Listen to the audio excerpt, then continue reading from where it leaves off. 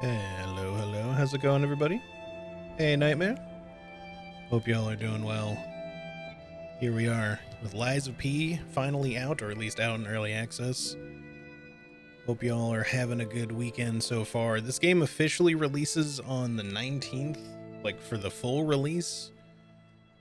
They said early access was supposed to be like a 72-hour early access, as in like, you know, roughly 3 days. I don't know when the actual release time is supposed to be on Tuesday, but apparently this was actually available, I think, more than 72 hours early, because this, I think, was actually downloadable, or like I could literally install this yesterday. I don't know when it became available to install. I knew some people were playing it already, but I assumed it was because of like regional differences and or some people having like review copies. But yeah. It's possible I could have even streamed this yesterday, depending on how early that actually released. I don't know, but at least it meant that we could definitely stream this today. So, anywho, here we are, Lies of P. I'm excited. Hope you all are as well. Yes, yes, user agreement. Hang on, let me change some settings really quick. Lower this slightly. So I can adjust my sliders.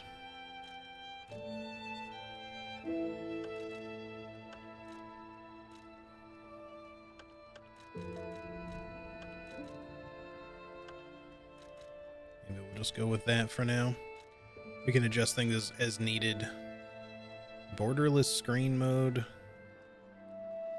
It's weird that it says borderless screen. It doesn't seem to actually be like full windowed because I can't move my mouse out of it normally. I mean, I can alt tab without it like closing itself, which is fine. 60 frame cap is fine. I think the rest of this will be not a problem. I don't know. We'll maybe turn on DLSS later if we need it, but hopefully we won't.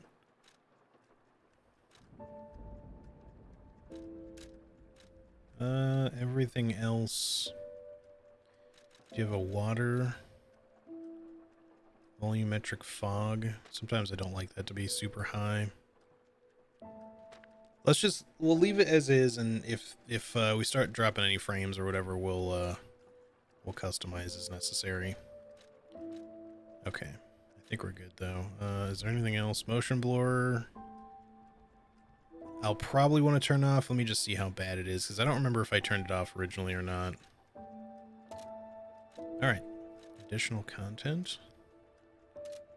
Right, so I did get the deluxe edition. Just full disclosure, that's what gives you early access, unless you got like a review copy of the game, maybe.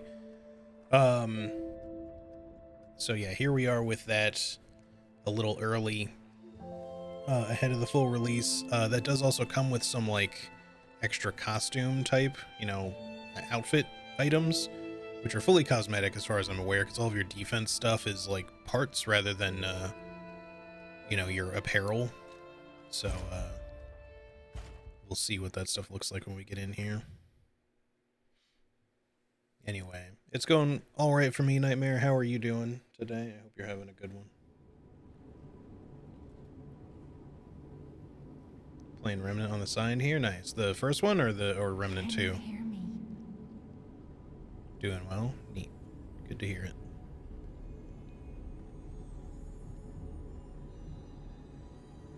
I'm glad work's been going well. We need your help.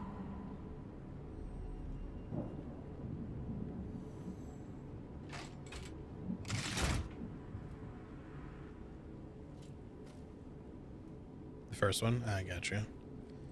First game was pretty good, honestly. I, not to make it sound like it was bad, but I was surprised that I liked it as much as I did, because I didn't really expect that I would. Again, not because it's, I thought the game would be bad or anything like that. I just didn't think it would be specifically my cup of tea, necessarily.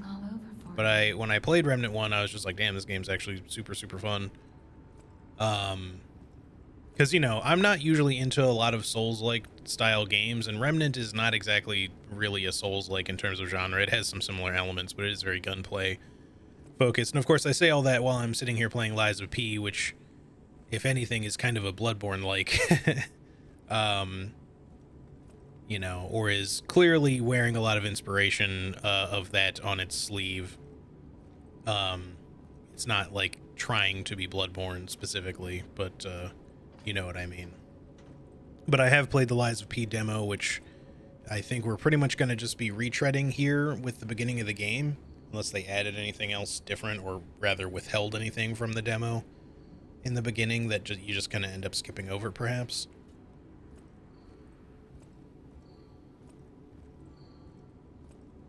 Jimmy will restart soon. I see they got Jiminy too. But we have to hurry. My name is Sophia. Please come to Hotel Krat, and I'll explain what's happening. Jiminy, please escort him to the hotel. Select upper belt, select lower belt, use selected belt item. I don't know if that's Xbox controls. It is, so it'll be square. Hold down to activate the extra bag, and then, yep, okay.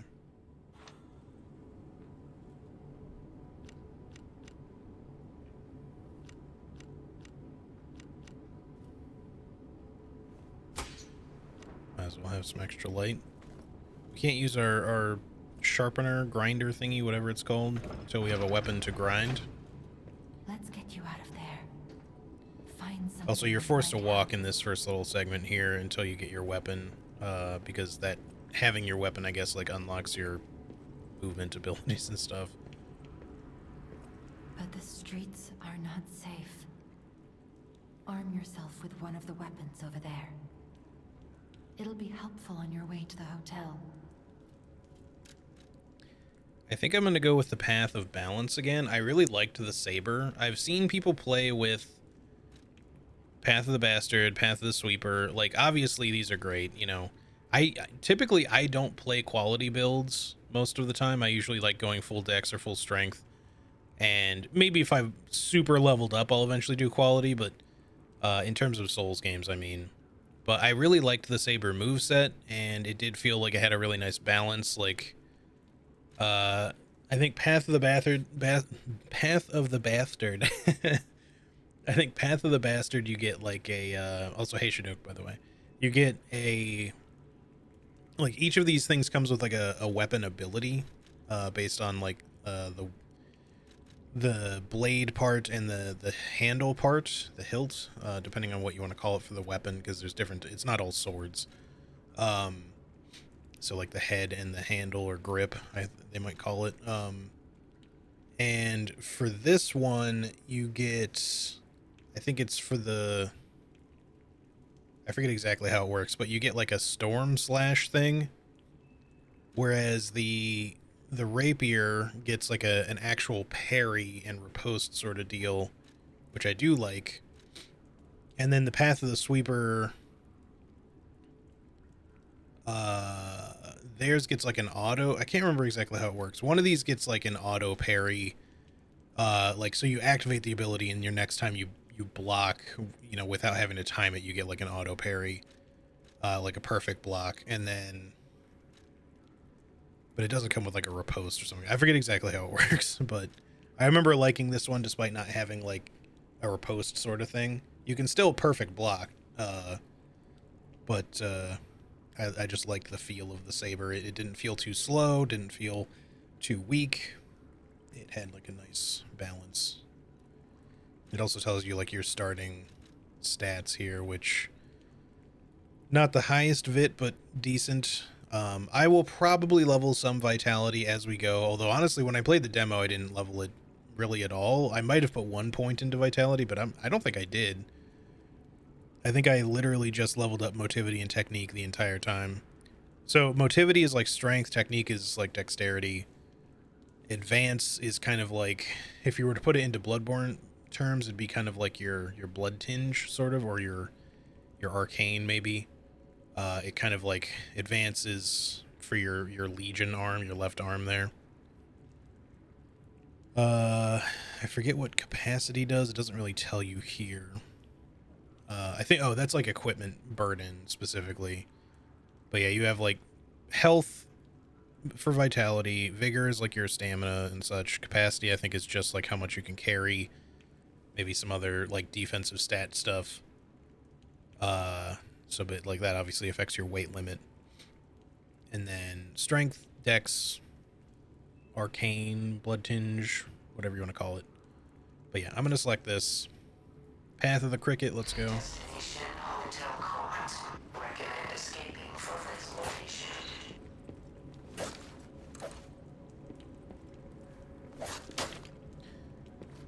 Alright, so this is block. What's L2 again? That's our Legion arm, which did take some energy off of that. Our left arm of steel. Right now it's basically just like a strong punch. We can grind. We don't have any heals as of right at the moment, but we will. Anyway, sorry. Liza P, no, it's not totally okay to eat that yellow snow.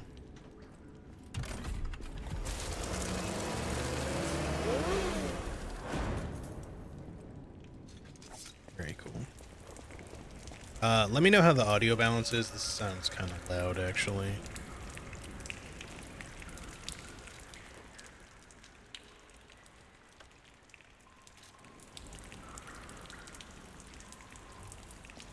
I'm just lowering it like slightly, but let me know if that needs to go up or down still as we go here.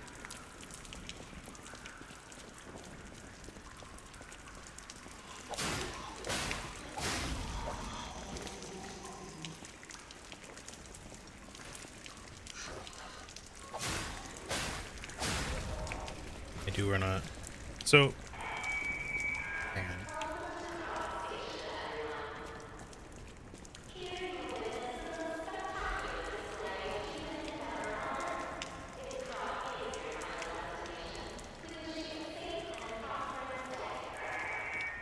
That knot wasn't supposed to be there, Joker. And yeah, I was a little... I kind of figured that's what you meant, because I was like, that sounds like they're being more honest rather than lying. Hey, Karate. She believed, he lied. How's it going, dude? Yeah, this just sounds a little bit loud to me, but if it's okay for you guys, just... Well, I'll leave it, but just let me know, because I can adjust things on the fly if we need to. I'm just like, the drippies sound really loud for whatever reason. But yeah, when the mechanics of this game, you know, we have our block here. This is just a straight up block. But you basically take chip damage whenever you're blocking, unless they introduce like a shield or something that you can use later, maybe. However, there is a regain or rally type mechanic, much like Bloodborne. However, you only regain health when you've blocked and take that chip damage. So if you just take unblocked damage, it just, you don't get to regain that, by attacking. So it's, you'll kind of have like gray health or something like that, that you can regain. Okay, there's our heal, the pulse cell. Maximum number of times pulse cells can be used. Once you reach the maximum, the cell will be discharged. If you attack enemies while the cell is discharged, it will gradually be charged. So the heal, our pulse cell, I have to press up to go to the upper belt here, but we can use it to heal. We don't need to right at this moment. We have 3 charges, and once you're out of all 3 charges, is what it's saying, you can gradually restore 1 charge by attacking. This only works when you're out of all charges. You can't restore charges any other time.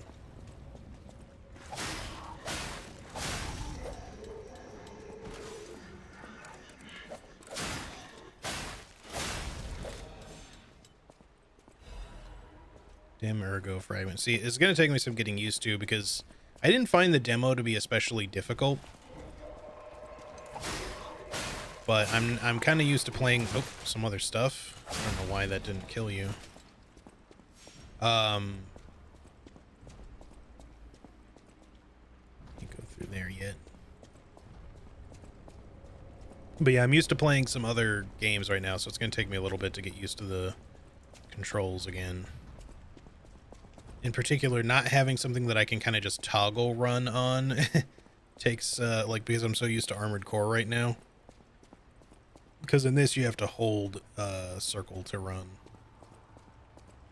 Or B, depending on the controller you're using.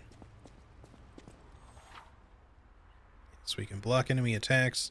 So here it lays out to you what I just said. Also, obviously, you have stamina in this game, which will get drained by blocking. But you get guard regain. As long as you block an attack, you can regain some of that HP by attacking your enemies, but only when you block. You cannot see in the dark. Switch me on and gently will light the way.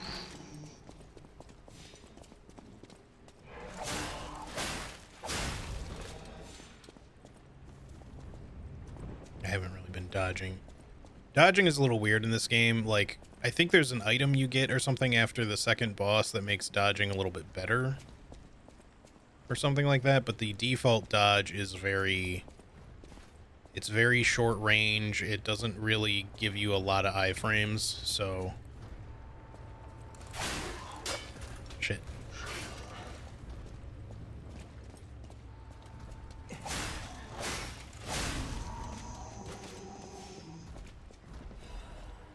Thermite.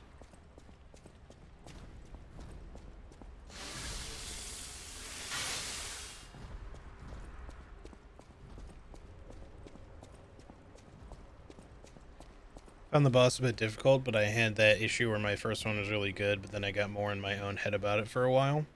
I see. Yeah, I suppose that could end up happening to me. It's possible that they have a different balancing in the real game, too, than they did in the demo.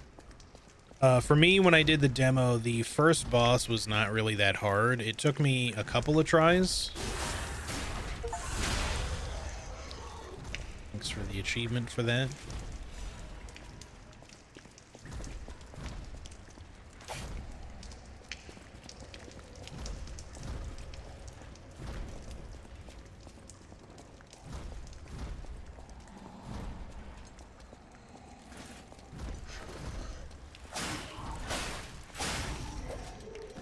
So, obviously you can get perfect guards in this, as I've said,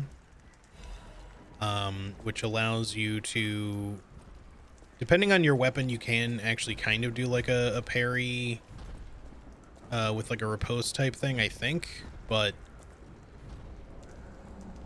for the most part, blocking, you're just going to take less damage than you would unblocking, or when you're not blocking, but you'll still take some damage. Whereas if you perfect guard, you will, as in, you know, timing your block perfectly.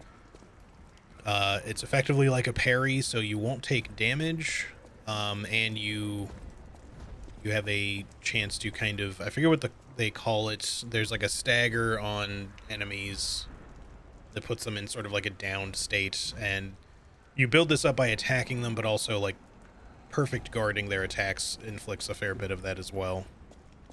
What the hell is the name? It's not staggered. It's not. It's like sleepy, but that's not it either. They just get all tuckered out, you know.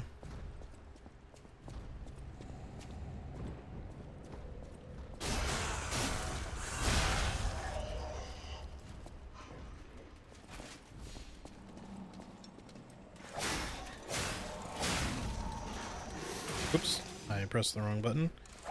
See, this is what I mean. Going from like playing Armored Core, not that I just played Armored Core specifically, but that's like in terms of FromSofty style games, like that's what my muscle memory is trying to do right now. So I just press square to try to dodge, and I went to grind my weapon instead. All right, so now we have this guy to deal with. We can, I think, open the we can open the shortcut first.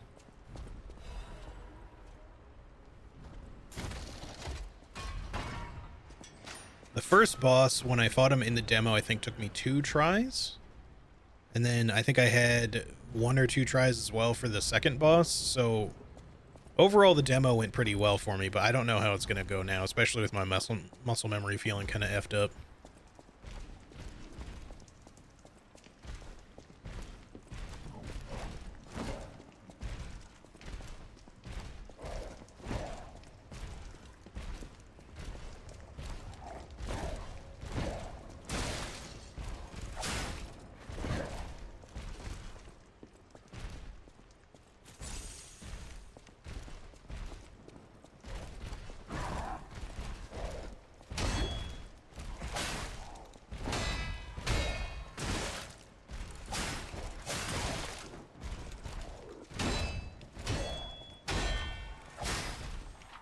There we go.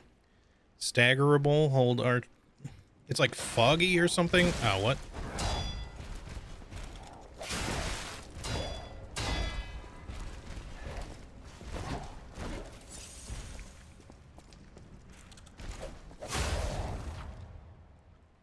Face a staggered enemy, press... Okay.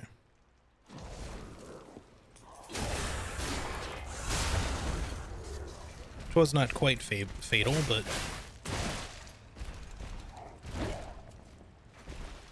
Let's go ahead and heal up here.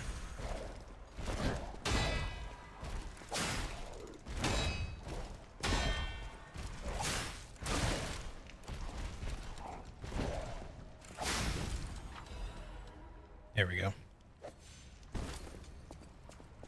He's a tough guy. I remember struggling a lot with the second one of these cop dudes. Like, more than any of the bosses in the demo. It took me like 6 or 7 tries to kill the second cop. Constable bot. Whatever you want to call him. Because this guy, I think he only took me 1 try in the demo too. Just because I was like trying to like take my time and get the parries down, but the second one, like, I just kept like not understanding how to bait out his charge properly because I just kept getting hit by it a lot. While we're here,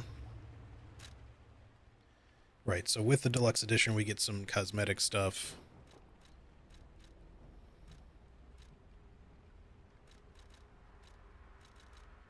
Put thermite on here if we want. Maybe we don't want to do that just yet. Let's throw it on, like...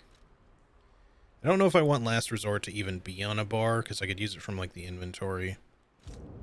Let's put thermite on here for now. It's up. No, wait. Let's make it down, actually. And then the sawtooth wheel can be up. And then we'll look at maybe the Fable Catalyst on something here at some point. We'll see.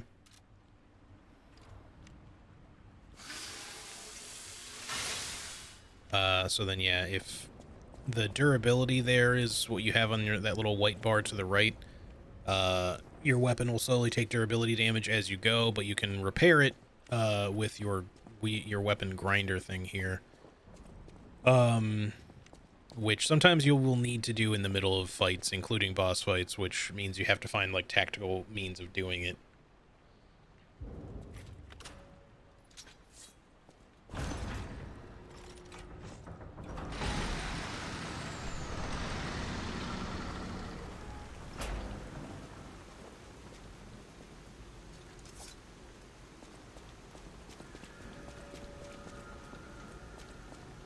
All right. One other thing I wanted to look at. Blade type, sword, scale C and C, motivity, technique, nothing in advance. So our Fable arts, we have Storm Slash. That's if we press Y, we will get like a special move with that, with this particular weapon. That's what it gets. And with 1 bar of Fable, that's the blue energy bar that we charge up, we can do Concentrate for a buff to our weapon instead, which improves its damage like a little bit, I think. Slash an enemy in front of you multiple times. Concentrate, increase attack temporarily. It's a pretty short-lived buff, if I remember correctly, but anyway. As far as defense parts... Oh, we did actually get something here. Maybe we picked that up already. This increases our carry weight a little bit, but our defense goes up as well. We shouldn't be in medium weight or anything yet, so I think we're... It's hard to say. Maybe we might not be in, like, light roll. You can definitely tell a difference after a bit, but you just want to, like, stay out of the yellow or red, obviously, because it's a little easy to, like, screw up. I do like the glasses, kind of. The mask is... This is literally like the head of the parade boss that you fight. It's a little messed up looking.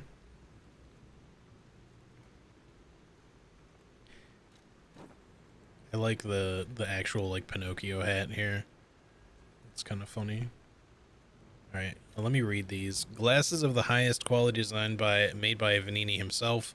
They are exactly the same as the glasses Vanini is always wearing. To succeed, you must first change your outlook of the world. You too can pursue the world that the eyes of Krat's richest man sees. A marketing line for the Great Vanini glasses. Mischievous Puppet's Parade Hat. The hat of mischievous wooden puppet that Vanini made for the parade. This hat is worn by those who truly know how to enjoy a parade. This piece understands the aesthetics of naughty children. Wear this peaked hat and think of someone who will pull a prank on you. Lorenzini Vanini. What a great name. While judging the prize winner of the Kratz Naughty Child Contest. And then mask worn by those preparing for the festival.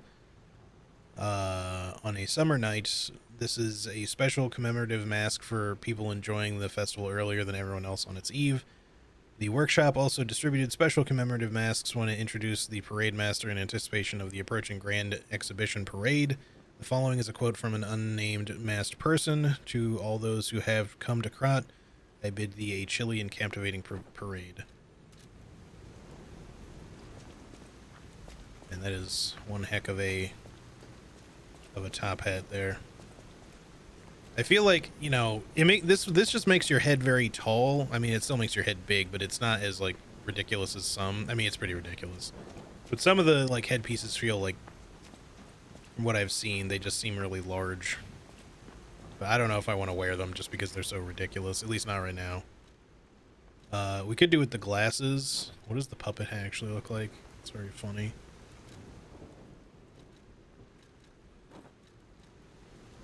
Just for some extra style.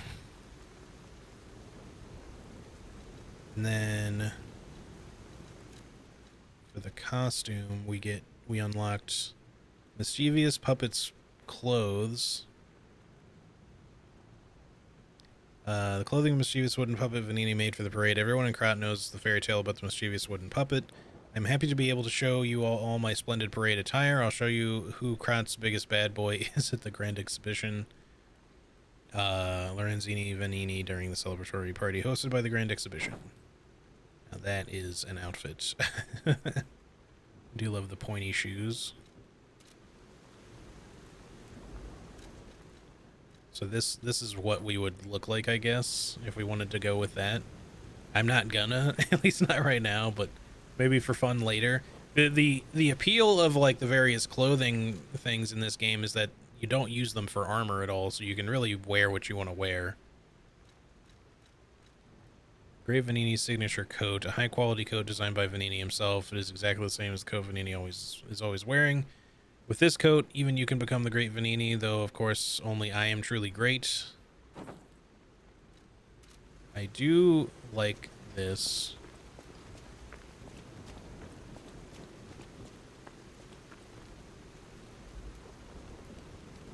I feel like it doesn't, like, it's a good design. I feel like it doesn't quite fit P here, though. Like, I don't know. Something about it looks a little off. For the time being, we might continue wearing these, but for the time being, let's go back to the standard attire, and we'll switch it up as we go. But yeah, those are like the cosmetic things that you get with the deluxe edition. I can't remember if there was some other stuff too, but yeah, mainly I got it because I didn't mind giving the devs a little extra support, and I get to play it a little earlier than the standard release. It's not something I'll do for every game. Like, I realize it's a thing Steam is pushing a lot right now, which is it's honestly better than some pre-order bonuses. Like, I'm not usually a big pre-order guy per se. Sometimes I pre-order stuff just because I know I'm gonna play the game, so I'll just get it so I can like pre-order and preload the game for streaming. But you know, the rest of the time I kind of don't care that much. In fact, I'm really not the type to pre-order something like well in advance. I might pre-order it like a day or two before the actual release of the game, but for something like this, because it's available slightly early, I figured why not. Okay, Stargazers. Use a Stargazer to fully recover HP and stamina, as well as charging your pulse cells. You will be revived at this point in case of death. Yes. So it revives enemies. Oh, I need to actually rest to get my HP back. This is called a stargazer. A marvelous device the Stalkers used in the past. Warning. Puppet threshold exceeds danger estimates. Please reduce puppet numbers or reset danger parameters. As we are not strong enough to beat the puppets. But if I lend my power to this stargazer for a moment. Gather ergo, clever one. This stargazer will make you stronger. But the stargazer's strength doesn't last forever, so be careful with it. Hurry up and come to Hotel Krat. Okay. So you can level up here. It's interesting because, like, her dialogue, I'm not sure if it did in the demo. It probably did, but it's confusing because you can't normally level up at stargazers. You level up, you know, much like you would in Bloodborne, you level up at the hub with the woman who's talking to you. But in her dialogue, if you're paying attention, she straight up tells you that she's lending the stargazer her power. Whether she says that or not, I feel like that's easy for it to go over some people's heads and then just wonder then why you can't level up at other stargazers and why you can't at this one. The main takeaway is that it's a gameplay consideration so that you can level before you go straight to the hotel, because there's some stuff in between here and there. But this is the only stargazer you can do it at least at this point in the game. Alright, we could do levels for each one of these. We'll get some damage out of it. I think we get a little bit more out of strength. Maybe not. It's about the same.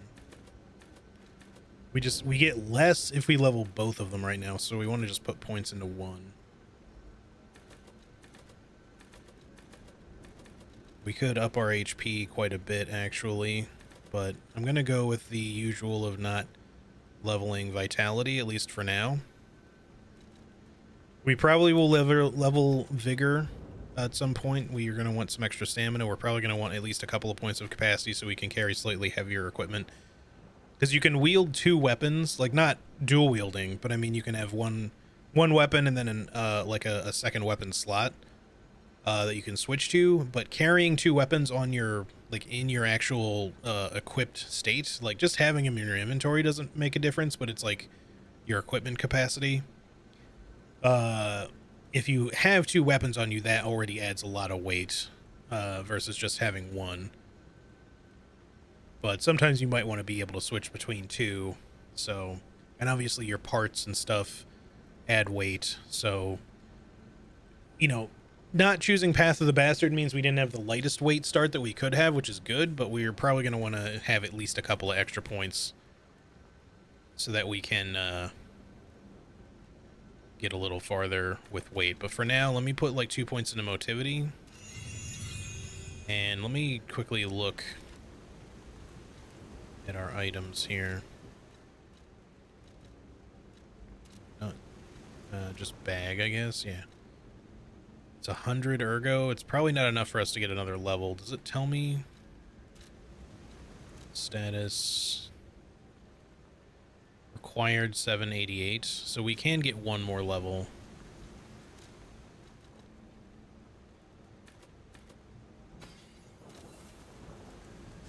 So we might as well just do that now. Let's see. 83, 82. So it just seems like right now you get more out of like focusing one stat than going equally between the two for whatever reason. I think it's just those early levels give you the biggest bonus. But the thing is that because we're C in both stats, like it should theoretically go up like fairly equally. It's just that right now you get more for focusing one than you do equally leveling both of them. But eventually this will start tapering off a little bit, and then we'll want to just keep bumping it up in technique. More damage wouldn't hurt. Like just even more damage, because it just means that we're killing things more quickly. I think that's the way I'm going to go for now, and then maybe after a bit we'll get some capacity or something. Okay. Welcome back, Nightmare. Just getting into the game for reals now.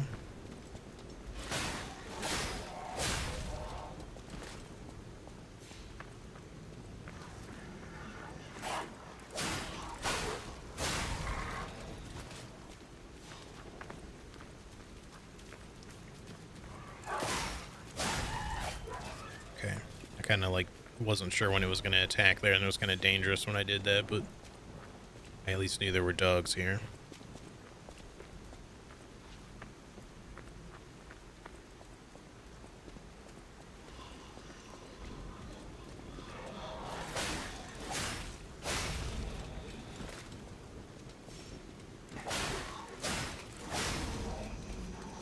With these easy guys, we can kind of just spam them down, so that's, you know, kind of just what I'm doing. Rather than trying anything particularly tricky.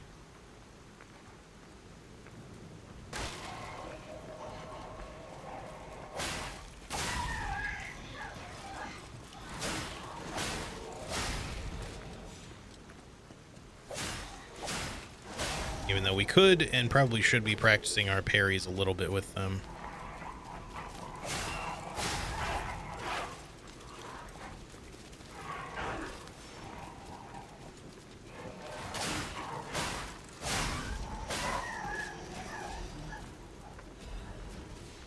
Ooh, right. Picking things up actually slows you down a little bit, so that's something I gotta remember.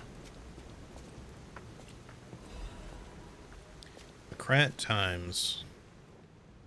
Issue 183. The Krat Grand Exhibition has been delayed. The decision was made to protect the citizens until the puppet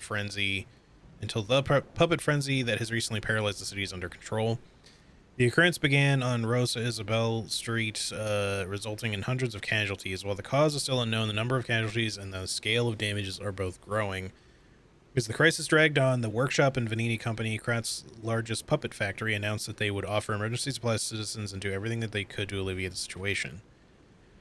The task force is investigating the possibility of a fatal loss of the Grand Covenant, which is the control protocol of the workshop's puppets. However, there is no quick solution as of now, with the puppet frenzy resulting in more casualties. As the city braces for a resurgence of the petrification disease, the citizens are advised to stay indoors for their safety.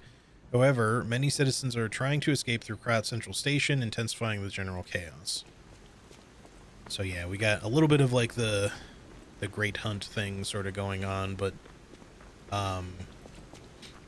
in this case, like, it seems like quite a bit of time has passed, like not a long time, because a lot of the corpses that you're seeing around here are still relatively fresh, but they're not real fresh. You can tell that on some of these, like, their skin has blackened a little bit.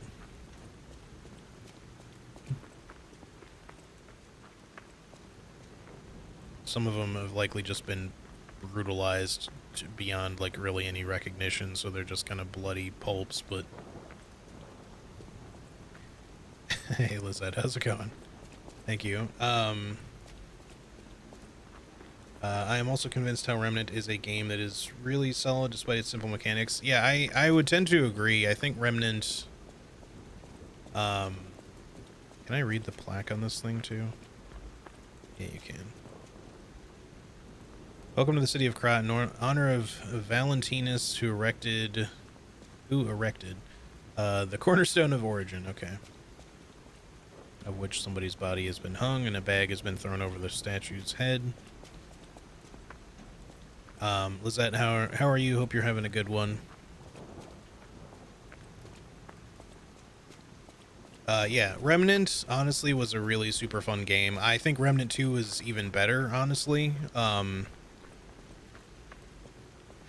Especially just in terms of the overall quality, production level, etc. Just because I feel like it's not as like shoestring or anything as some previous stuff, but you can kind of tell the difference in budget that they had.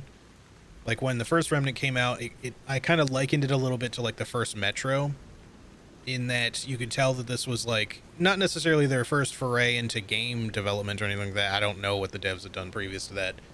But you know, they had enough budget to do some really cool stuff with the first game, but there were a few things that felt a little unpolished in terms of like its visuals and stuff like that. Now for me, graphics are not what make a game anyways, so I didn't care about any of that, but it's still stuff that I notice as like, oh, the models on all the humans could probably be like a little bit more defined. They seem a little too clean, maybe a little too plasticky looking. It makes them just look like they probably didn't have quite enough time to like really put in lots of money and or time, depending on what they might have just not had enough of, to like super polish that stuff, which again is totally fine. I'm not looking down on the game for that. But I feel like the second game kind of makes a lot of that look a lot nicer, as well as the fact that they've just kind of deepened the mechanics and a lot of things. The second game is honestly really good. If you enjoy the first one and want to get the second one at some point, I highly recommend it. There are some very challenging fights in the second game.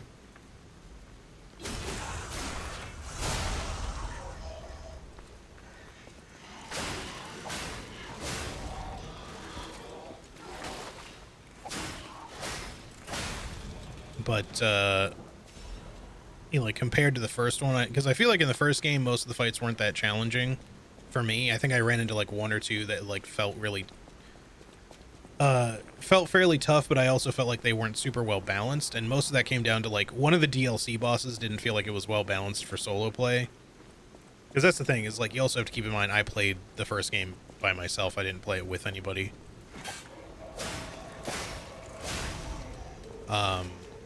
Again, not that that's unusual, but it is kind of balanced around co-op, so there is that to keep in mind.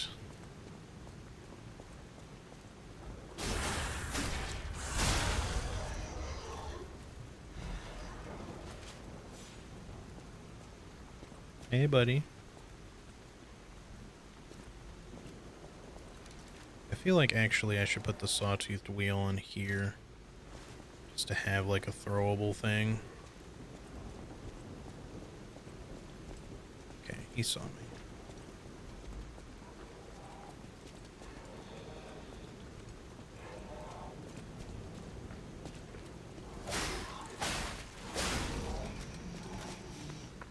Having a great day. Hope everyone is having a nice day. Yeah, it's been pretty good so far, Lizette. Can't complain. It's nice to get to play this in full release now.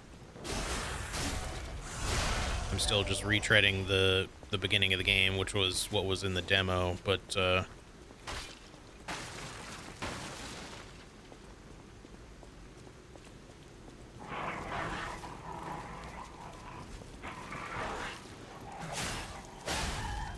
we go. Probably wait on getting a PC upgrade before getting the second one. That's fair. Fair enough.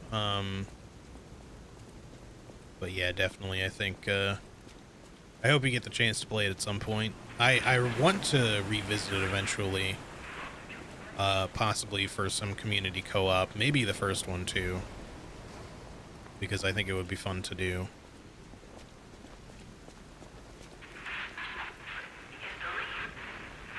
Or maybe even with Charlie at some point.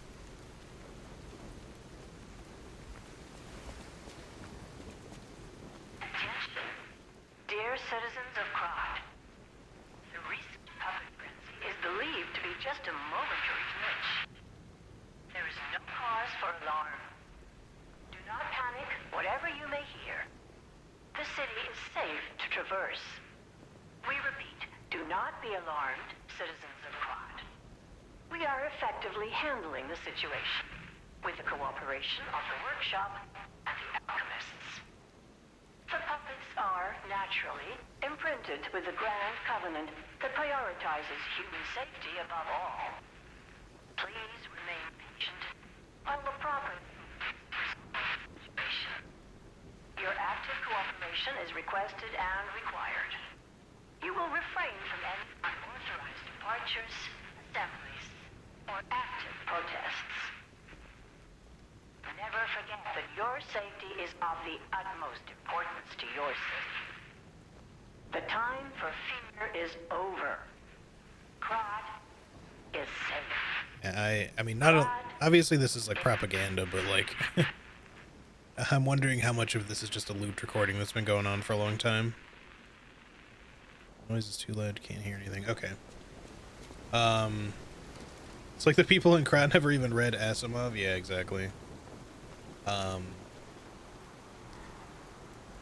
You know, it's funny to me that, like, I was just having the discussion about how I like to pronounce ASMR or Asimar, but like I'm pretty sure Isaac Asimov is pronounced Asimov.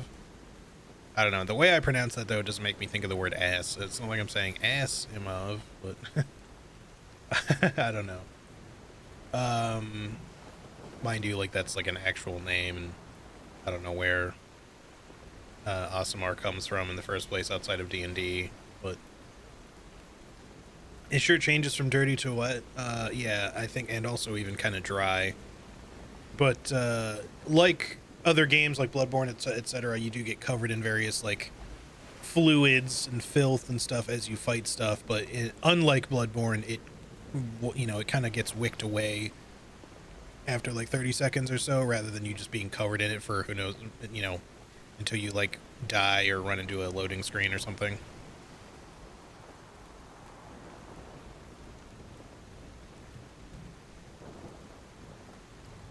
Okay. Grind up and get on out of here.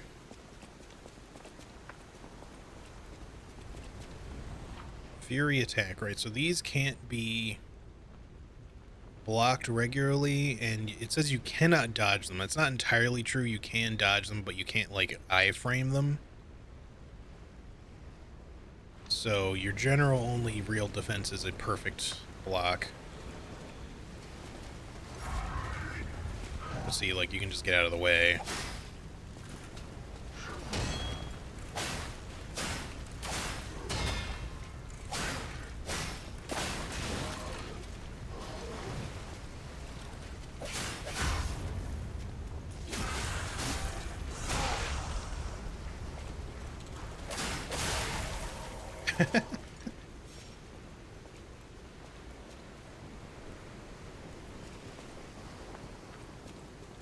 I felt like that guy was going to be a lot harder, because I feel like he was originally. See, like, I'm covered in grime, but, like, it'll just kind of, like, slowly go away.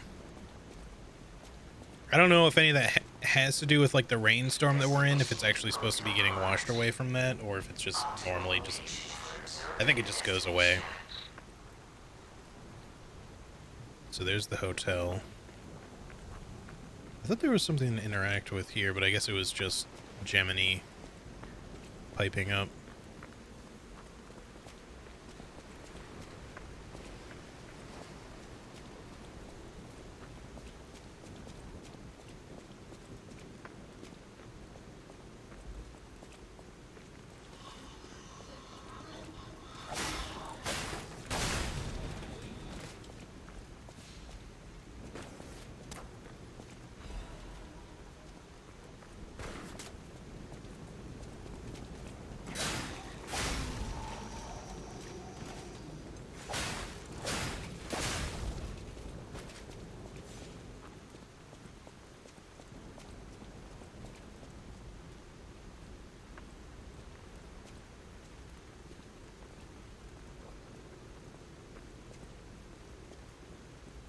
Down attack, okay.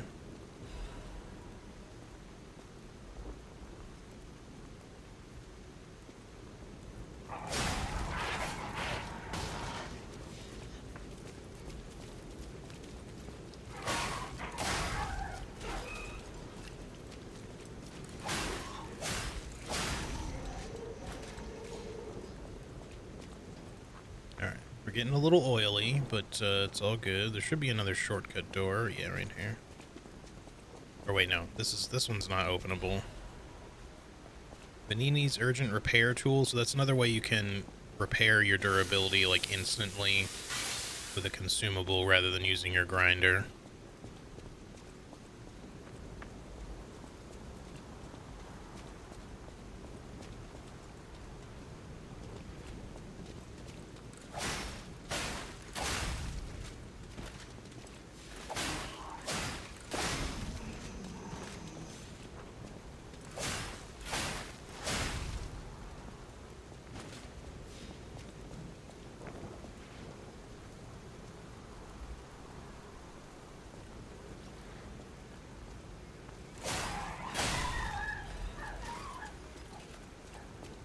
Sorry, Robo-Dog. At least they're Robo-Dogs and not real dogs. I want to petition developers to just not make dog enemies all the damn time. especially if they're going to make them sound and look cute. As a dog owner, I just, you know, I just find myself being very tired of fighting dogs in video games.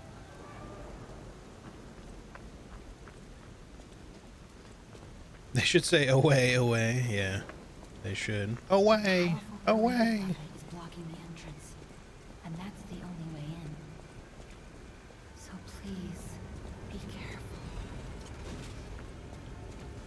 I love that you can just get punched by this guy when you walk up, like to pick up that item if you're not paying attention. Also, did they add a Stargazer here? This didn't used to be here. What's the point of the shortcut then? Maybe they thought that, you know what I'm gonna guess? I'm gonna bet that people just didn't realize there was a shortcut back here, or just otherwise couldn't find it for some reason. Because this leads right back to the other one.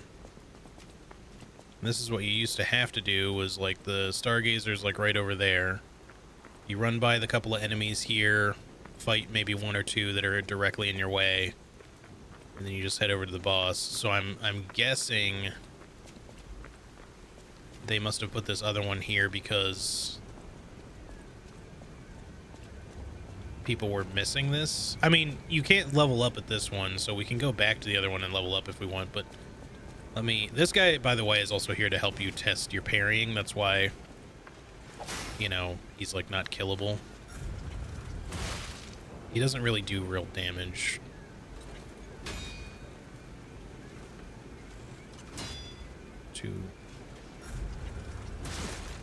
I think I'm too early.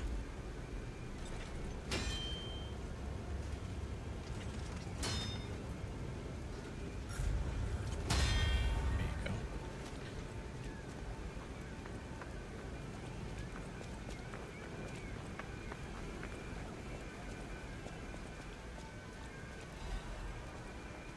Introducing Parade Puppet. Introducing the Parade Puppet. Here appears a terrific puppet that will enliven the parade. Introducing Parade Master, a remarkable parade puppet model from the workshop to celebrate the grand exhibition. Hello there, I am the Parade Master. I like singing and marching with people. The Parade Master has the following functions: 16 jolly songs, cheerful laughter, and 54 parade phrases. Parade dances to delight children. The strength to carry 6 men on his shoulders. The Parade Master was made big in commemoration of the grand exhibition. Check out his charms on the eve of the upcoming exhibition. Honestly, his drawn face is a lot more flattering than the actual face that we kind of actually get to look at with the DLC stuff. Yarr. Yarr.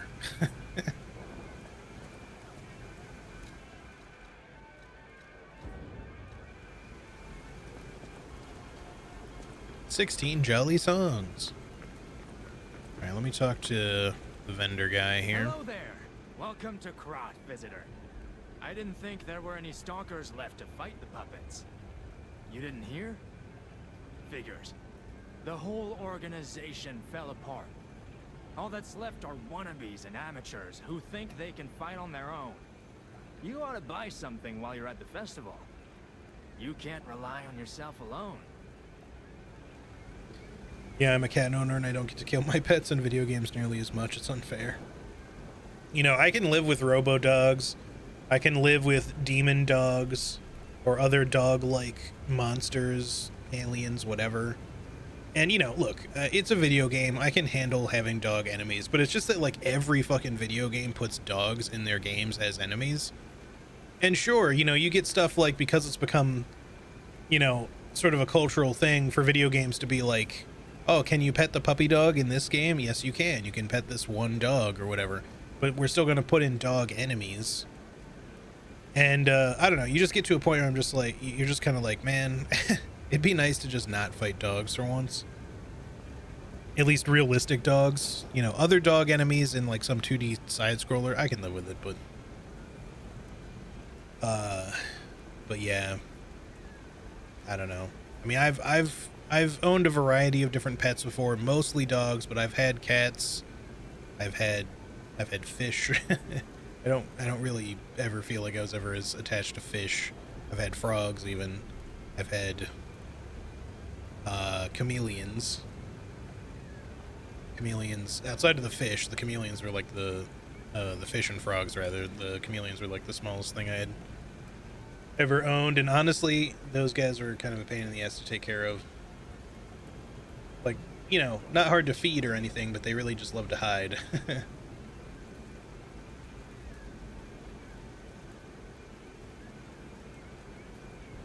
Anyway, let's see.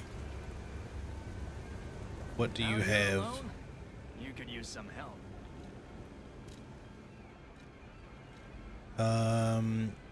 It says his Fable catalysts are sold out. I don't know why that is. If it's just because later we run into him, he sells them, and it just shows up in his menu for some reason. I don't know if it's just like if you're out of them entirely that he'll sell you one. It's weird. Throwing cell is kind of like a lightning bomb kind of thing. You can get electric blitz abrasive, which is like a electric sword buff, kind of like bolt paper. And you can buy the starter weapons. It's interesting that they let you buy like the one you already have, because you're not really going to use two of it. I mean, that's not true. You could use like your saber or whatever weapon you started with, and then pick up another weapon and be like, you know what, I want to use the saber but with a different handle, so that you get like a different ability. I'm not sure which one gives you Storm Slash, or if it's specifically the combo that gives you both abilities, but like if the sword gives you Storm Slash and the handle gives you something else, then you might be like, I don't want Concentrate, but give me something else, like the guard parry, for example, from this. Guard parry, time the enemy's attack correctly and deflect it and trigger a powerful attack. So guard parry, that's what I was saying, is like you use this to parry instead of like your normal guard block, perfect guard, and you get like a riposte out of it, basically. And then Storm Stab is its big move. And then the Great Sword of Fate, Link Slash. This one only has single Fable cell use for both things, but Link Slash is like one extra big attack. Slash an enemy in front of you. Use an extra Fable slot to slash. Okay, so this one you can still use all three, but like you can chain them together. And then Absolute Defense is like a free perfect block. So you activate this, and you know the next attack that would hit you perfectly block, as long as you're holding block or whatever. I don't know exactly how it works.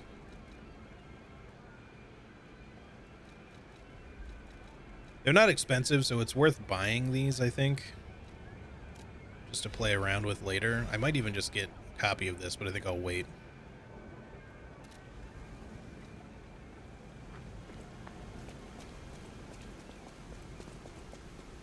We're gonna go level up one more time before we fight the boss. Maybe more than once. Just to take it easy on ourselves.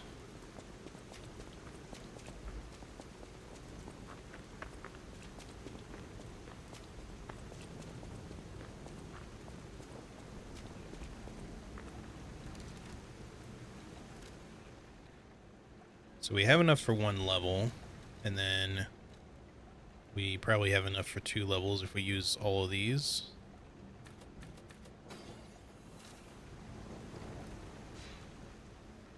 I want to get fishies again. They're nice to look at. Yeah, they certainly can be.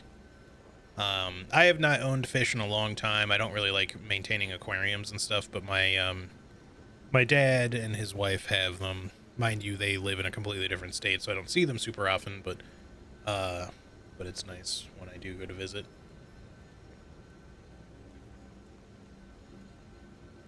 Additional caveat to the dog thing: developers can't get around the no killing dog thing by using wolves. They are just pre-dogs. Exactly. Like wolves, I'm counting wolves in the dog statement, but yeah.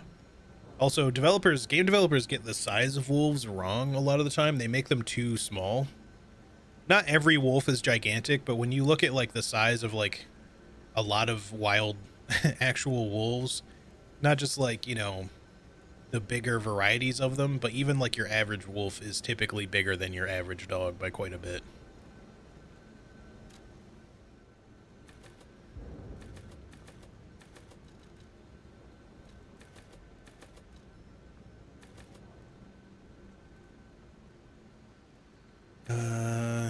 Plus 22 and 5.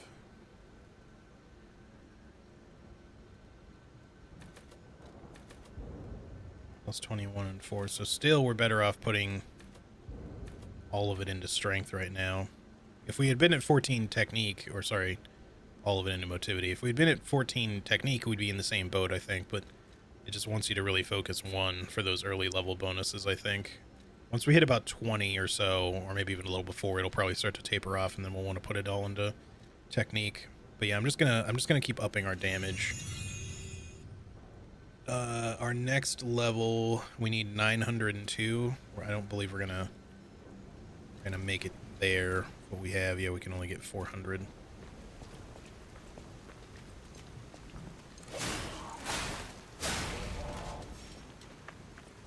Continue on anyway.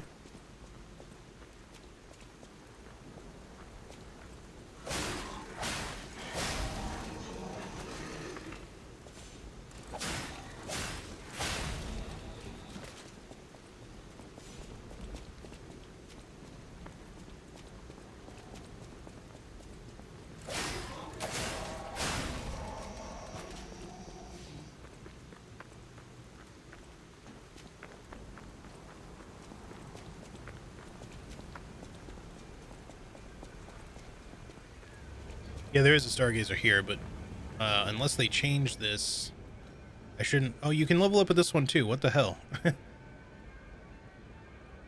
Well, I could have just done that here then. So, in the demo, there was no Stargazer here, and then on top of that, in the demo, you can't level up at any of the Stargazers except for the one that I just revisited. But again, my guess is that... despite the fact that they put this in here with no additional dialogue, I can only assume people just weren't finding the shortcut, even though it's very obvious where it is. But it is, I do understand how twisty-turny it is in some ways. People can get lost in this game. So, because I watched a lot of people play this, and I did see a lot of people just struggle to find that shortcut or their way back to the shortcut.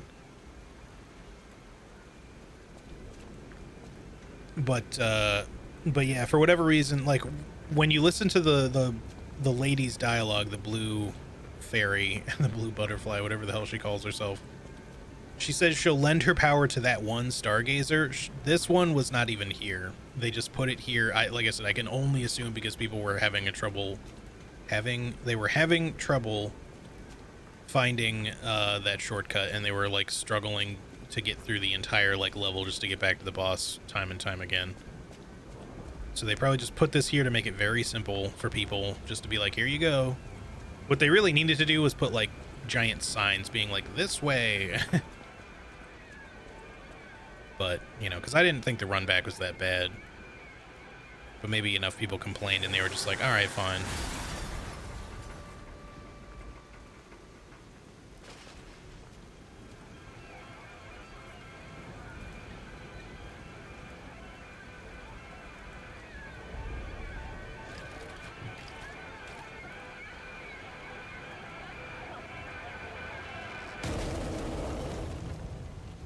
But we were listening to one of the 16 Jolly songs.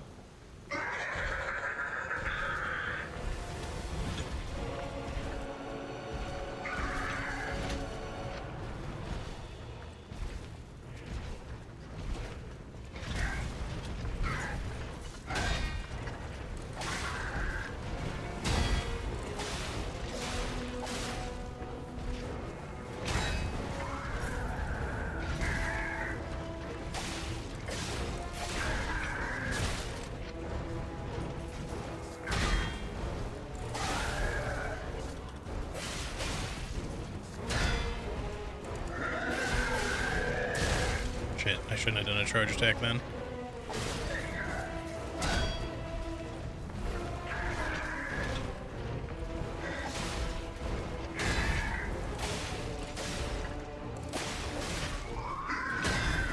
What? I got robbed. I'm just gonna heal.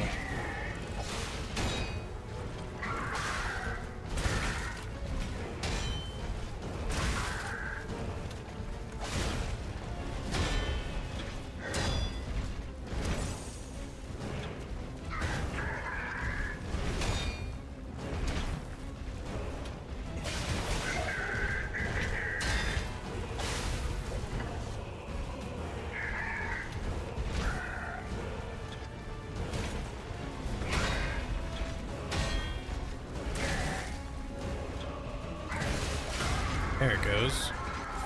Finally. Where is his head? He's kind of using it on me right now.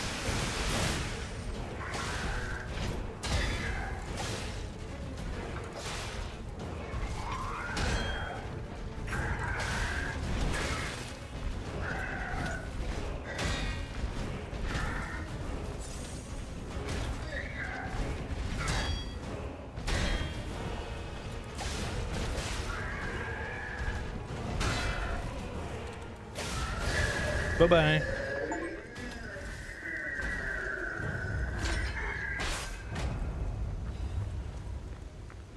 Yeah, the hat does make for a really good handle, you're right. Yeah, he's not too bad. I really like, this is why I like the saber though. I feel like it has a really good balance. The great sword obviously is going to do more damage. The rapier is obviously quicker, makes you a little lighter on your feet maybe, but and obviously like the parry is super worthwhile.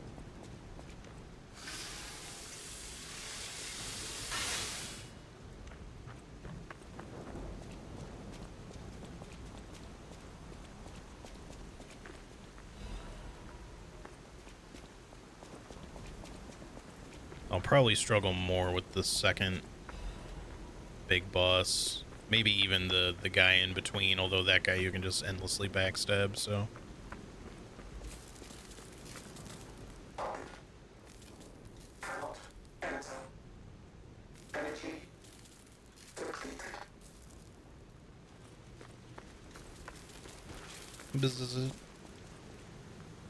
Hotel Krat, the greatest luxury you will ever experience. Man, that disappears very fast.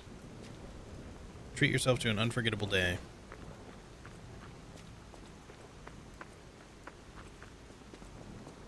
One more thing I should mention. The hotel's security excludes puppets like you.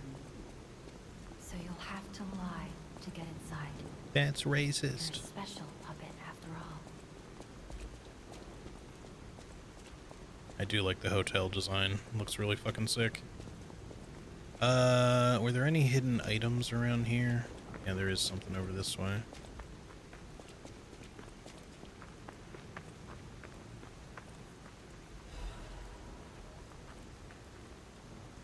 This guy, he's got kind of a creepy look about him. The pure white ones.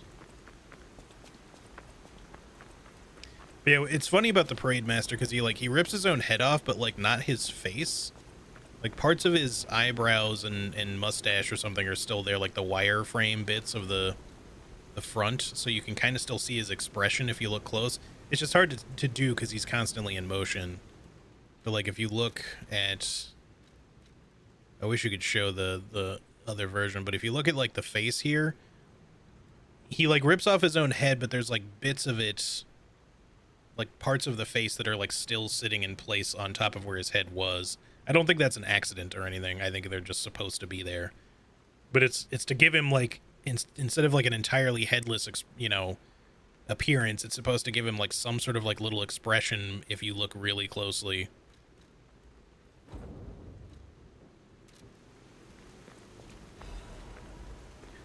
Hidden Moonstone. I could have sworn before we went into this that I had found like another frame piece, like right before the first boss in the demo. Maybe they moved it, or maybe I'm thinking of somewhere else. But I did look around over where I was thinking, and I don't remember seeing anything else there. Just the Parade Master lore thingy. Welcome to the Sanctuary of the Grand Covenant.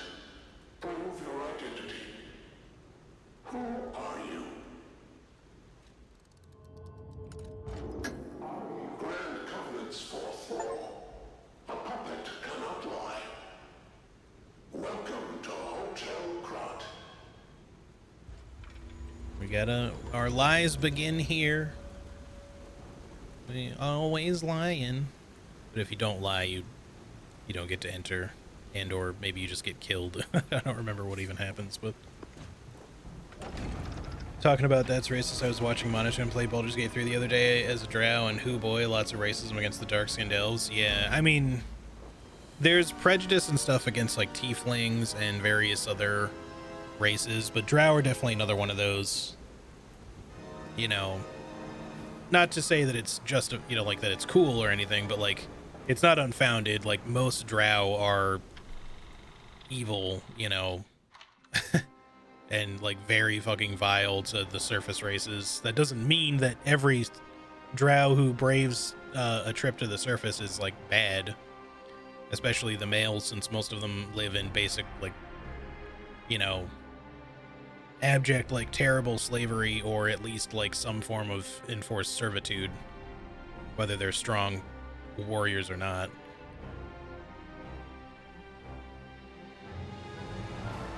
That's the P.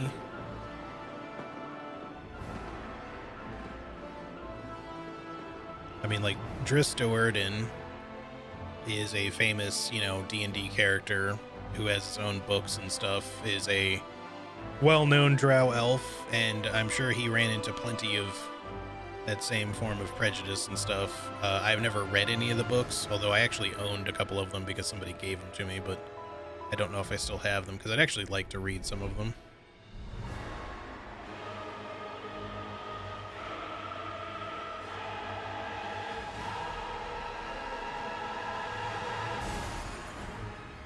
This is new, by the way, this whole cutscene. I don't think these credits were ever here. It was just like a loading screen when you walk in.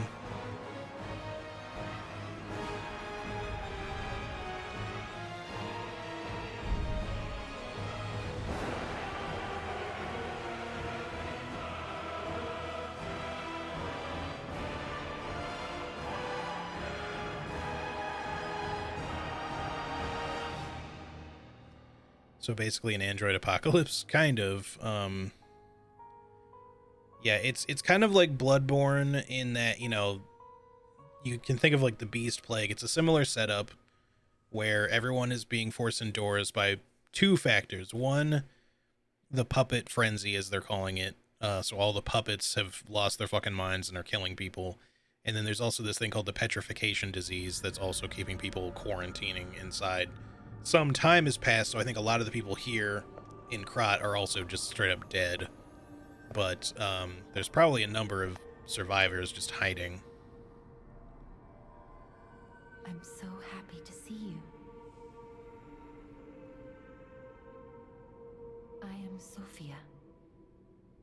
I've been waiting for you. Searched all over the city of Krat to find you. You must have questions. Geppetto will have answers, but we have to find him first. Is that a He was waifu? last seen on Elysian Boulevard. All of Krat is dangerous for humans, and that neighborhood is one of the scariest. Please find Geppetto on Elysian Boulevard. I'll explain more once you find him. You can level up through Sophia using the Ergo in your possession. You can increase your stats when you level up. Let's level some more.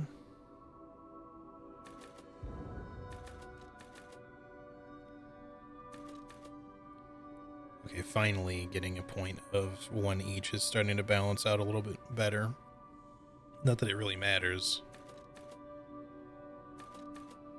In fact, for Legion Arm, at least, well, our basic Legion Arm, we actually get more out of strength, but we should hold off on leveling up until we get the other stuff here. I think he's in shock. Jimmy is fine. That's proof you're broken. The real Gemini isn't so calm. I'm no inventor, but perhaps I can fix him. Or perhaps he'll fix himself in time. Wait, take this pocket watch. Krat is a labyrinth of peril right now. This watch will guide you to a safe place.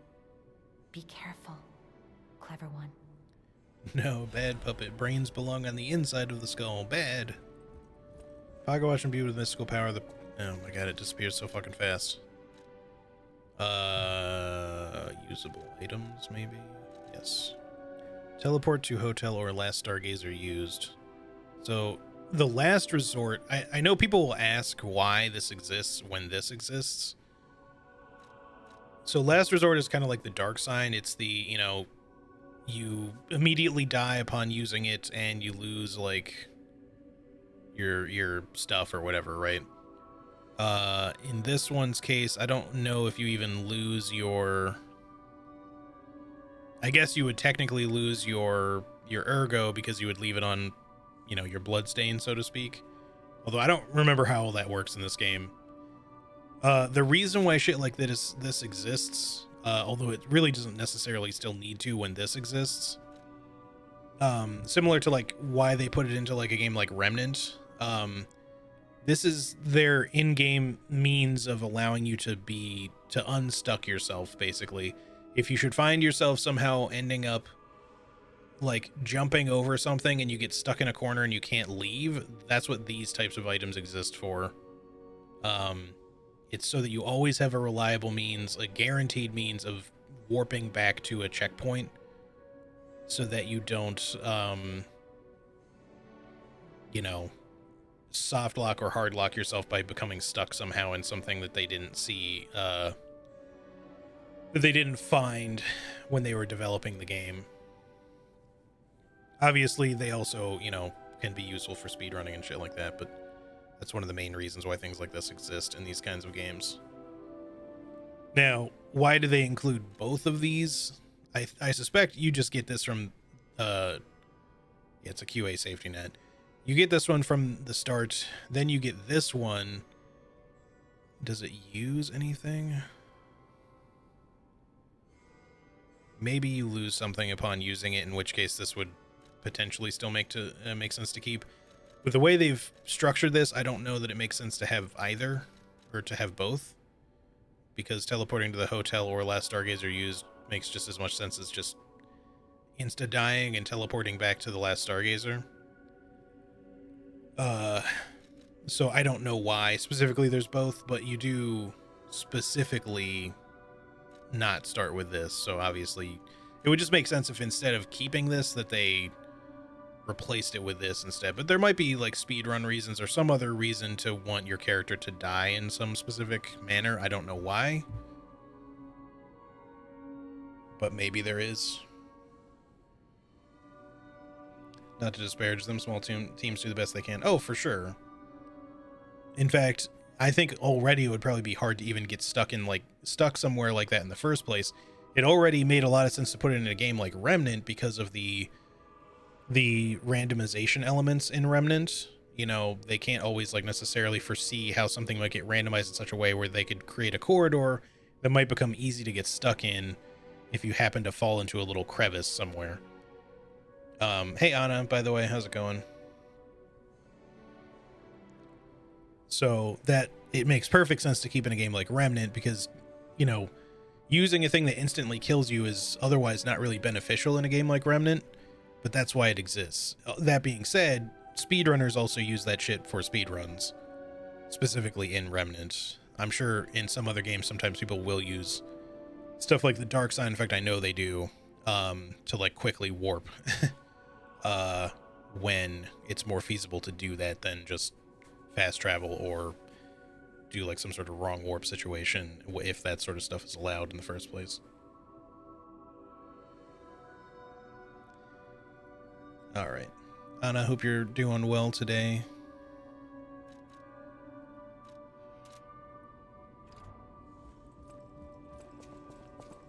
All right, let's talk to people. Shadow gifted a tier 1 sub to Karate Chopin. They have given 27 gift subs in the channel. Yo, Shadok, thank you so much for the gift sub to Karate. I appreciate it very much. Karate, enjoy your emotes, dude. Shadow gifted a tier 1 sub to And Lisette also to Lisette. 1477. They have given 28 gift subs in the channel. Popping off over here. What's going on? Thank you so much. Vanini's Krot Landmark Guide number 1. This month's attraction, Hotel Krat. Hotel Krat is one of the city's creepiest and most mysterious buildings. According to lore, Hotel Krat is an isolated castle built by an aristocrat devoted to a form of occultism after receiving a revelation from a radiant tree. So he's Pinocchio Moses. God spoke to him through a tree.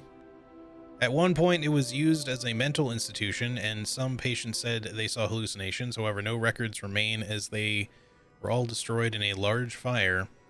Above all, being so far underground just compounds the rumors. Some even said that it is connected to an unknown hell. But now the rumors have served to embellish the charm of Hotel Krat, which has been renovated in the latest style, and the recent rumors of the Grand Expedition Ghost Hotel spread. More customers are actually looking to stay at the hotel. Next is a comment from the hotel owner, Miss Antonia.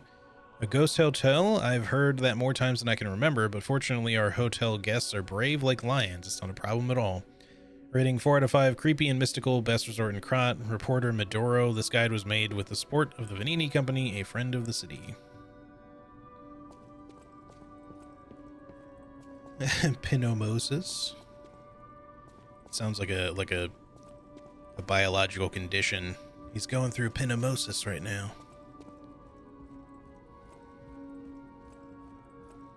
All right, let's talk to the lady in question here. Unexpected guests are welcome. We don't insist on reservations. I am Antonia, and this is my hotel. Welcome. Oh, I knew from the moment we met that you're Geppetto's puppet. He might have a few loose screws, but Geppetto's skills are undiminished. It's a shame. He took off for Elysian Boulevard, and he never came back. If he doesn't turn up soon, we'll have to make a new coffin. Coffin, get it? Cough, cough. Oh, I forgot. Hey, Razorblade, how's it going? This for him. How's the game? Got high hopes for it? It's pretty good so far. But I think it's better off with you. Please find that old man, Hang on. and do take care of yourself out there. All right, cool. I've played the demo before, so we're kind of just going through what was the demo again right now at the beginning of the game, but once we get past like the second boss, we'll be out of demo territory. So I'm excited to see how that goes. But yeah, so far I've been having a good time with it, as expected. So we got another outfit here. Someone's memory. The uniform of a sophisticated and dignified boarding school. These clothes have been worn before. The uniform of a boarding school famous in Krat. The initial M is engraved on an elegant brooch. Yeah, you kind of look like a little sailor from the back with this thing. I still prefer the standard outfit. Some of the DLC ones that we got with it, like I do like the Vanini's design. I just feel like it doesn't seem like it fits P as well. Maybe it's the shoulder pads, I don't know, but something about it seems a little off. I think the design of it is really nice. But also, I don't know if I want to look exactly like Vanini anyways, because I'm sure we'll run into him. So for now, I mean, we could look like a little silly little puppet boy if we want. The classic Pinocchio.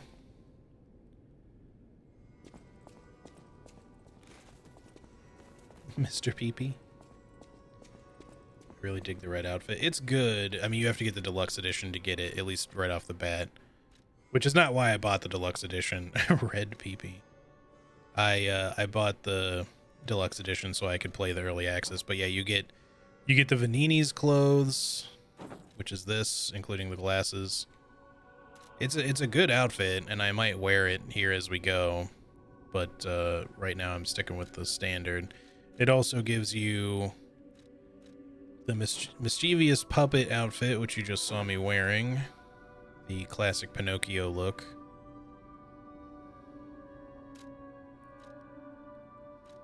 And then you also get the Parade Master mask thingy.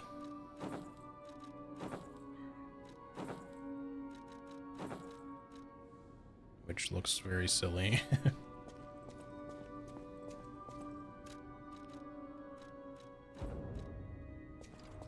Alright, let's talk to the lady. Wait, do you have anything else in here?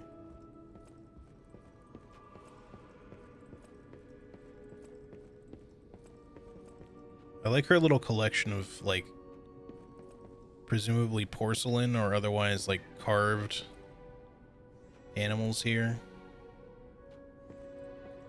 They're so realistic, they almost look like they could be stuffed, but I don't believe they are. I'm pretty sure these are all supposed to be, like, porcelain, figurines.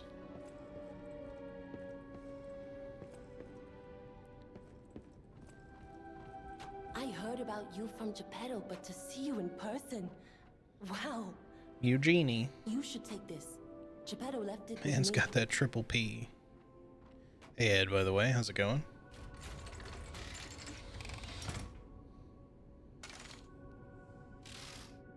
This is why I don't want to level up yet, because I want to see what stats. I think this scales more with technique than motivity, and obviously advance.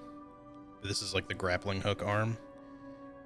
Legion arm is special equipment that is equipped on the left arm. Each Legion arm has its own combat ability. Legion arm can be modified into all sorts of forms. Modifications can be made using the Vanini Craft machine, which I think we access via the Stargazer. The sound of it alone.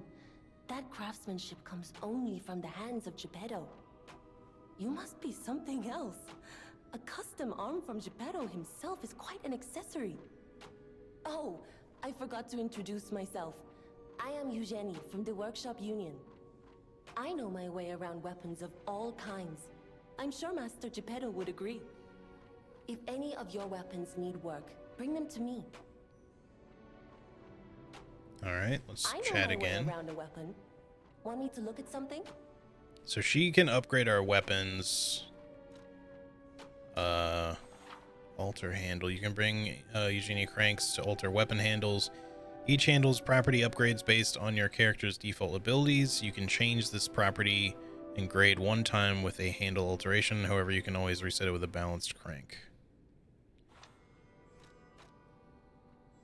So we don't have any cranks. Balance crank, advanced crank, technique crank, motivity crank. So this is like changing sort of like the infusion if you want. So you could make this more of like a strength-based saber, which would scale better with our current stats as it is right now since we're more strength heavy, but it doesn't show anything for like a balanced crank, which is interesting. I mean, I guess balance is just, there is one, but it's the reset, which is strange. So there isn't like a quality infusion is what I'm saying. No, the Crank movie ringtone is stuck in my head. Oh man, I think I actually had that ringtone at one point. Like that sort of, that like melting cell phone ringtone. I don't remember if I got it before that movie came out or after it, because it was like a fun ringtone, but like I got tired of it pretty quickly, I'll be honest. Like, I don't know, I think I had it for like a few months and I was just like, it's time to change. Back in the old days when, you know, you'd want to like record your own ringtones or buy a ringtone because it had to be special. Nowadays I just use like not a default phone ringing phone noise, but it's like, it's pretty generic. I don't really care much anymore. When ringtones mattered, I know, right? Like everybody had to customize their phone in such a way with the background, and the ringtone was you had to have that good special rare ringtone, you know, just for the status, for the respect. Be like, oh yeah, it's like the fucking American Psycho scene with the business cards, you know. oh my god, it even has a watermark, you know. You just around like some room hanging out with your friends and you're just comparing ringtones, just like, okay, but have you heard this? Have you heard my ringtone? You know, it's like some you know, it's a great song, but maybe you recorded it yourself, so the quality's not very good.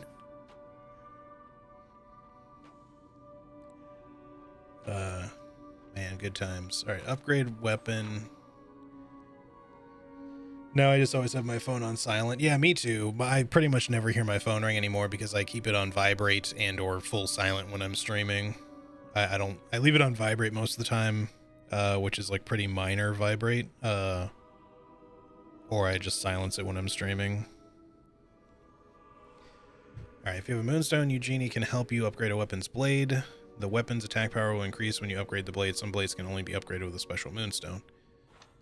So that'll be like boss style weapons probably, or just special unique weapons need to require a special sort of Moonstone. We could upgrade the attack power on this by 10 points.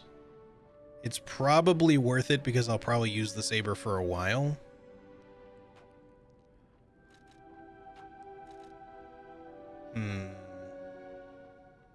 Tough call though, because I know I'm going to want to switch weapons around. I'm sure we'll find more. I guess I shouldn't worry about it too much. Let's go ahead. I didn't worry about this at all in the demo because I was like, I know I'm basically just probably going to be using this main weapon. But it's hard to say for sure when it comes to the full game. But I'll go ahead and upgrade it once because I know we'll probably stick with it for a bit. We should talk to her as well. Does this game have a katana? It's a good question. I don't know, but it'd be kind of cool if it did, I guess. I think my text ringer is Deadpool screaming chimichangas. You have yours on vibrate only. Yeah. I just feel like, generally speaking, as an adult, you know, whether you work from home a lot like I do or you're out and about, it feels like a lot of the time you're just going to keep your phone on vibrate because, you know, cell phones have become such a personal thing. You just don't even feel like advertising anymore that your phone's even ringing.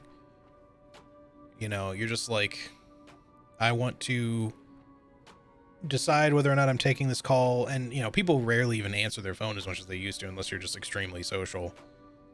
Because unless I know directly the person that's calling me and it's someone that I specifically would, you know, pick up the phone immediately for, like a family member or something like that, I'm just not even going to bother to answer. You can leave me a voicemail, and if it's important, and then I'll call you back. But, you know, half the time people just text me anyways, because they know that I don't answer my phone outside of important shit.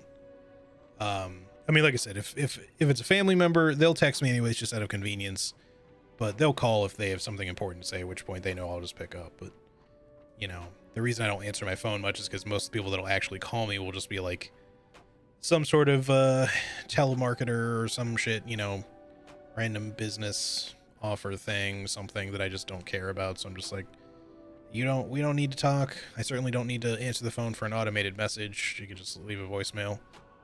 Don't care. I remember my super old Nokia had a thing where you could make your own ringtone, and I took the fucking time to do that Kirby battle theme for DDD. Oh, that's nice. Yeah, that'd be really cool. I had one of those really, like the early Nokia brick phones, but I don't remember if I had one that could make its own ringtone. If it did, I don't know if I ever bothered. I think all I ever did on that phone was play, you know, outside of use it as an actual phone, I mean, was like play the Snake video game, or quote unquote video game. You know, just like when you're really bored and you got nothing to do, you're just like, I'm just gonna watch these little blocks that make up a snake, you know, go around and eat other blocks and get even bigger until I can't do it anymore. On this tiny little fucking screen. I sucked at Snake. It's, you know, it takes some practice to get good at, honestly. All we had was Snake and Tetris back then. My phone didn't even have Tetris on it, I don't think. I think it was just Snake. I think some of the later Nokias had Snake, but the thing is, I had that Nokia phone for like years because there wasn't really any reason to replace it. You know, like the newer ones were basically the same shit. And then eventually people started coming out with like flip phones and the slide phones and various shit like that. And, you know, we were kind of cheap. We were just like, I don't need like another cell phone. But eventually I got like a flip phone like years later. And then we had flip phones for a while. And the problem with flip phones is they would eventually break. I don't think I got a smartphone until like 2011, 2010, maybe. Let's see. It was after I moved to the Midwest. Yeah, it was probably early 2011 or something like that. Cause I moved kind of like at the end of 2010. And smartphones were out already by then, but not everybody had one. But I remember feeling a little late to the party. Because like by the time, like at that time I was like regularly going to work at the place where I eventually ended up working in IT, but I didn't start there. So around the time that I wasn't even in IT yet, I was like, you know, still using this older flip phone that I had and saw like a lot of people had like smartphones, and I was like, I should probably get a smartphone. Because it seems like they're becoming a lot more common now. All right, let me talk to her here. A stargazer is a survival device used by the Stalkers. It powers itself by accumulating and absorbing ergo spores in the air. Accumulating. The Stalkers installed stargazers all across the city. Once they're recovered, we can put them to use. Okay. If you want to test your skills or try new techniques, head for the garden. The Stalkers captured a puppet to use for training. Don't look at me like that. Everyone hates puppets. I know whose side you're on. Ooh, babe, I'm about to accumulate. All right, let's get out of here. There was another dude to talk to at the front desk. I completely forgot he was there until just now. Welcome to Hotel Krat. Polendina. My name is Polendina, butler to Lady Antonia. Please let me know how I may be of service. At Hotel Krat, comfort and calm walk hand in hand. I feel like this guy should betray us later. How may I He be just of strikes me service? as like an evil puppet, pretending to not be evil. You can purchase Legion magazines, Sawtooth wheels, Fable catalysts from him. Legion magazine just recharges the little bar on your Legion arm. Legion charge, polymer filling that activates a Legion arm specific ability can be implanted in a Legion arm to charge Legion rapidly. The polymer bullets that are used in Legion arms were developed in collaboration with Vanini Works. These bullets undergo a chemical reaction inside the Legion arm and turn into different substances like fire, electricity, or acid. I should read the descriptions on these too. Sawtooth wheel. Cogwheel, it is a common sight in Krat. It can be thrown to draw an enemy's attention. Even worthless items can become useful. God, I can't fucking talk today. Even worthless items can become useful if you collect them. Everything became useful in battle in the paralyzed city. Fable Catalyst. Fable is our blue bar that empowers our special abilities based on our weapons.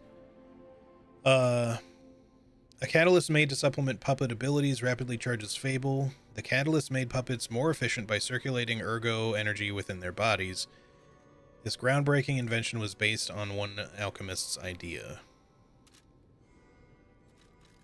Anything we'd want to sell? Not overly, so... I forgot I have a big ergo we can use. It's basically like a boss soul. I don't know, again, because in the demo we didn't really need to worry about this. I might hold on to this rather than consuming it just because it says here, yeah, I'm glad it tells you, a treasure hunter may want this rare ergo. This could mean that, like Souls games and stuff, this can be used to make a boss weapon or something like that, or just get some other special prize. Because you get something else too, you get quartz. These are for something. It activates a special ability when equipped on the P organ. My P organ, always lying. But yeah, we'll get ergo various other ways. In the demo, I just went ahead and consumed these because I knew we weren't going to get anything out of them. But right now, I will not do that. Let's chat about the Grand Covenant. The Grand Covenant is a set of absolute commands imprinted on puppets when they are made. Kind of like Asimov's First 3 law. laws of robotics. All puppets must obey their creator's commands. Second law. A puppet may not harm humans. Third law. A puppet protects and serves humans and the city of Krat. Fourth law. A puppet cannot lie. I've told you about the laws engraved upon every puppet. Do you require anything else? So yeah, this game takes a lot of like very obvious inspiration from Bloodborne, you know, the Pinocchio fable, and even a little bit of like some Isaac Asimov stuff thrown in there. Like the laws governing the puppets are very similar to the laws governing robots in Asimov's books. Although I believe it's specifically 3 laws, not 4. I don't exactly know what to remember. The laws like are, you know, off the top of my head, I know one of them is that robots cannot harm humans, basically.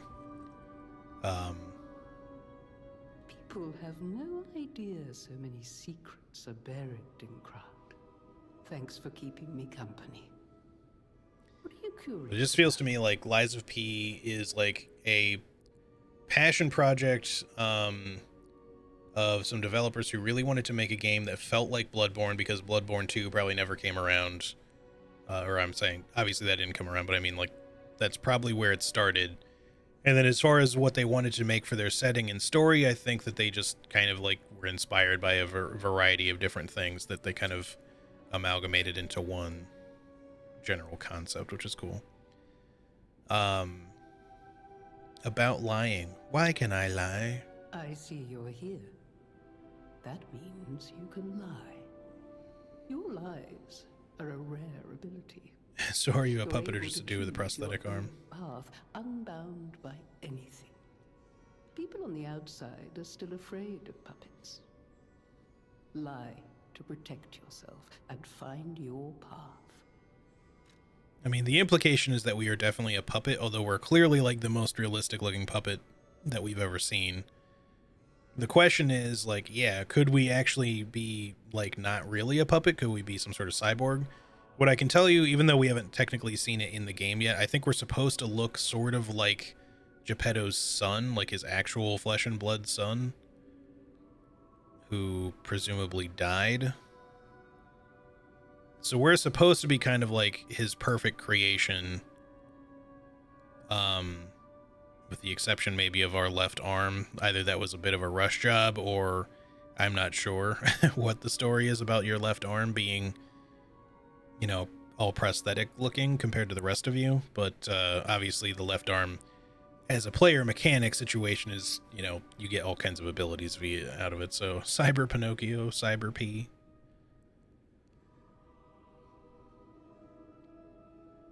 Make a Bloodborne game because we don't get a Bloodborne for PC. Yeah. Bloodborne for PC, no Bloodborne remake or remaster, no Bloodborne 2. I still hope that one day someone will make a Bloodborne, you know, remaster / remake. I don't even really want them to change Bloodborne.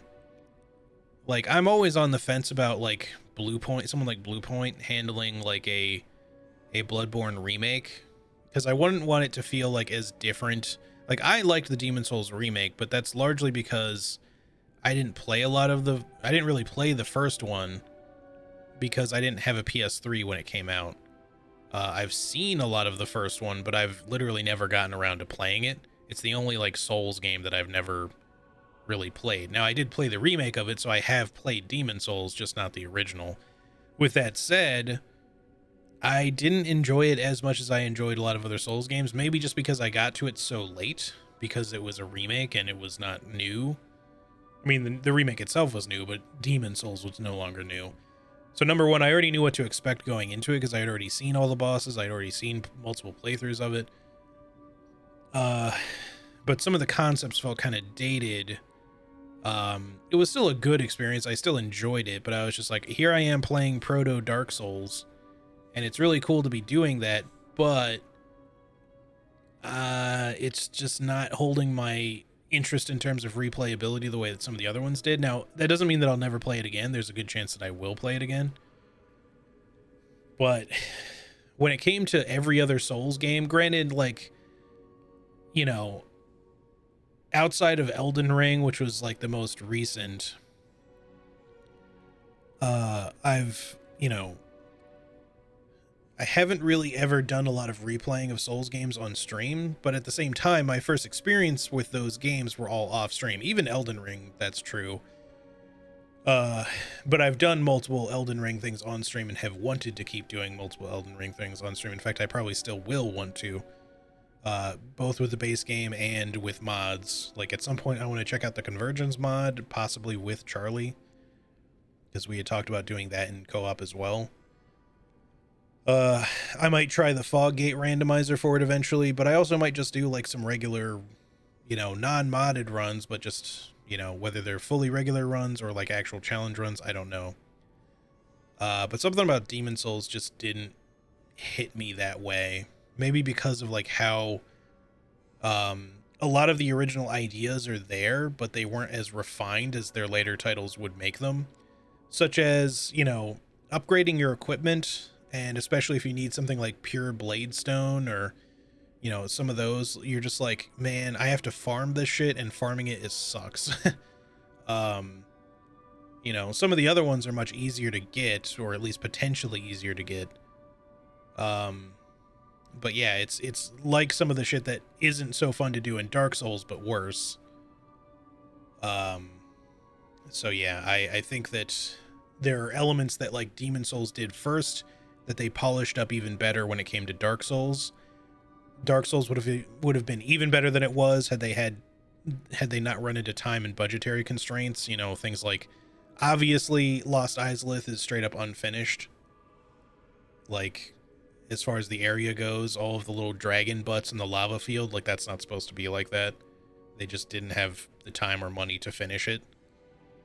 And just were like, well, this is just gonna have to be good enough. You know, Bed of Chaos probably could have been more, frankly, than it was. As far as gimmick fights go, it's definitely one of the worst they've ever done. Not in terms of its appearance or anything like that, but just mechanically it sucks. It's not fun to do. Dragon butts, hee hee. They really fucked up the fat officials. See, but that's what I mean, is like, that doesn't affect me so much because I didn't really play the first one. I know what they look like. I know how they're different. I get why people have that opinion, and as well as the opinion of like the atmosphere doesn't feel the same, the music isn't quite the same, whatever, you know, all that kind of stuff. I get why people have their complaints, having played the original and gone to the remake and then just feeling like it just didn't really recapture what they were looking for, because I totally get that.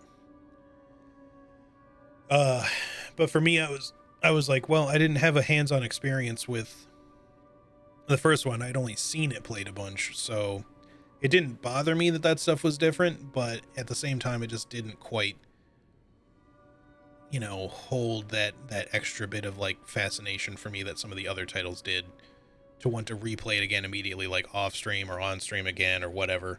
It's different when it comes to streaming sometimes, because even if it's a game that I really love, I might not want to replay it again because there's other games that I've got playing or that I want to play.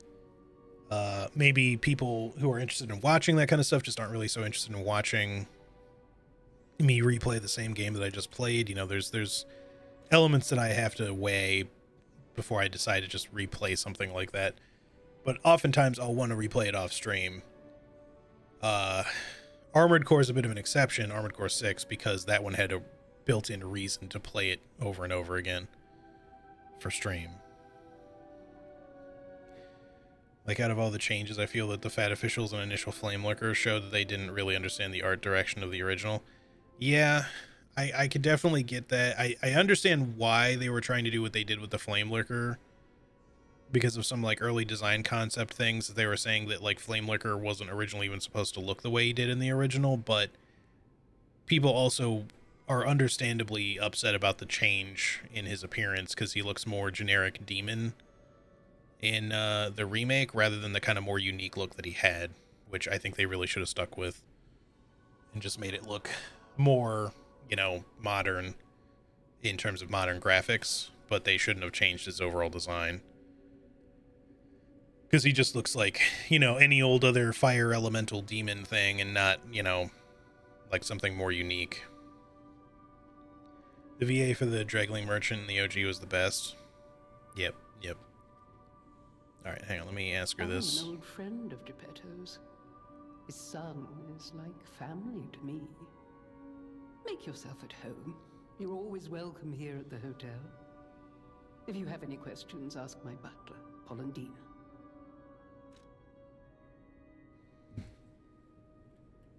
Alright, I think that's... Well, we should probably talk to Sophia as well again, but then we should basically be done. I'll use my power to help you. About Ergo. Ergo is the miracle that made Krat prosper. Without Ergo, there would be no automated puppets to make Krat wealthy. When you move, you tap into the power of Ergo within you. Gather more Ergo. It will make you stronger. In the folklore of Krat, a cricket often acts as a guide. That is why these automated models became popular. But Gemini is unique. He's more than just a guide. As you get more familiar with Gemini, you'll see what I mean.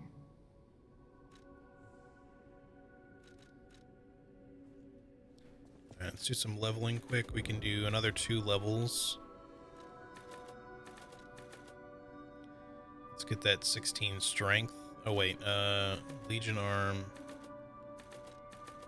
Yeah, we get a little less out of strength for that, but our main attack is what I care the most about right now, so let's continue with strength. First and foremost, we like damage, whether it's half or otherwise. Alright, so now we came in that way, we have the Stargazer here, and now we have a couple of paths we can go. We can also look around upstairs really quick. What else was I gonna say? I think this door is locked for now. Either Rosa Isabel, Street something key, I think.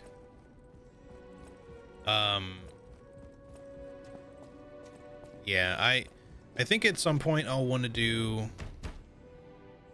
some more Armored Core stuff on stream. Like, not necessarily just the S ranks. I still don't know if I'll end up just finishing that off stream or if I'll do some of it on stream. Now that Lies of P is out and we're still in the midst of Baldur's Gate 3, it's probably going to be a while. This looks like a secret door.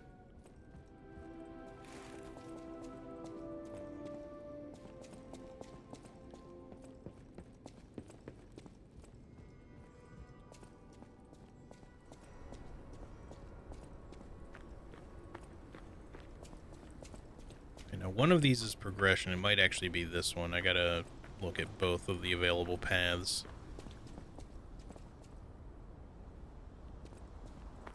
There's no items.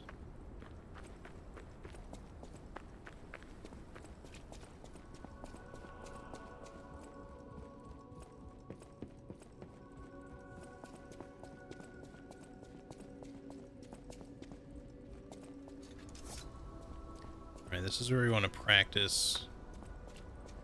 I think this is just for general damage testing and using Fable Arts.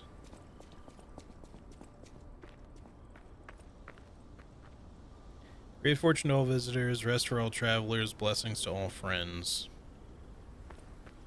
Booba. Alright, no items to get, but yeah, there's just some test dummies.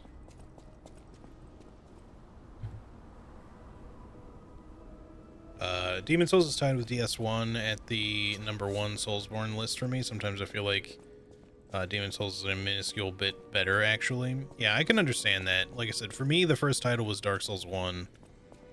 I totally get if you played and, you know, enjoyed Demon Souls first, that's likely going to be your favorite.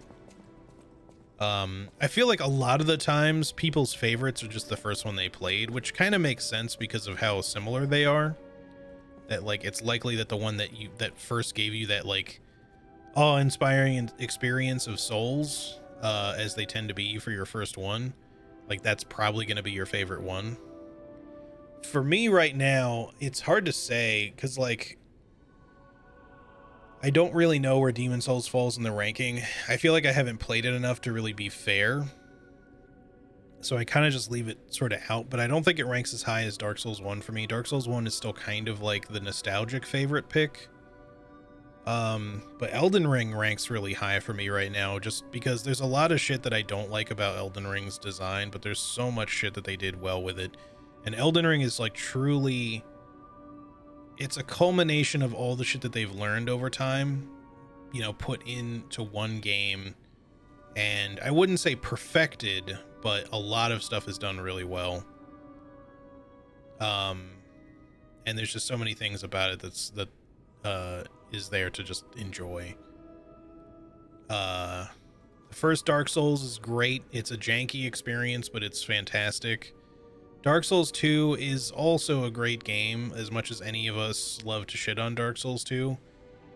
But I don't think of it particularly highly in the rankings as a Dark Souls game, just because it's a little too different feeling. There are certain things about Dark Souls 2 I love. I love the power stancing introduction. I like the bonfire aesthetics from a general conceptual standpoint. I don't perfectly like the way they're implemented in the game, but and there's a couple of other things, but there's obviously tons of shit in Dark Souls 2 that just sucks. Like, I don't know who the fuck thought adaptability was a good idea. And just various things like that. I do still think that the sentiment that Marcus had about thinking that Dark Souls 2 maybe might have originally started off as like a Kingsfield sequel that got changed into Dark Souls 2 might be accurate. And I kind of like that idea because it makes a lot of sense with why it's as different as it is. Bloodborne is still my favorite aesthetics wise. There's a lot of things in Bloodborne that I think get kind of meh after a while, but like it's definitely one of my highest ranking ones for sure, just as an overall experience. You know, but I'm also a big gothic eldritch horror fan in general, so that makes sense, or cosmic horror fan, so that, you know, makes sense. And I also just like the combat flow in Bloodborne. It's not perfect, but it works pretty well. Dark Souls 3 is not overly high for me in the sense that it's a better playing Dark Souls 1, but it's also the greatest hits of Dark Souls, but not in a good way. There's too much like, hey, remember this? Remember this? And it's kind of no real consequence that it's there. And then on top of that, the rest of it's just sort of like, you know, the areas are beautiful to look at, but not fun to fight through. And the bosses are relatively decent. Like, some of them are genuinely fun, but then there's a bunch of them that are just kind of like, it's just kind of annoying. You know, it ranks higher than Dark Souls 2 for sure, because in Dark Souls 2, I don't like the areas or the bosses generally. There's a few bosses that I like. There's a few areas that are okay. But especially when you get to like the Scholar of the First Sin edition, but even in the vanilla edition, like they're just kind of a slog to get through the whole game. Like there's just too much about it that just is not fun. Like they just designed it to be annoying. Anyway, and yeah, Sekiro is not really a Souls game, so it's kind of hard to really put it in the same list, but I still do sometimes. Like Sekiro is by far the best combat game they've ever made. You know, well, in terms of Souls-esque games, like honestly, I almost would say Armored Core 6 is maybe the best combat game they've ever made. I don't know if that's quite true, but it's certainly up in the rankings there for me right now, but Armored Core doesn't really belong in the rankings list because it's its own separate thing. Sekiro, on the other hand, it's Soulsy enough that I can understand why people would put it in the same list, but it's definitely got the best combat system out of anything that's like Souls they've made. However, it's not a Souls game. So it's also not really fair to put in that list. But even if you're going to, the reason why Sekiro is so fucking good is because it's a dedicated system based on one character with one weapon, and that's why it can afford to be as good as it is, because they're allowed to hone everything and balance everything around one setup, rather than something like Dark Souls or Elden Ring where you have a bajillion different possible setups and it's much harder to balance. Anyway, let me actually continue with the game here while we chat.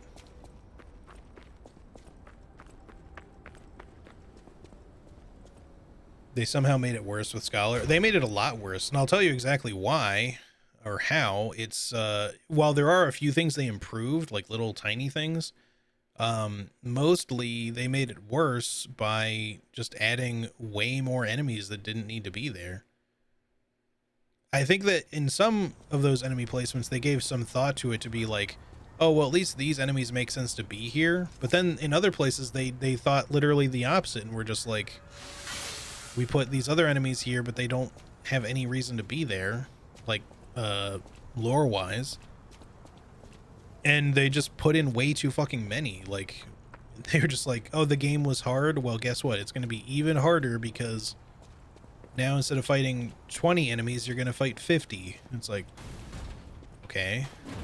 Hey, let's be more careful. The Black Rabbit Brotherhood. I hate these guys. But don't be alarmed. My name is Gemini. We'll talk later, when we're safe.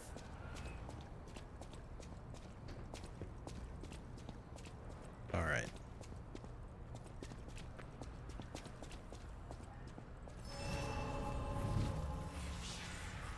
Hang on 1 second, y'all.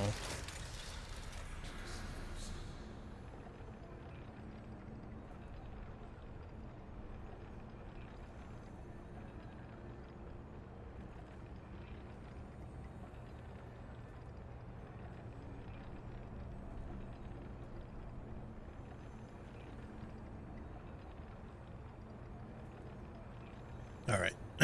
So,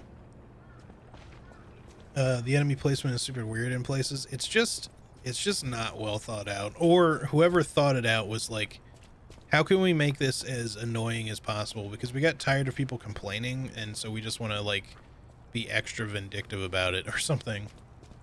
I don't know. It just doesn't really make any sense.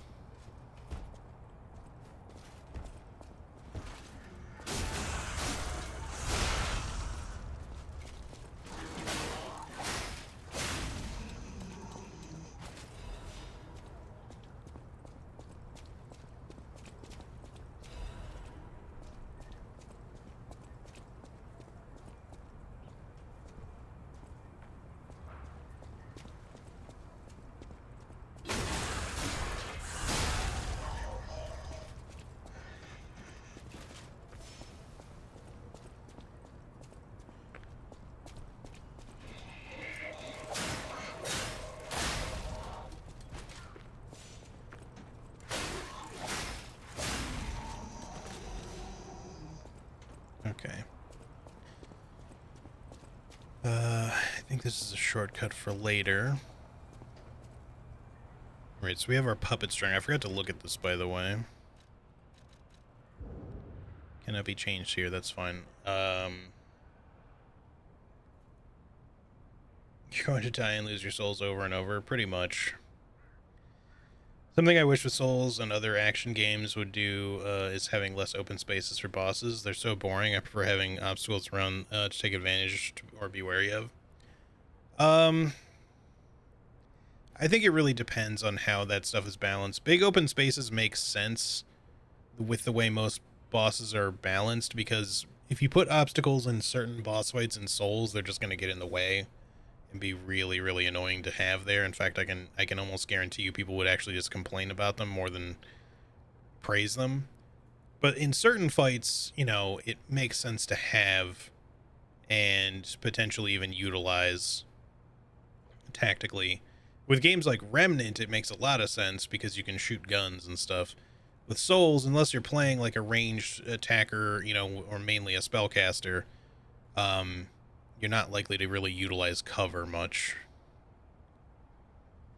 But, you know, I mean, I do get what you're saying, but I think it would depend on a lot of boss fights as far as really using that.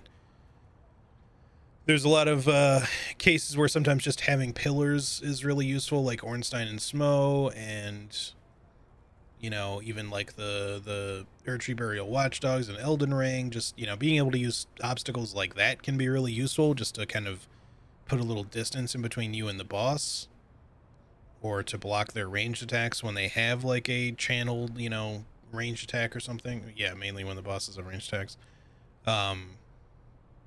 So I get it, but it depends. Like, you don't want every boss room to have a bunch of pillars, and you don't want every other boss room where they're trying to switch it up like that to have a bunch of like random crates and giant demon bones and, you know, rocks or whatever the fuck, because like sometimes, depending on what the thing is, you're just gonna be like, why is this here? It's really annoying.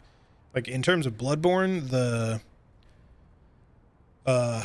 Shadows of Yharnam fight, having that giant like grave pillar thingy on the one side of the room that you fight them in, super useful, because you can kind of kite them around it a little bit and avoid some of the pyro dudes attacks, or even the fire breathers attacks, while you focus down the sword guy if you want.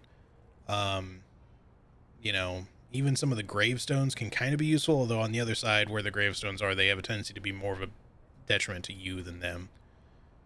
But yeah, the whole point is like certain aspects of like obstacles and cover like that can be useful under the right circumstances, but it can be a hard balance to find a good way to use them. And conversely, like in a fight like also Bloodborne, fighting like Lady Maria, you don't really want obstacles in the room, because it would just make fighting her much harder than it is already. You know, even though she can like shoot at you, you know, it's not the type of shooting that you're gonna like easily just duck into cover to avoid. Okay. Puppet string. Legion arm that can release a wire can be strung around an enemy to drag it towards you or move you toward it. Stalkers devise a tool that increases their mobility during combat with puppets. The wire instantly narrows the distance between one and one's enemy, but cannot guarantee one's safety afterward.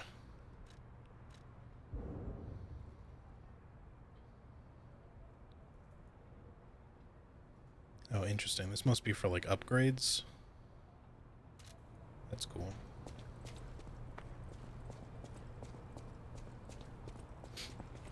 Elysian Boulevard was a regular rich people row. Rich people row. Fancy boutiques and shops. No place better. But that was long ago. Before the puppet frenzy. I remember you from the demo, sir. You're not sneaking up on me. We gotta do that from the other side. Just double check. I'm pretty sure it's always the red side, right? Yep, yep. Plus the spring's all broken and shit there.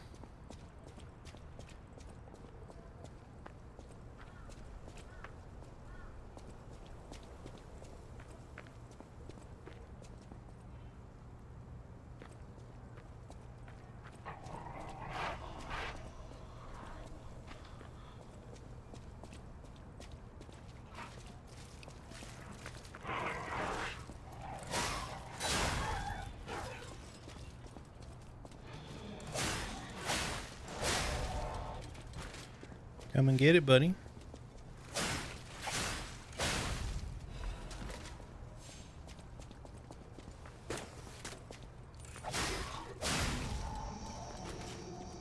What's this?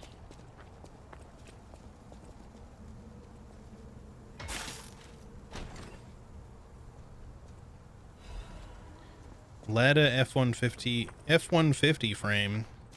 We're gonna become a Ford truck.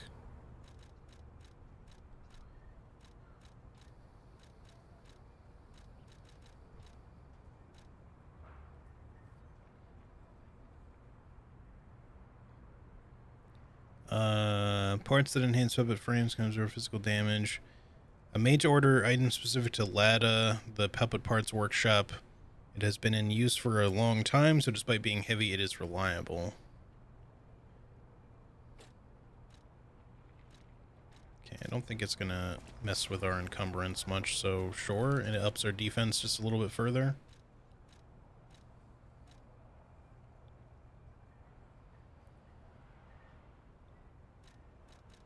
Some of these do have like different defense reduction rate sort of things, but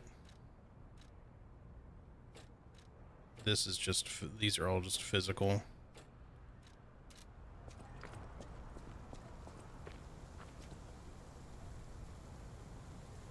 I need to start Fallout. I thought the sale was on one camp slot only, but apparently it's not. So I have 2 days to grind challenges for the last atoms. Then I'll have all 5 camp slots. Grinded a bunch yesterday though, so I only have to do 1 or 2 more. Nice.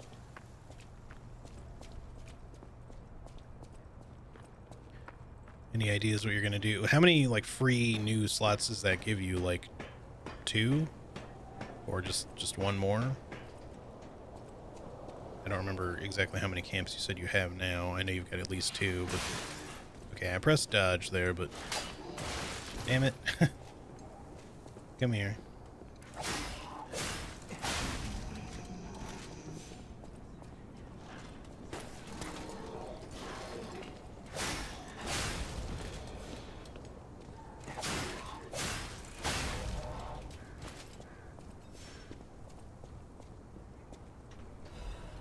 Sawtoothed wheel and a shortcut.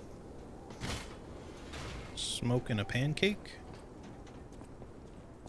I don't know why that popped into my head.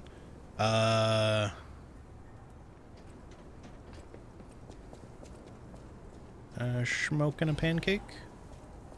Bong and a blitz.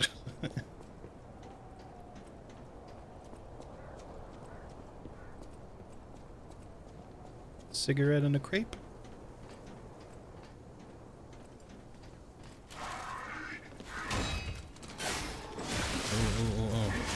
Owie, that hurt a lot. I should not have tried to dodge that, admittedly, but...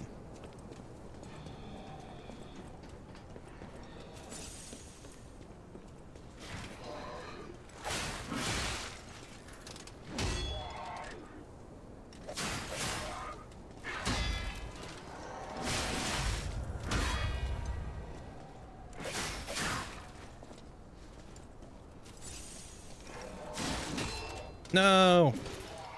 You dick. You son of a bitch. Alright, this like doesn't aim up for whatever reason.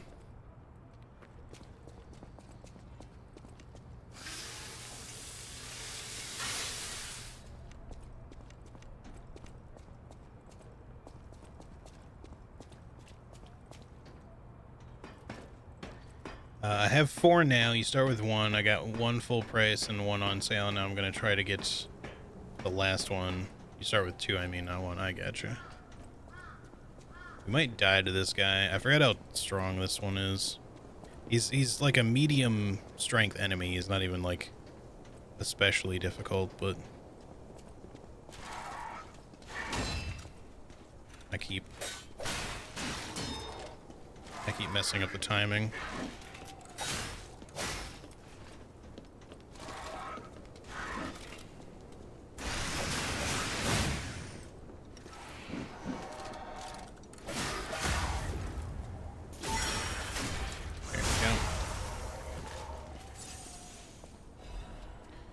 Did use up my blue juice for it, but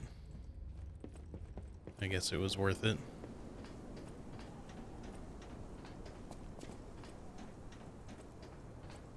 Oh yeah, the jetpack.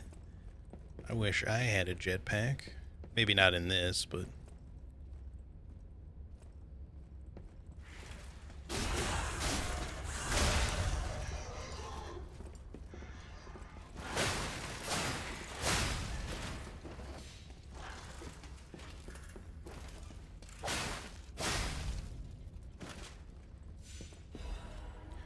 attribute resistance ampule, so that's going to be probably just something defense wise.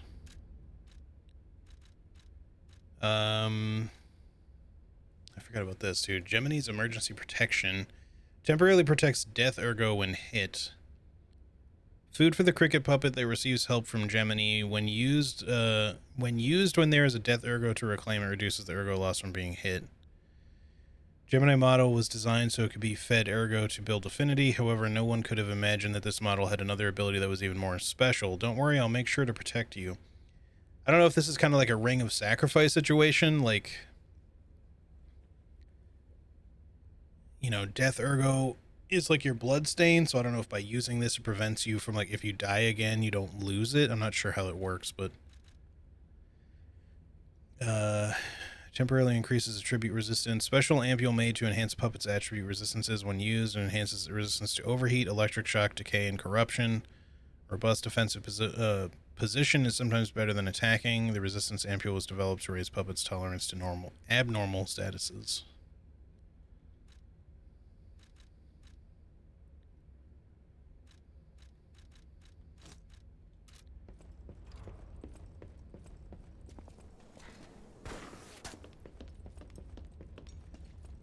These guys being a pain in the ass.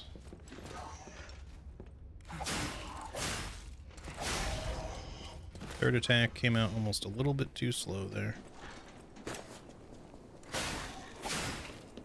Oh, you are not dead. And I know you're there, sir. Oh, no, why did that happen? Sharp pipe. Should be another throwable, but one that does more damage than Sawtooth Wheel. Okay, that's like the bolt paper thingy.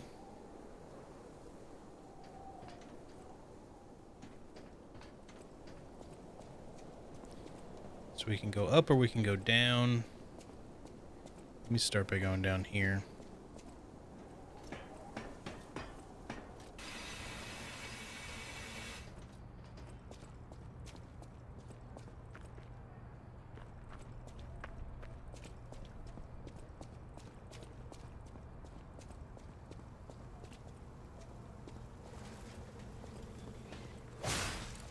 No, no, no, no, no. Again.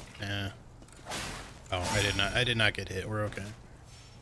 I thought I did for a second there, but he hit the horse's corpse. Hidden Moonstone, nice. Okay, so that's some another weapon upgrade. And we got our shortcut opened. Okay, let's progress. I don't feel like we're that far from another Stargazer. We might be, but should be okay to just keep going. I'm fooling around just trying to get up and down to hard to access places, and I've died a bunch because of it too. Like Torrent's double jump, it doesn't cushion your fall if the fall is too high. Ah, I gotcha.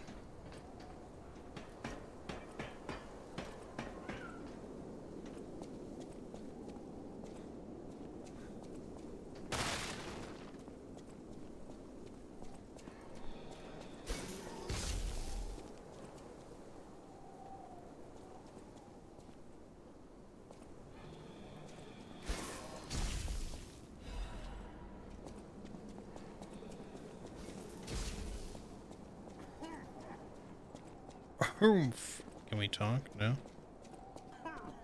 Herm.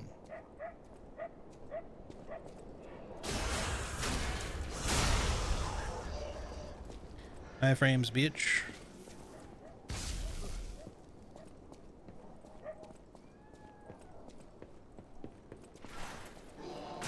No, no, no. Oh my god, that's so fucking much damage.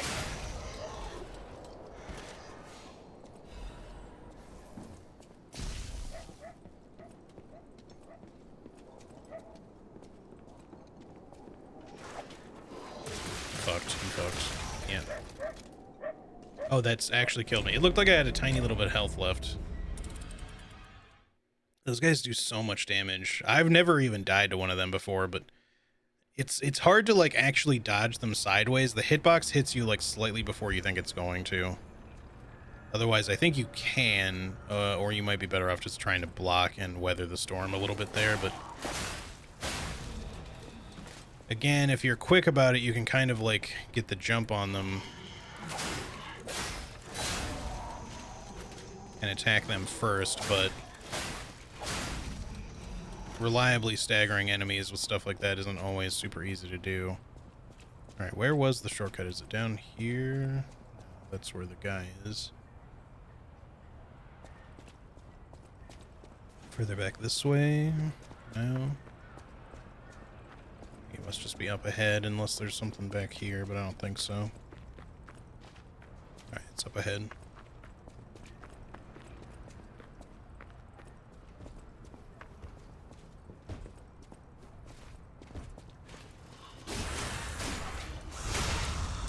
have to kill these guys, but I'm just doing it anyway. Let's keep on building that ergo up. Let's go up this, actually, I think the shortcut's just through here. Yeah, right on the other side of this.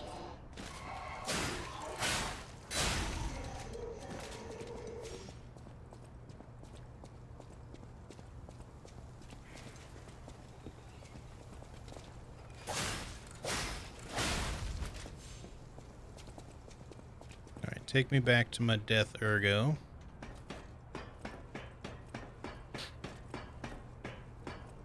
He uses your AP, so you have to be mindful of running out too. Yeah, that makes sense.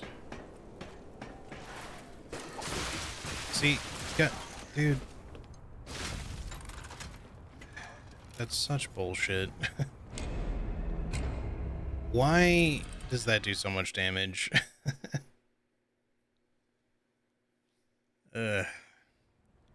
Falling to my death hurts a little bit there, especially because we just lost all of what we had just gathered before, but I guess what happens is like your death ergo just takes damage. It doesn't, so you don't lose it all in one fell swoop. You lose like half.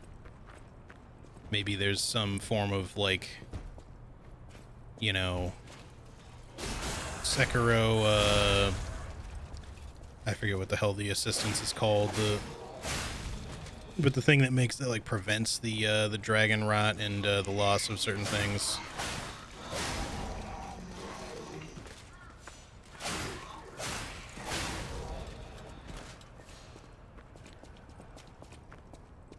More like Wise with P, am I right?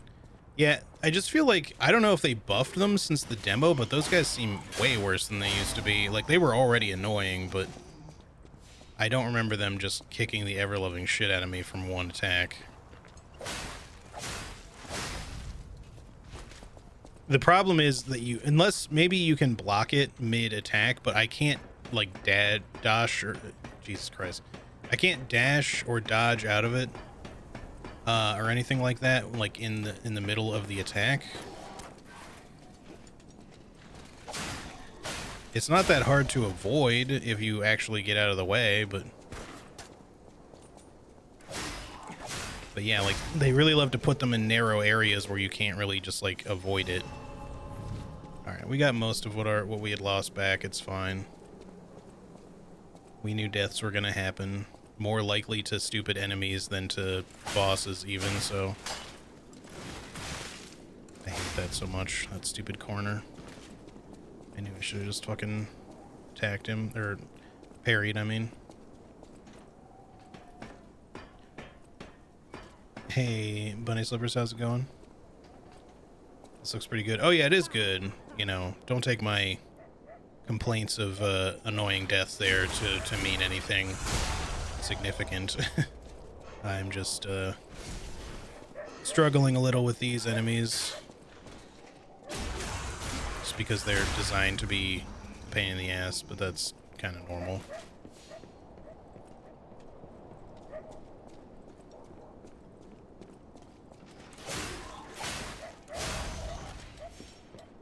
Just gotta beat him to the punch.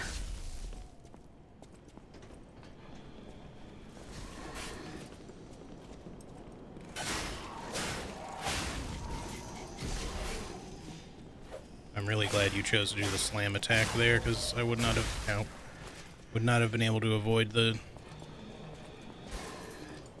charge had he had done it there. I was not ready for it.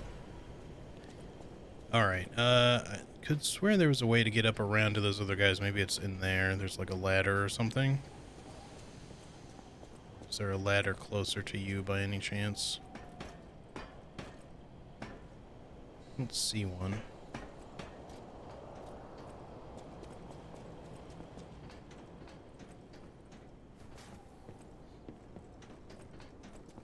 Ah, there's a ladder. Come here, buddy.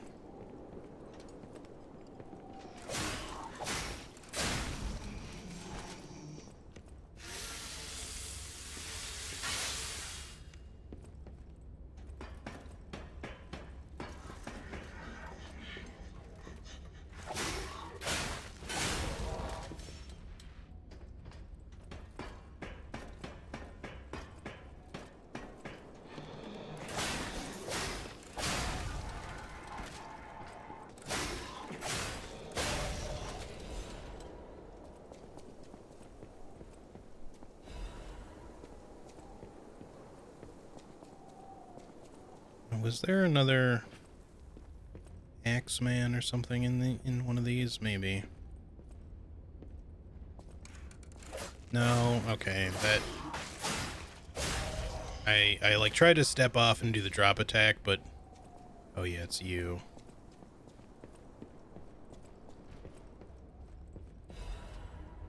Frozen Man's Letter. My Louise and Charlotte, my treasure. I can't hear anything. I think the streets are already dead. Nothing but silence. I assume that I too will become just another petrified corpse soon. I still remember the sound of your singing voice and the sight of Charlotte looking at picture books. I miss all of it. The best thing I did when I was alive was send you and Charlotte to the cathedral for shelter. I wish this nightmare was all over. If only you and the kid could come back, but I guess now it's impossible. I love you, Louise. I pray that you're safe there.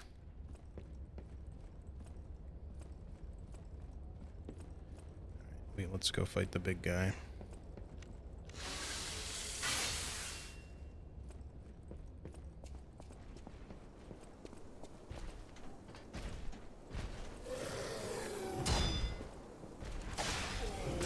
Yeah.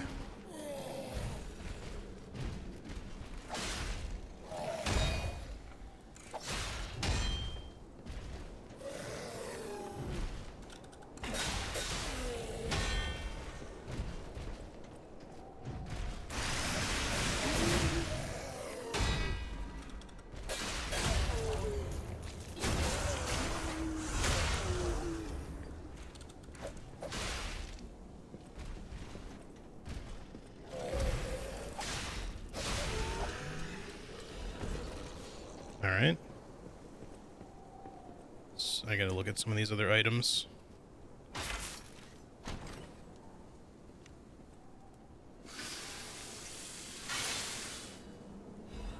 Life Amulet. Increases max HP. Well, we're not leveling Vitality, so at least not right now, so I guess we might as well. Does increase our weight a little bit, but... An amulet that can be equipped on a puppet. Information and memories that are useful for movement can be imprinted on a symbol to draw out special powers. The slightest blink is enough to make a puppet move. Puppets do not have life, but it is enough to move them.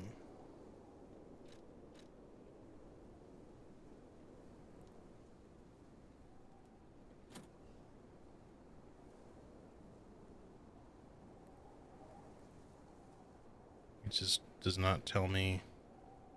Oh, there you go. 302 maximum, okay. We could also put another weapon in our other slot here, just FYI, but I'm not going to do it right now until we find something else, I think.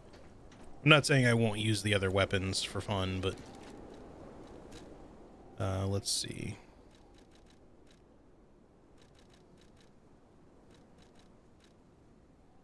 Attribute Purification Ampule, so this will be to remove status ailments, probably.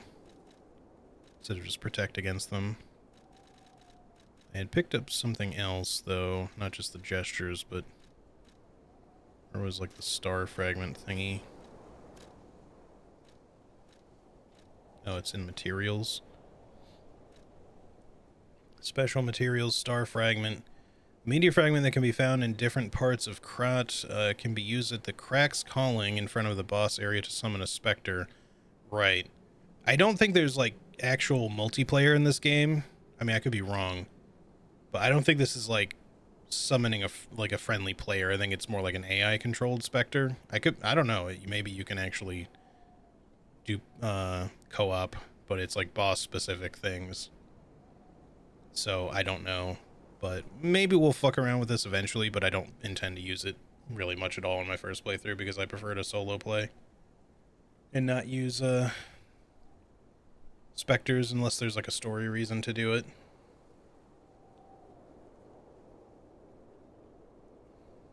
Just gonna make a wild guess and assume that no, they're not all right at the cathedral. Probably not.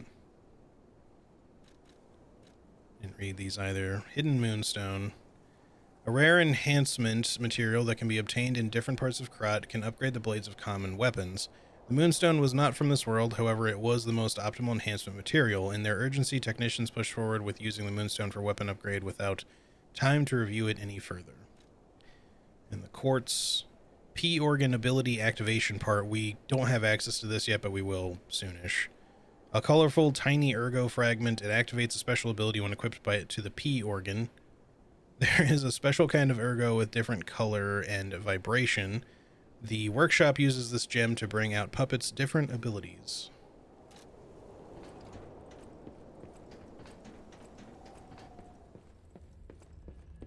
Let's see, here's our other stargazer then.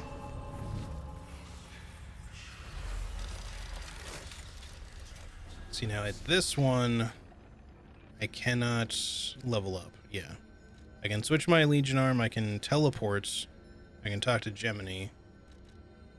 But if I want to level up, I have to go back to the hotel.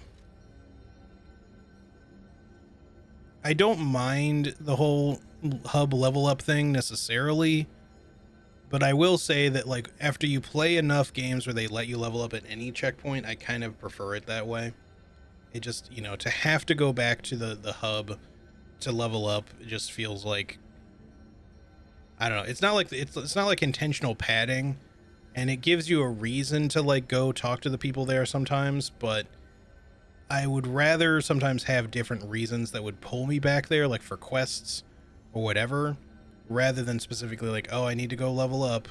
As far as upgrading your weapon, even, I wouldn't mind just not having to go to the hub to do that, but even, at least with that, because you don't have to do it quite as often, I can live with.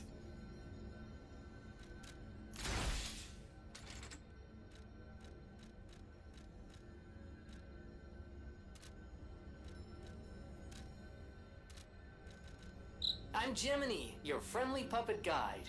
Or friendly guide puppet? I don't know, one of those. I'm also a friend of Sophia's. Last time I woke up, Sophia was there because she woke me up. But I'm sure there are still other Vibrator, huh? there. Yeah. P organ vibrator. Must be the shock. Bear with me, and I'll do my best to guide you. Let's go level up some more. We could upgrade our sword to a +2, which I might as well. I know we'll get other weapons. In fact, I remember finding another one right around here, but let's go ahead and get a +2 saber while we're at it. We'll probably at least take this to a +3, and then maybe we'll try some other weapons. Because we should find more hidden moonstone, enough to at least level up a second weapon, I imagine. And then there'll be higher levels of moonstone for higher levels, and we'll just decide as we go.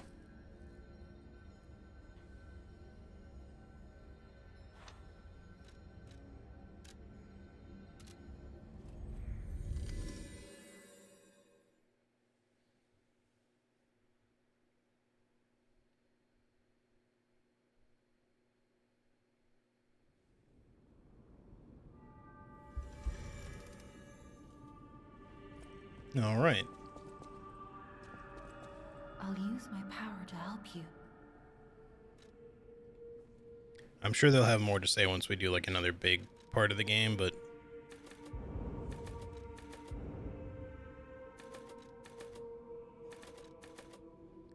okay, so now we're actually getting a little bit more out of technique. We get the same amount of physical attack boost, but we get 1 point more for our Legion arm attack out of technique. I think we might still just go ahead and take this to 18, maybe even 20 before we start leveling technique, though, just so we can say we've leveled up strength as much as we need to for a little bit, and then we can start leveling technique. I don't know where the soft cap is going to be. It could be 30, could be 40, 50, I don't know. But I'm okay with this because our Legion arm isn't upgraded very much yet, and we might end up just switching it for something else. We don't really need a lot of technique for it just yet. Let's see, we would need 1,078 now. How much do we have? We can get 800 from there. We can get, well, we can easily get as much as we need for one more level just from this. Maybe enough for 2. This would be another 800. We have 2,000. I think we're going to have just a little less than we need. So let me not worry about getting 2 levels just now. We'll just get 1. As much as I'd like to just be at 20 strength right now.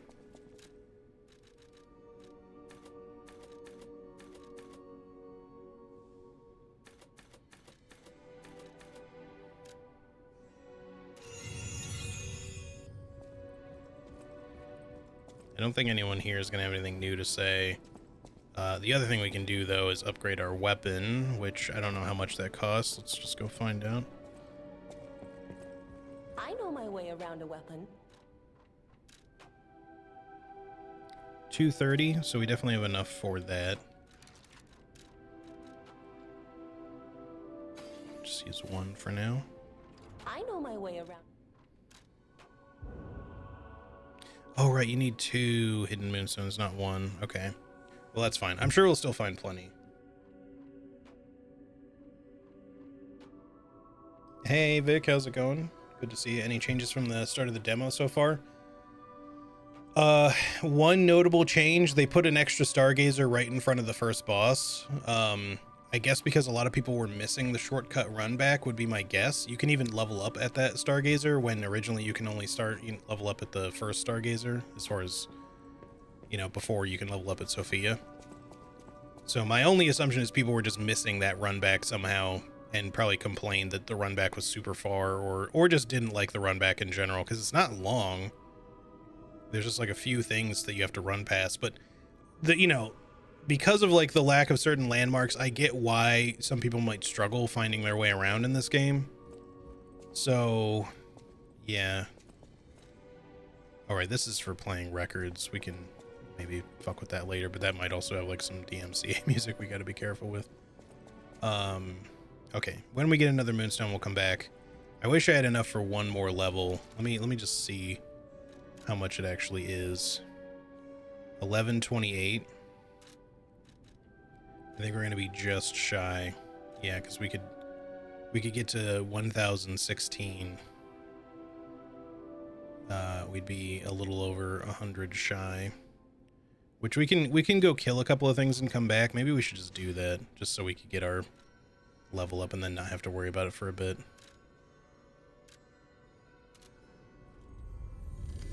Just go kill like 2 things.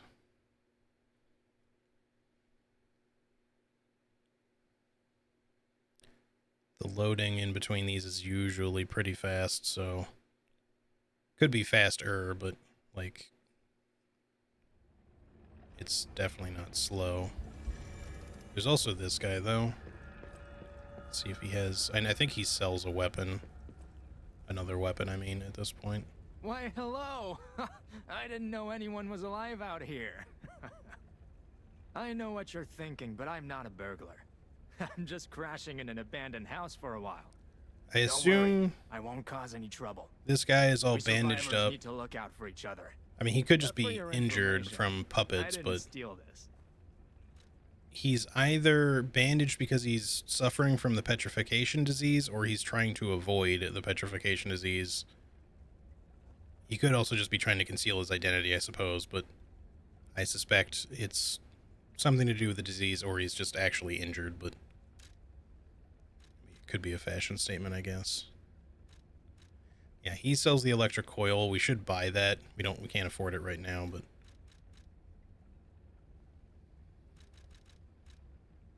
I think he sells a couple more things than he used to. I don't remember the iron protection or the electric blitz canister. I think he used to have like these 4 items and then the coil. This is not a weapon I'm likely to use a lot of, but I still want to buy different weapons just to try them. This man pandemics, yeah. But again, we can't afford it right now, so we could sell you some shit though, potentially. Like we have some Fable catalysts that we're not using. Not that I shouldn't keep them. Do I have extras like stored? I don't know.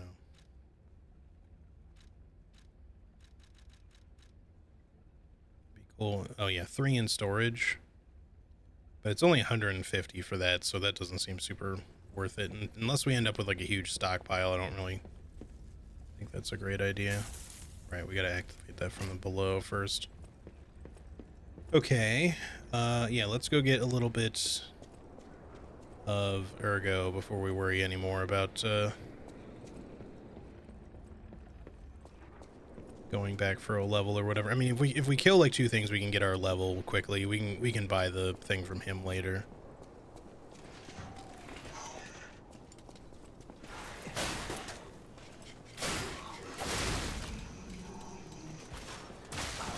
Okay. I should have focused that guy first, but honestly, what we probably should have done was used our Legion arm. Maybe kill like one more guy for good measure. This is what you should do against these guys, by the way, at least when you have the Legion, like this puppet string equipped. And don't do what the stupid shit I was doing.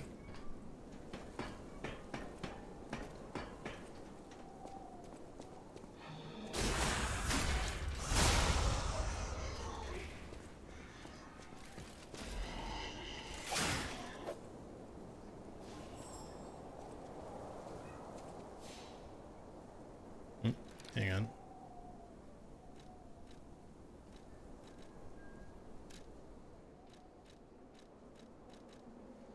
Panini Krat Landmark Guide 2. Head away. There we go. This month's attraction, Alchemist Bridge. The Alchemist Bridge is the bridge on Elysium Boulevard and the main way to Krat City Hall. The Holy Ouroboros, the mark of the alchemists, is fittingly engraved into the bridge. This shows that the alchemists are not just a powerful, privileged class, but have also donated tremendous amounts of money across the city. Thanks to the thriving culture of philanthropy in Krat, you can find areas with names of prominent figures. It's like the city's motto: the citizens are the owners of the city. Weird way to spell Ouroboros, yeah. Ouroboros. The most widely known attraction is Rosa Isabel Street. It's named after the cultural sponsor, Lady Isabel Monad. But if you think about how these ladies married to the leader of the alchemists, Valentinus, you'll think twice about who really is in control of Krat. The union of Krat's old families and the organization of alchemists is shown in the symbolic form, and given that the sacred Ouroboros mark is engraved in the city's hall as well, it's obvious who owns the city of Krat. Rating 3 out of 5, a good place to learn about Krat's beginning and its essence. This reporter Maduro, this guide was made with the support of the Venini Company, but may not reflect the company's opinions. Alright, now we'll have to... Wait. I can sense something strange. Jeepers. Is that a butterfly? Why is the Ergo reacting like that? If you want to check it out, I can take point. I forgot about these. Occasionally, a dimensional butterfly will appear in parts of Krat. Monad's lamp can detect the butterfly lighting up red to point out its location. Character is near the hiding butterfly. It will appear after a certain amount of time. The butterfly will disappear into another dimension. Kill it to get useful materials. Those are your crystal lizards of this game. Okay. Let me go back. We probably have enough to upgrade our weapon and to level up, I hope. Well, that should definitely do it. We'll have to re-kill these couple of guys, but that's no big deal.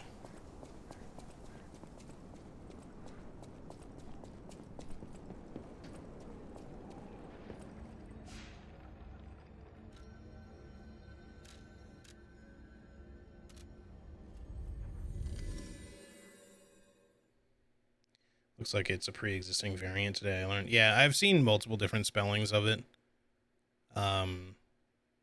Depending on who's using it for what. It usually means more or less the same thing, but...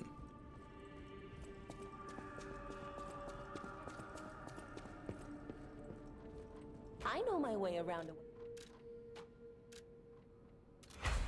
Alright, we get our +2 saber. And... we should have just enough of this to level up. I'll use my power. Get our strength to 20.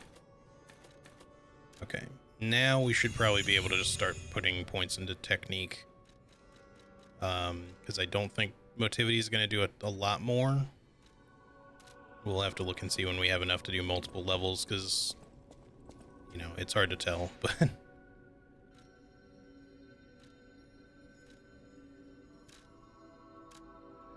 I should look at the scaling of this. I'm sure it's probably still CC, but it's possible that at some point it'll become, you know, a higher C in Dex than Strength, or the other way around, or possibly even be like a B in one of them.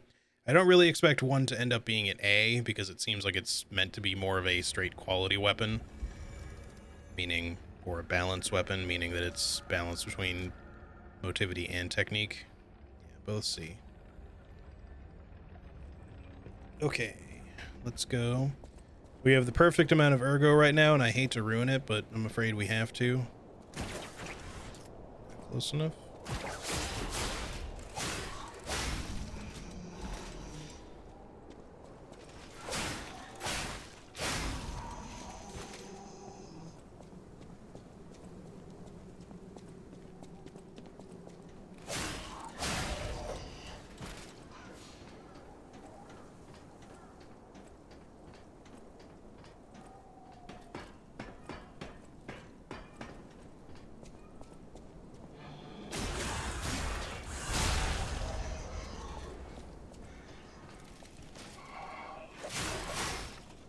No, why did that happen?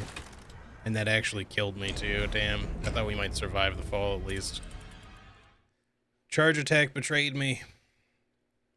Took me off the cliff with it.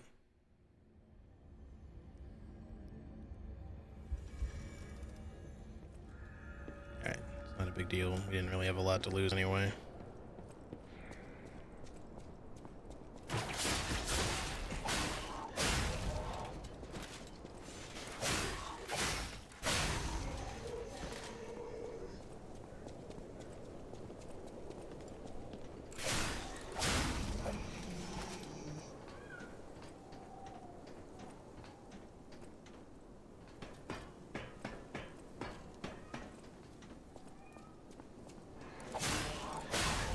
Weird that I didn't get the backstab on that one.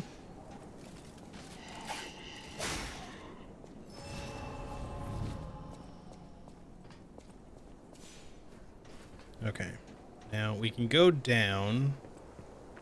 We don't technically have to go down right away. I think, because I think we can go through here. But we do want to go down. Warning, petrification, disease, quarantine zone, no trespassers. Everyone is a patient or a lunatic. Do not speak to them. Well, we will talk to the one lady. Also, the one, like, cop, constable bot that I struggled with is right over there. You can kind of see him down there. Hopefully I'll have a little bit better of a time with him this time. Alright, now the question is, which lander do we want to take down first, because either side can be a little dangerous, but I don't know that it matters too much. There is a tough guy down here.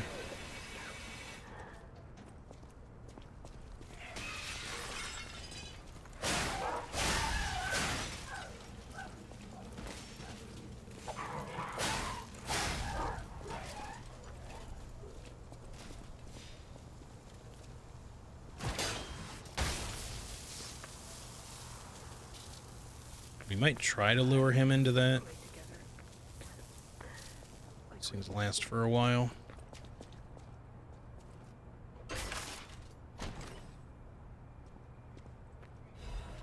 Workshop Union Standard Insulation Converter. So that one is... It's not that. This. We get some better resistances across the board, even with physical. But we are now considered slightly heavy by wearing that. We could go with this and then back to this.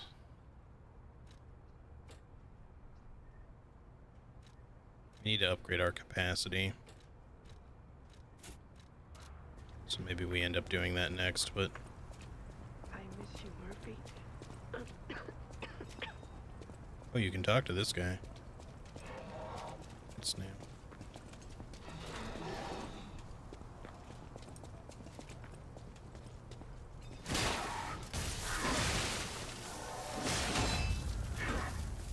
Did not work the way I wanted it to.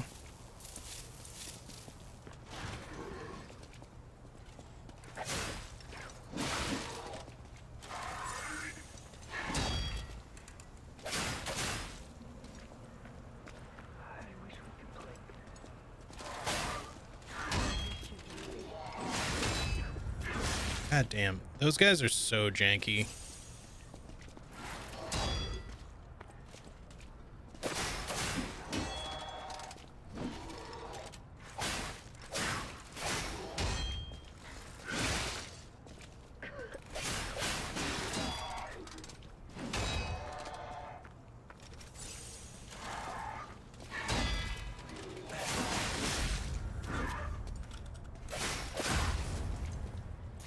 You also can't backstab them, I guess, which is nice legs, buddy. When they're all over our heels. I don't think this guy was here to talk to before, unless I just missed him. Who is it? Is that you, Murphy? Oh, I guess not.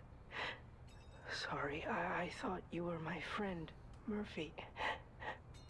Murphy is a super cool police officer. As a puppet, even the petrification disease can't get him. I wish I was like him.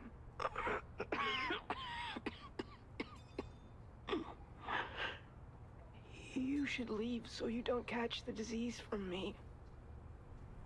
If only we could play together like we used to. Murphy, I miss you. If only Murphy, if only Murphy. Not mean to talk to him quite that many times, but alright, at least the tough guy is dead. Get some of these items here. Should be, yeah, there's some more dogs over there.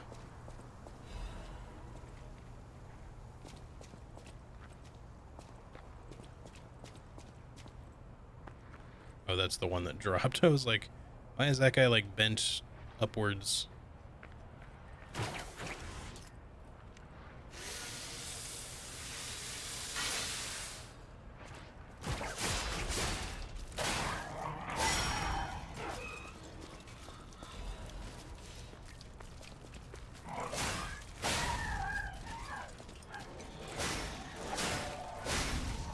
There we go. May end up resting just so we can get our resources that we spent back, because that I'm just not good at fighting the like medium tough level dudes. All right, there's another hidden moonstone.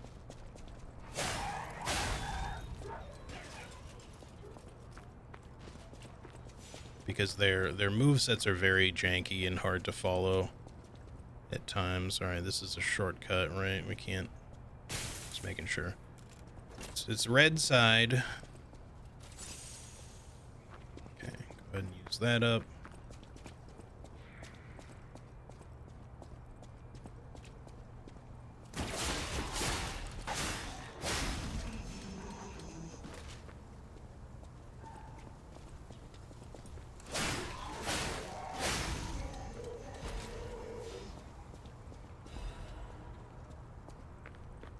Another hidden moonstone.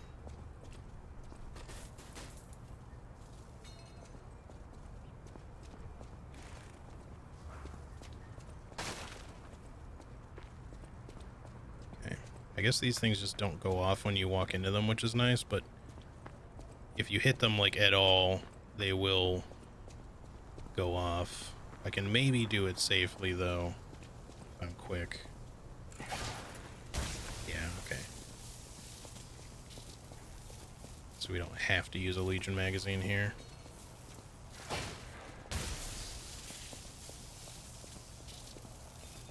Probably a little harder to do with a slow weapon.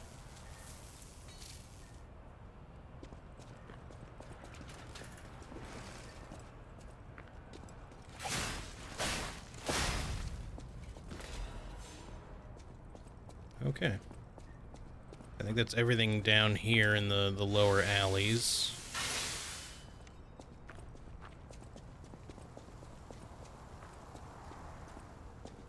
Can't open the shortcut door from this side, so we just want to climb back up and I guess revisit the Stargazer one more time so we can get our heals and such back. You do hit a point at some point where you can get a 4th cell for your heal. I feel like I got one before the second boss. I don't remember what. Maybe you get it from defeating Donkey Boy. I don't remember what the trigger is. Because honestly, I think when I did the demo, I didn't even notice what gave it to me, and I just assumed it was defeating the donkey guy.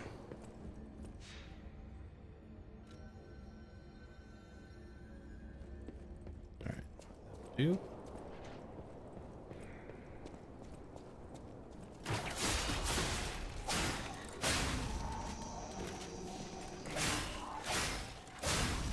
I do love having a grappling hook, man. It's not always going to be the best thing or anything like that, but it certainly is fun to use.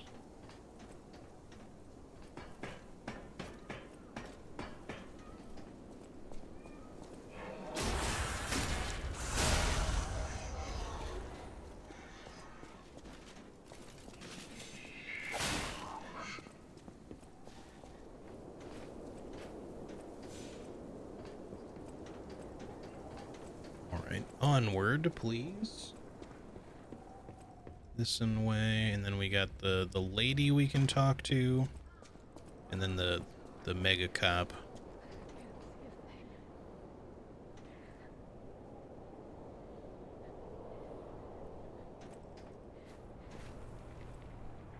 The lady actually has like a quest, technically.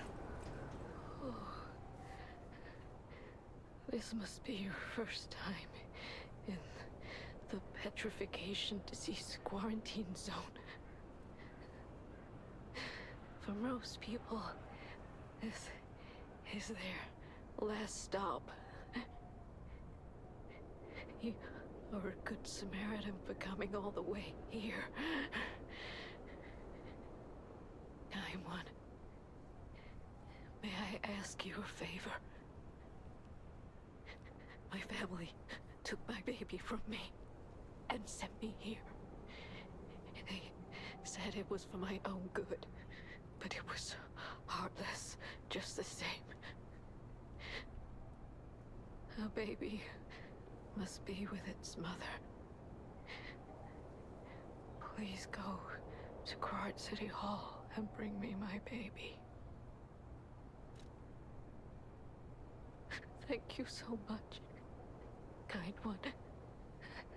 I can finally see my sweet Elena's face again. I do find it like a little creepy that she just kind of sticks her hand out the window, like Please hurry. just permanently. Hard scales spreading across my eyes. Before I lose my sight, please. She said the baby was at City Hall. Should we check it out? We shall check it out. Let's see, do I want to collect and use 39 more bobbleheads or unlock 122 more terminals or find 76 plasma guns to scrap? I guess that depends on which one is the hardest versus, you know, most tedious or whatever. Like, would you have to be doing a lot of server hopping for all three, or is one, you know, one that you can not have to server hop, but, you know, or does server hopping not take very long and is just as convenient as doing the other two things? I don't know. So are you supposed to be Murphy? This cop is tougher than the first one. He gets like some extra moves that are a little difficult to deal with.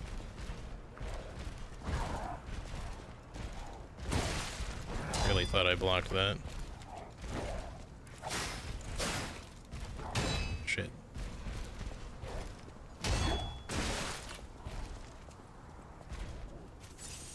He kind of like, he starts to sort of like frenzy after a bit. Damn it.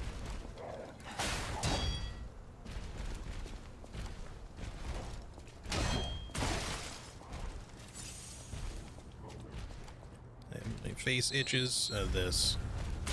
That attack is a pain in the ass to deal with because it's hard to tell what the timing of it actually is.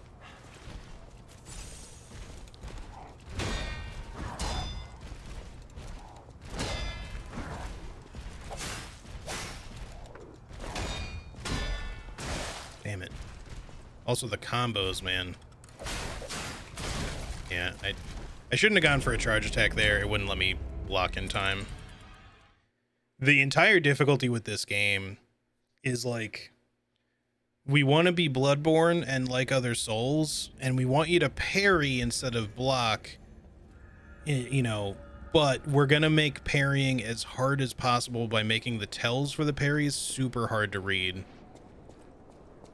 That isn't a complaint, by the way. It's just something that makes the game a lot more a lot more difficult to get used to.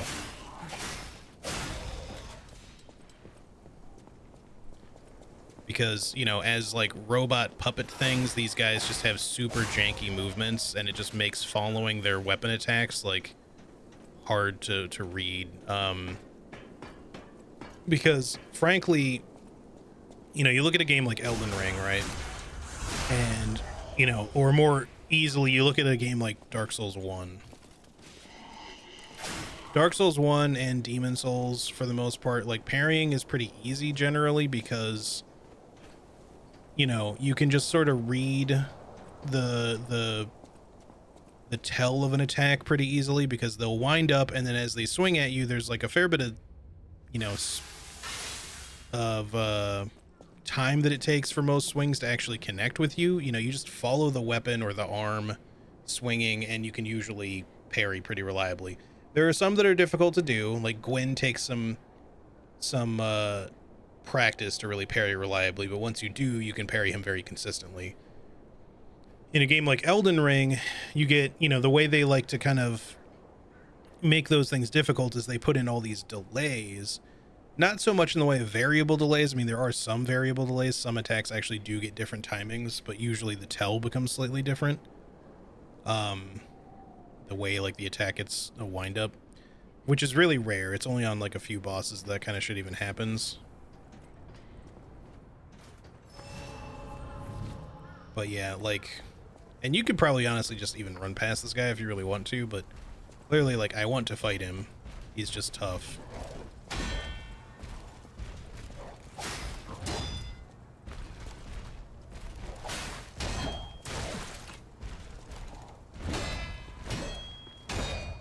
See, like, I feel like I'm even blocking mostly within the timing, but it's just the way these guys work. They're very,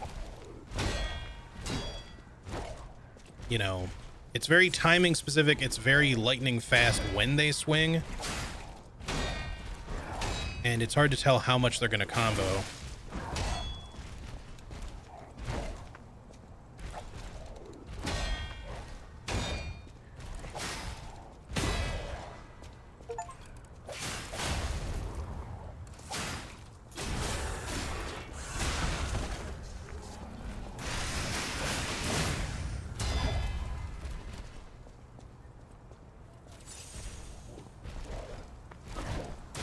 Oh, right, you can break his weapon. He's not a pushover if you break his weapon, but he does a lot less damage. No, don't do that. Oh my god, that was close. I went to attack because I thought... The whole reason why this guy is a struggle, outside of just the damage he does, is just because his combos that can chain... So sometimes he'll do one attack, and that happens mostly if you're just like, well, let me back off a little bit. He'll just do one attack. If you block one attack, he'll typically follow it up with a second, but sometimes that's all he does. If you successfully perfect block both of them, sometimes he'll follow up with a third attack, but not always. If you immediately try to attack him after doing such a thing, he'll almost always do another attack. But then sometimes he can chain it into a fourth hit, and the whole problem is it's hard to know consistently how many he's going to do and when is your opportunity to attack. But even before all that, the other shit that's just difficult to do is, you know, how do I determine when the hits are actually going to land? You know, you can see the wind up, and then as soon as he lets it go, it's like lightning fast. And that's just how most of the enemies in this game attack, is that you have to parry within pretty precise timing, but watching the wind up doesn't help very much because there's not, you know, there's so much quick release when the actual swing happens that the wind up is telling you to wait or to be prepared to parry, but then you have to like react within super quick timing. And that's what takes a lot of getting used to, I think. Unlike a lot of the Souls games that are maybe slightly more lenient, just in the way that the animations are more smooth, the animations in this are deliberately more janky because they're robots, and it's tough to get used to the timings. I'm sure some people are better at it than I am, but I mean, I certainly don't even consider myself particularly good at it, but I just mean I can learn to do it. It's just going to take me longer than I can do it in other games. And it's necessary to do in this compared to something like Elden Ring, where you don't really even have to learn to parry if you don't want to. You can just dodge stuff. You can block stuff, of course, too. But even if you don't want to block stuff, you can just dodge. You just have to get good at dodging. And learning to get good at dodging has a similar timing to parrying, but it's more lenient than parrying, because you don't get iframes when you're parrying. So if you fuck that up, you get hit. If you fuck up the dodge, you still get hit too, but like you can kind of be on either side of the tolerance of fucking up a dodge and still potentially not take damage. Anywho, I could do repair challenges, but then I have to do 2. I'm assuming those are like long. I would probably have to do server hop either way, but it's pretty fast on PS5. Plasma gun challenges to craft or scrap, but I don't think I have enough materials to craft half of those at the moment. Yeah, that sounds like a lot. All you gotta do is get good, easy peasy. Yeah, I mean, that's really all it comes down to. Like, it's, as much as some people will throw that around as like, you know, just get good, you know, as like dismissive advice. It is literally the only advice you can typically give with these kinds of games. It's like you literally just have to get better at it, which means practice. Sorry, Torn Doodle. It itches. Peel the skin and there's blue blood, blood. Pretty Cocoon, Blue Angel, Joyful Appetite, Blue Death, What a Feast, Death. No, death, and death. I'm alive. It itches, or it-I-T-Ch-S. We could go back really quick and see if the guy in the window has anything to say, just in case that was Murphy, but I don't assume anything's going to happen. But I sort of want to visit the Stargazer anyway, just to... I don't think we need to. But if I want to talk to him, I should probably rest. Although, I guess the question is, does the guy in white respawn? Because if he doesn't, then we should be relatively safe going down there.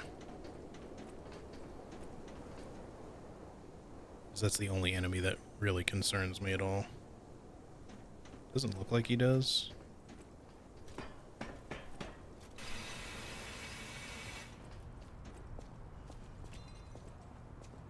If only we could, Murphy. Nope, nothing new. Okay, that's what I figured.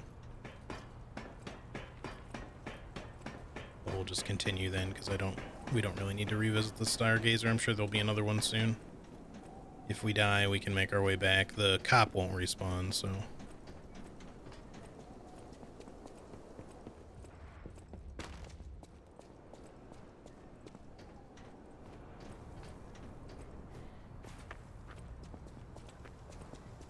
Back in the days of GameFAQs being good, yeah, exactly.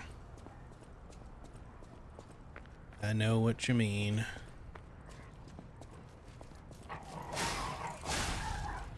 Right, but that guy could be a problem. Also, that door just sort of burst open. I think, was he supposed to burst out of it, or... You could be a problem, though, because these guys are kind of a pain in the ass, I remember. 'Cause they love to just block.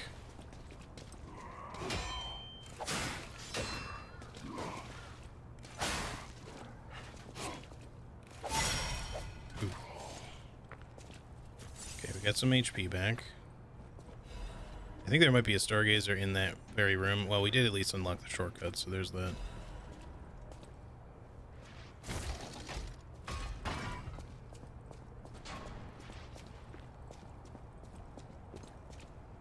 Yeah, okay, I was gonna say there's like another guy in here.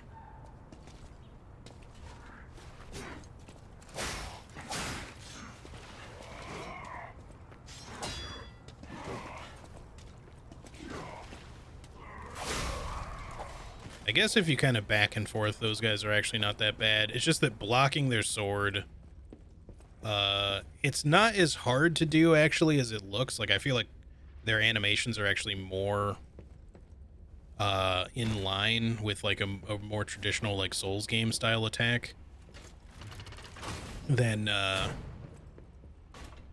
some other ones. The shortcut is awful. Yeah. I don't know why that shortcut exists when the elevator's right here, but again, maybe they're just like, if you die, then at least you have that door you can use to get back to. If there was like a no Stargazer challenge or something, I could understand, but them wanting to put like extra things in there, but or like just don't use them as much. I don't know. We should probably go level up. Actually, hang on. Let's buy the thingy. For your information.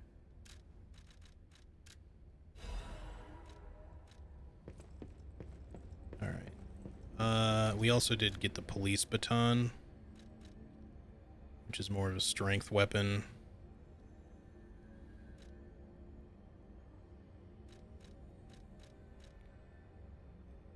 So either of these are probably gonna, oh yeah, they're gonna make me kind of heavy right now.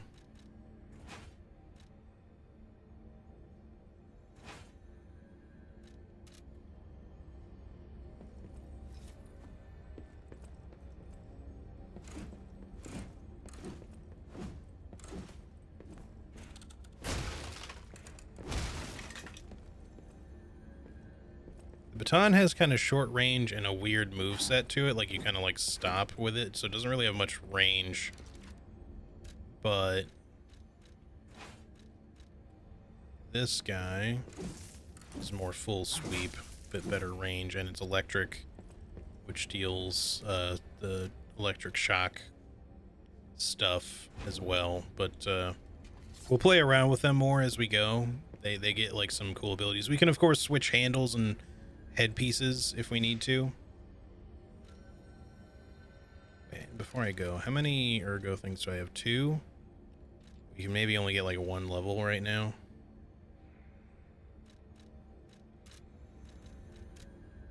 We need, yeah, we don't need to use any, but let's just go get like a point of capacity just to see if that'll allow us to put on the resistance thingy. I don't care about making, you know, getting tons of capacity so that we can make like a heavier build, but I do want to have enough that we can carry a decent amount of like defensive things without necessarily having the heaviest defensive things. And you know, maybe being able to carry 2 weapons so we can swap, because there may be occasions where like swapping to like a heavier hitting weapon when something is downed, or even just for certain enemy types might be useful to switch without having to go into the menu, because the menu is definitely pretty slow. Even now, strength is doing more for me, which is kind of weird. We'll still go with capacity for the moment.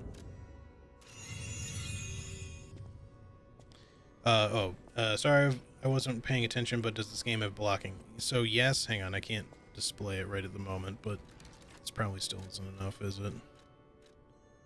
No, it is. Okay, cool. Those resistances will help come with the upcoming boss. Here, I'll show you in just a second. Nightmare. Elevator takes you right into 2 decent enemies in a tiny room. Yeah. Oh, I see what you're saying. That the elevator being that shortcut. Yeah, yeah. The elevator is annoying for sure. I do wish that the enemies weren't like right fucking there. If they were easier to sneak up on, it wouldn't be so bad, I think, but though I do think you can technically run by them.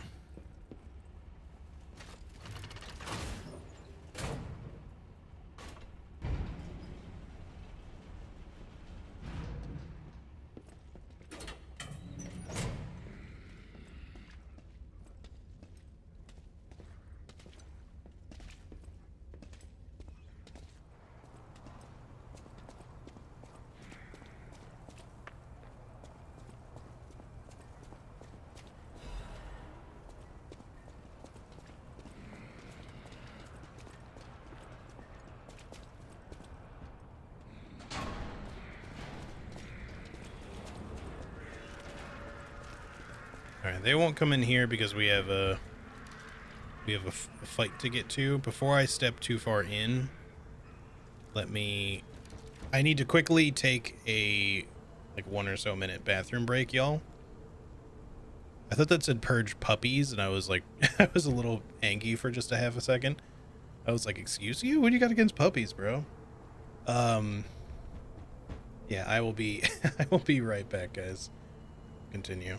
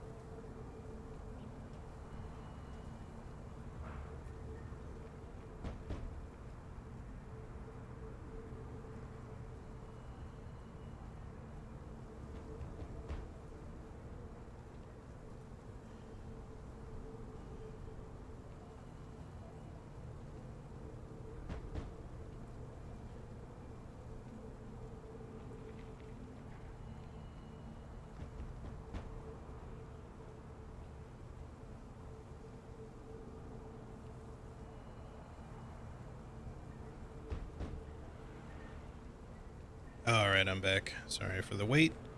Pee all you can pee. Sounds like a very different kind of military ad. Thanks for the welcome back. All puppets... What? Purge puppets. You've got a lot to answer for. Geppetto. You know what caused the puppet frenzy, don't you?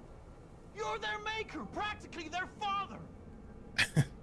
You and the alchemist scheming together. P, I am your father, Geppetto. What's your problem? I'm here for the old man. Get lost. Wait. I know you. Or more like, I know what you are. You're the devil's puppet. Geppetto. You can't sneak past me. Die! He does have a cool sword. Now.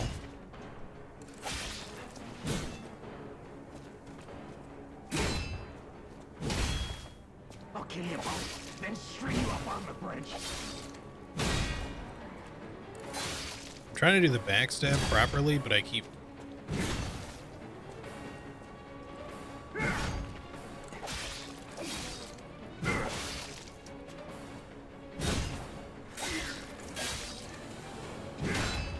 keep not being behind him in the right spot.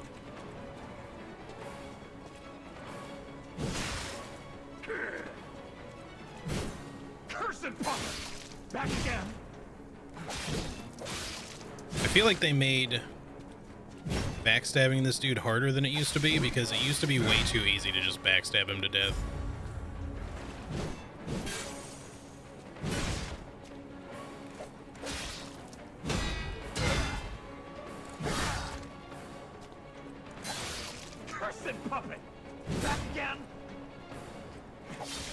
The symbol keeps showing up, but like, there you go.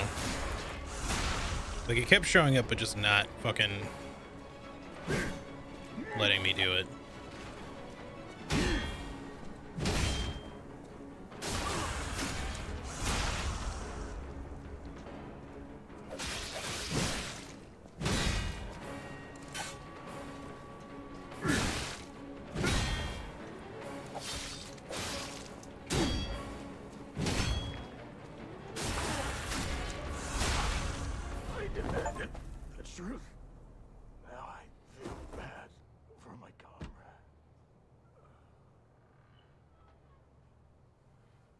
So we got an achievement for killing a stalker. The achievement was called the Bastards and the Sweepers, which are 2 path starts as well. So they're like organizations. I don't know if Path of the Cricket just implies Gemini, but like Path of the Bastard, Path of the Sweeper, like those are organizations or gangs or something.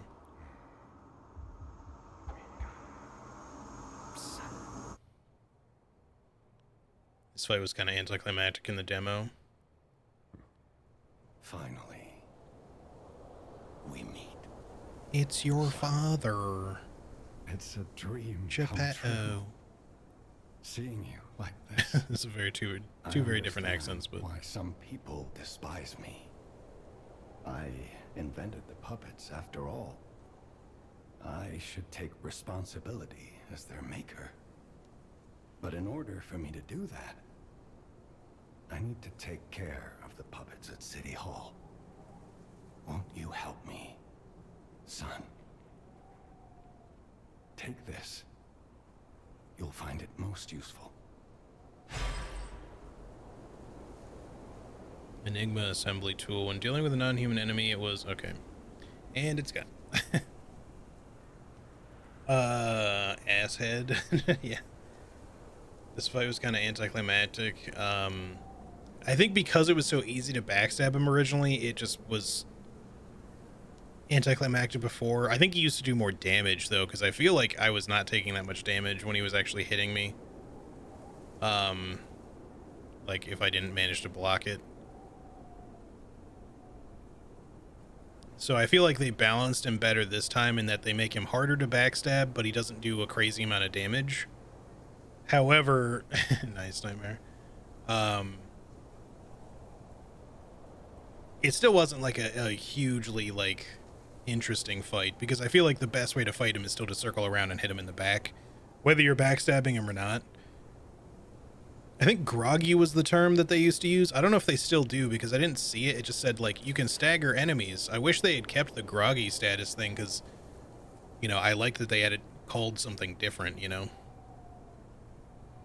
I never liked Dark Souls' thing where backstabbing enemies was done by just circling around them and they just give up as soon as you backstab them. Some human enemies become way too easy.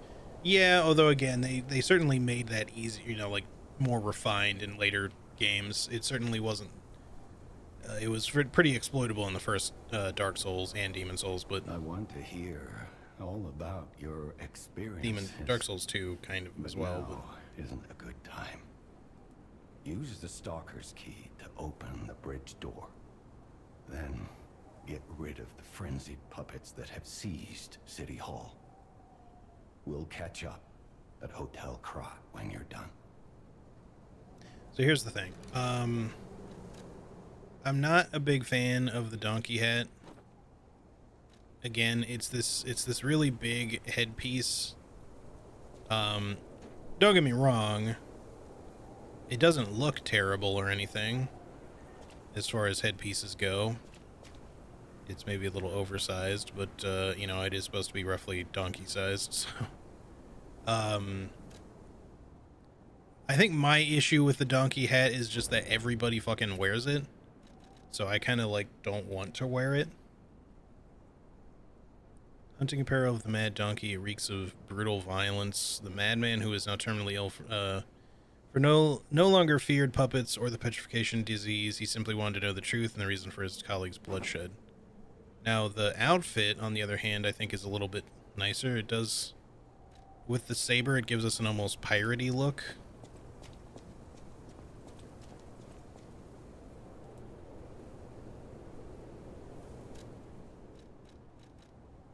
But I don't think I'm going to use the hat unless we, like, did it with something else, like, you know. Now we're actually Donkey Boy.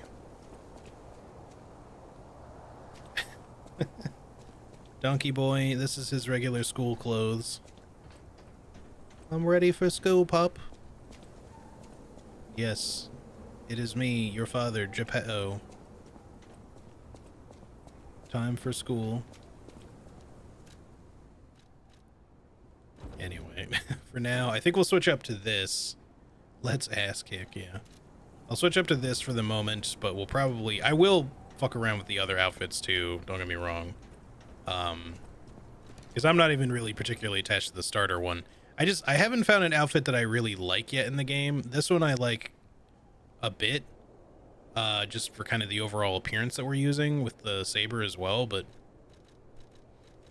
I don't know what you know, if I'll find one that I really like a lot or not. We'll have to kind of wait and see.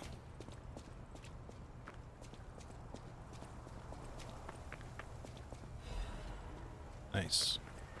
We could probably go ahead and +3 this saber. I'm sure we'll find enough moonstone to make it to, you know, upgrade other stuff if we need to.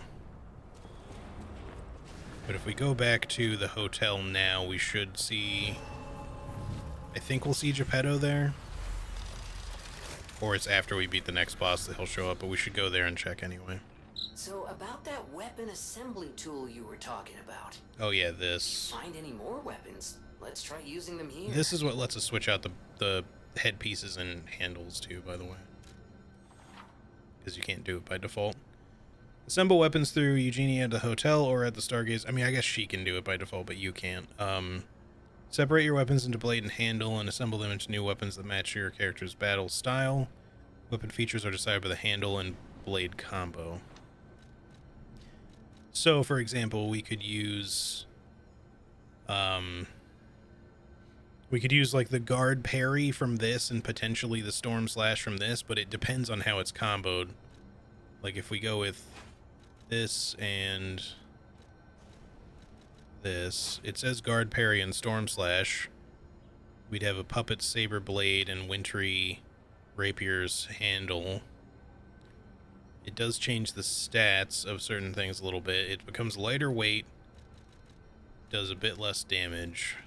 Changes the scaling, though, is the main thing to worry about, so that's one reason why we don't really want to do that.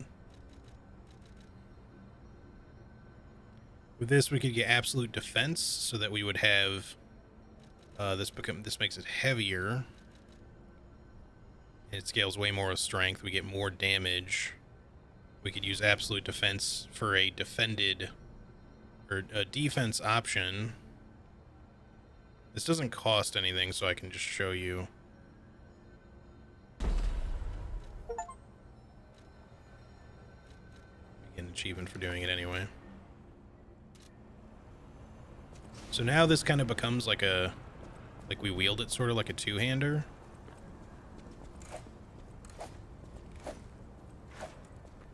But its moveset isn't exactly the same.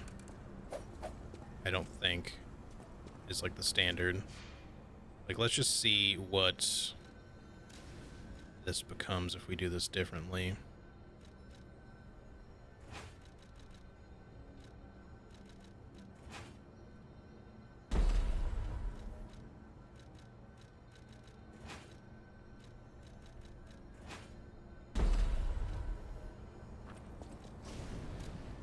If we swap this out for the regular sweeper blade... Okay, so this does just take on the moveset of that, I guess.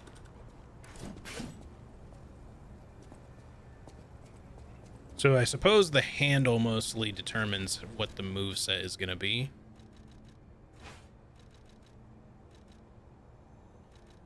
And the blade determines, I mean, obviously you get, the handle also determines what, like, the first, like, the L1 plus triangle art is going to be. Then the blade determines the just triangle art. If we were to put like the big one on this, we could see what that's like. But again, I mean, I like Storm Slash. I don't know that I would want to switch that for this particular thing, I mean, but we can look.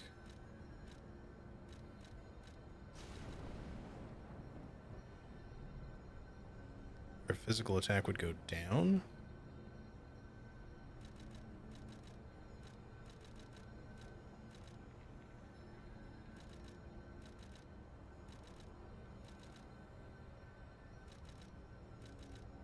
Wait, no, it says, oh yeah, it's 111 plus 42. I guess this, oh, because the scaling doesn't change.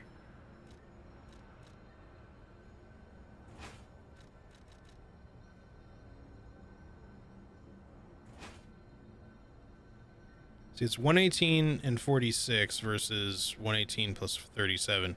So, I don't know, it's weird the way that this looks, because when you do it this way, it makes it seem like it's going to be worse.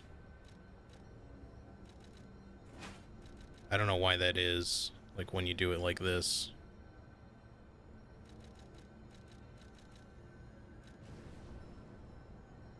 Unless I'm misunderstanding something, but it's like, when you do it this way, it's because the scaling isn't changing, but when you do it the other way, it does change for some reason. I don't quite understand why this is. Oh no, now it's not. Maybe I did the wrong one before. I must have chosen this. All right, so the scaling is from the handle. But yeah, as far as like, do we have two-handed swords? Yes and no. I mean, there's not really. Also, we have 4 heals now, so we have to have gotten that from the donkey, or just from Geppetto himself. But you know, your Legion arm is your other weapon. You don't get to dual wield. But some movesets seem like you would kind of attack with, you know, using both hands. But I don't think you ever like straight up just equip them in both hands and like lose the loss of your Legion arm or anything like that. You just, you know. You just occasionally kind of take, like, adopt a more two-handed swing, maybe, but basically the idea is just that you have kind of lighter weapons and heavier weapons, and, you know, it's a spectrum of stuff in between that do different things with different movesets. You know, the movesets are fairly simple, but the idea is that they're supposed to be simple so that they're easy to swap stuff around with. And I will definitely swap things around. Make no mistake.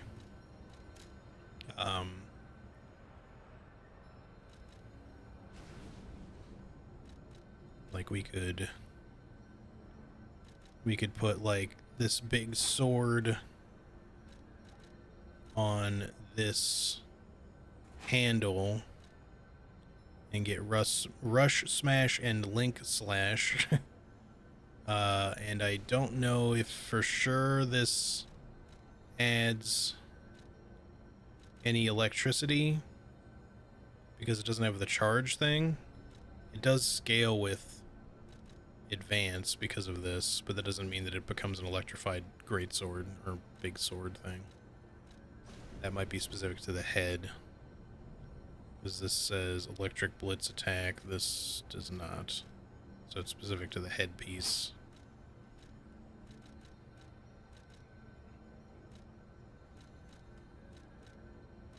But you could do it like this and make it more strength scaling. It still gets the electric blitz attack. I don't know if that, it seems like it doesn't get a bonus to the advanced scaling of it though, so the electric blitz doesn't scale anymore when you do it that way. All stuff to mess around with, but for right now I'm going to stick with my saber. Teleport please. Let's go level up or whatever we want to do. Probably talk to people, because I think they have stuff to say now that Geppetto is back, question mark.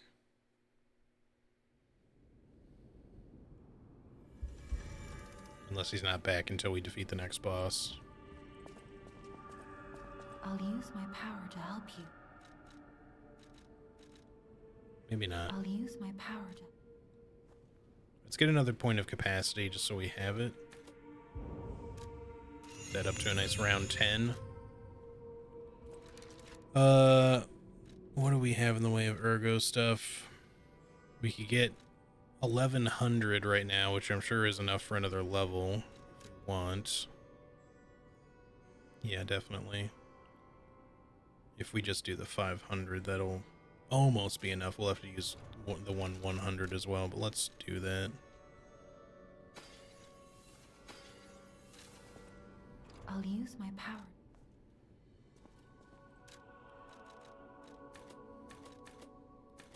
We still get more damage out of motivity for whatever reason, but I want to start leveling up technique, even if it's a slightly lower thing.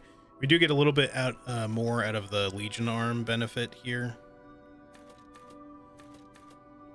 It's just so weird. I'm not sure where the soft cap for stuff is anyways, but like certain levels just seem to give you more benefit, and with this, for whatever reason, maybe it's because it's like a slightly higher C bonus in strength than it is in dex, there is that possibility. This also enables us to switch to a strength build if we want to more easily than starting to level this right now. I guess let's just keep putting it in motivity then, just because then we can decide later if we run across like a strength weapon that we can just switch. Alright, let me just quickly check and see if anything has changed up here.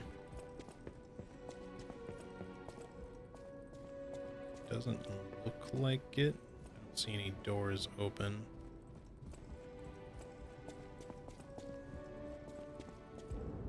I think we have to progress a little bit further first. Just a wee bit. Alright, well, let's go do that then.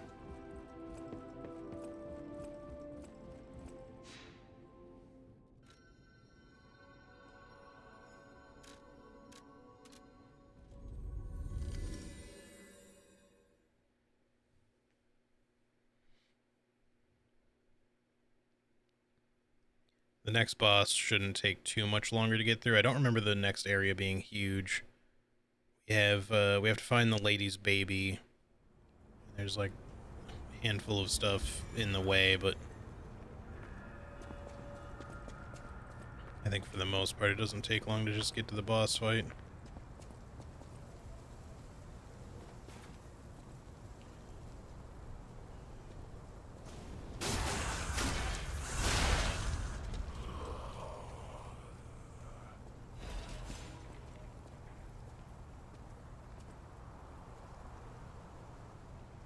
You could turn around, great. Now I would love it if you did not turn around, but he might.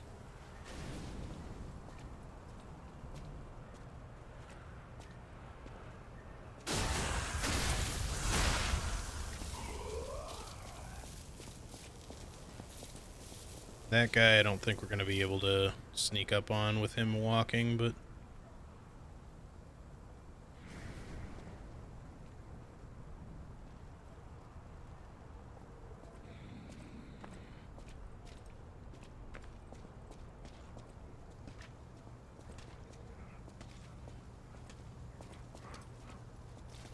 certainly not with the dog there.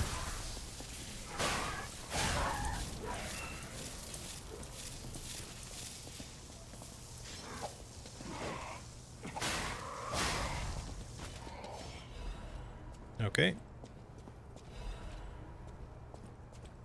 Somehow I'm expecting that we get a pile bunker for the left arm. I think we've been playing too much Armored Core 6, but I would not say no to a pile bunker. The Legion, the default arm is just like a strong punch, which already feels a little bit like a pile bunker in a way when you think about it. It's not quite a pile bunker, but you know, it's fun.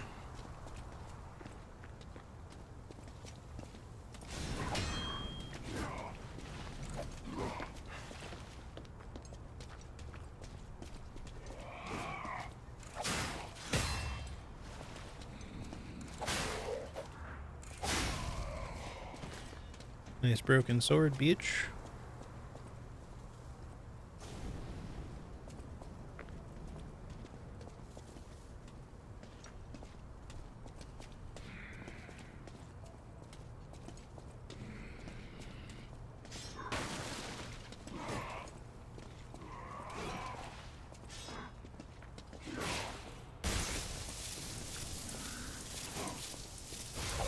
How's it feel?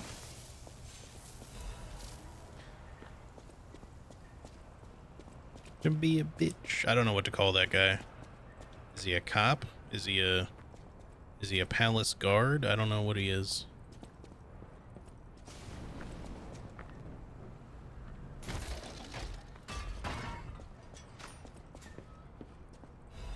A parade guard, maybe? So this is an interesting thing. This is part of the petrification disease thing, but it's not quite what you'd expect, I guess. Also, this guy seems abnormally large.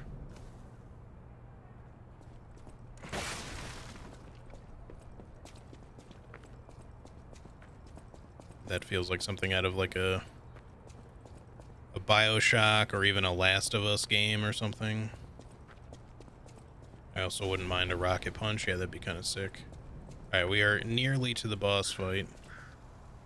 There should be... Yeah, there's another big guy over there.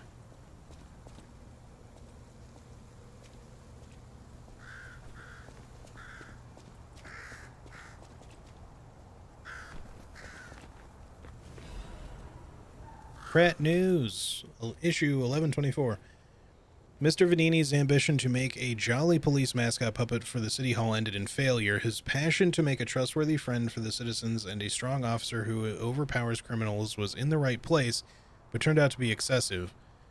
The new police officer's puppet's overcharged storage battery exceeds its capacity, causing chain explosions, malfunctions, and serious body damage. The City Council recommended disposing of the puppet on the grounds that its appearance intimidates visitors, but Mr. Venini and the taxpayers protested. Halting the council's plan in its tracks, the puppet still lies abandoned behind City Hall to this day while the lawsuit is ongoing. The interesting thing is, even when the puppet is unattended, it performs a number of its mascot roles. It is especially popular with kids, and it even appears to react and respond to the playing of children. However, it has led to more slum children entering City Hall and causing inconvenience to visitors. The City Council is considering exhibiting the puppet only occasionally as a means of to restrict entry. Will you be my friend? Everyone is gone. I'm all alone now.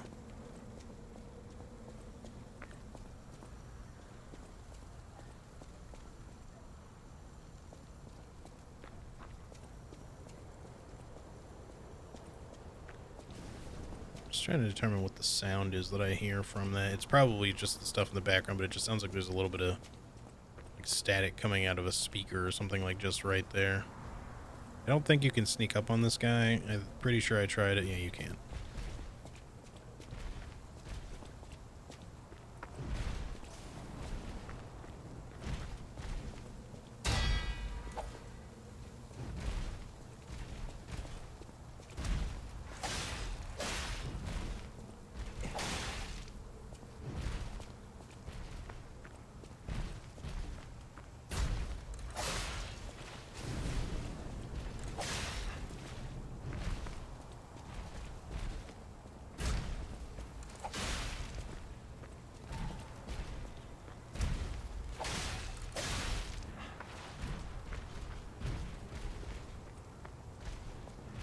Fine, I like when you do the jump attack.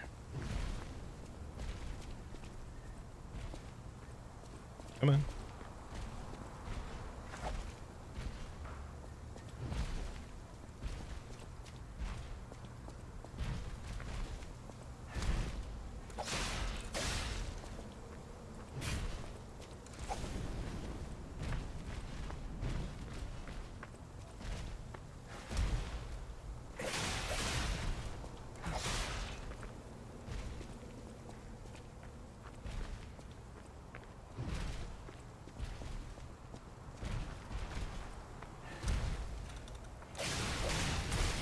Damn it, I knew that was going to happen eventually.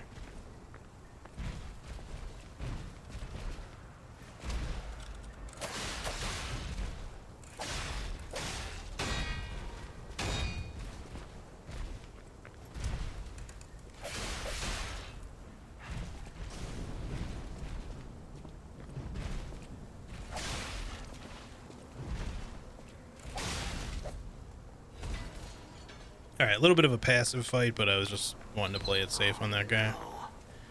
No survivors here. Broken baby What do puppet. we do? Just give her that baby puppet? That's what we're gonna do, alright.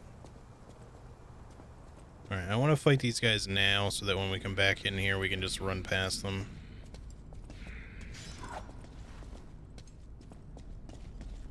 Come on. I don't want you to aggro your friend, I want to just fight you one-on-one.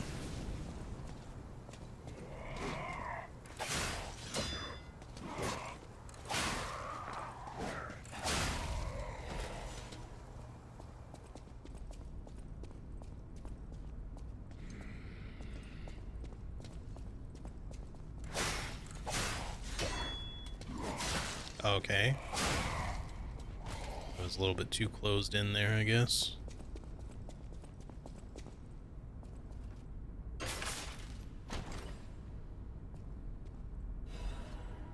Puppet Destroyer's Amulet.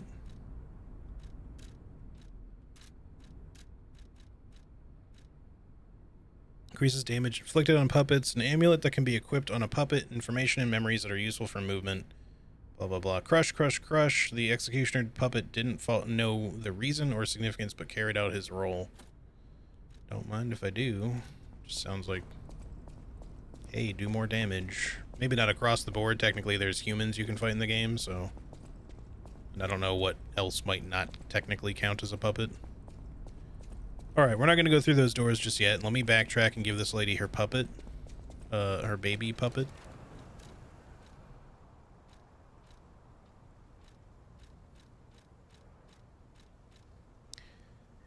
A broken puppet covered in wounds. It was left in the City Hall garden. A luxury item that the child of a rich family once played with. It is unknown where the puppet's owner is. Buppet. Yeah. I don't know if this was supposed to be her actual baby. You know, like, she just had a puppet, like a baby that was a puppet, and it's broken, so it doesn't really do anything anymore, but...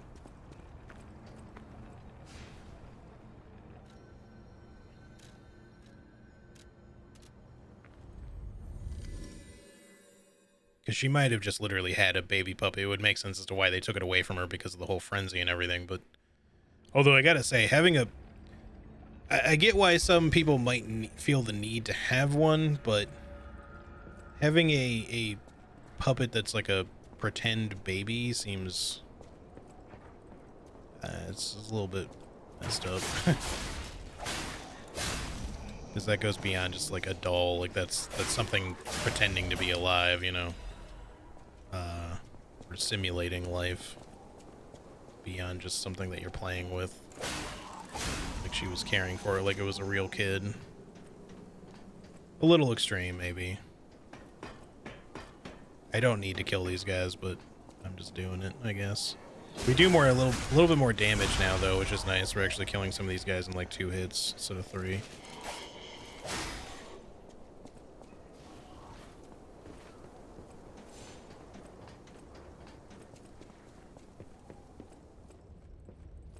How did I end up going to the wrong...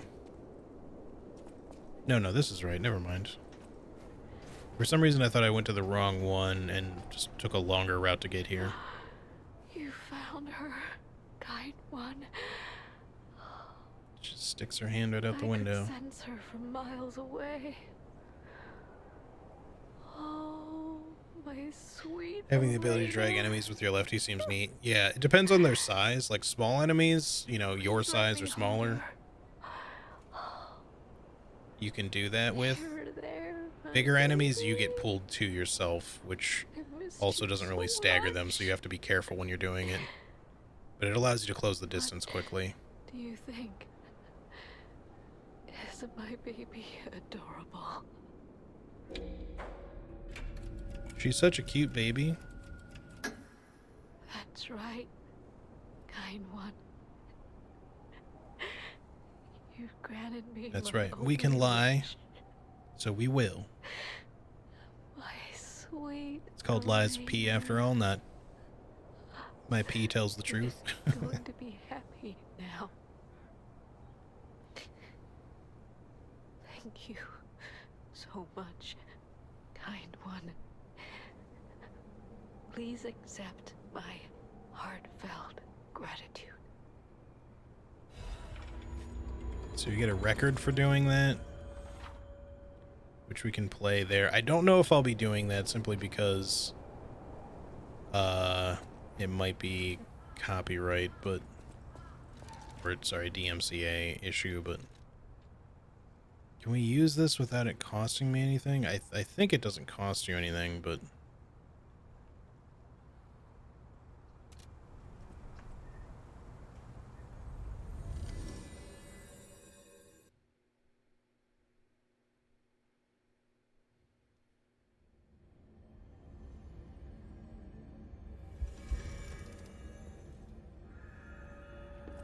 doesn't seem to.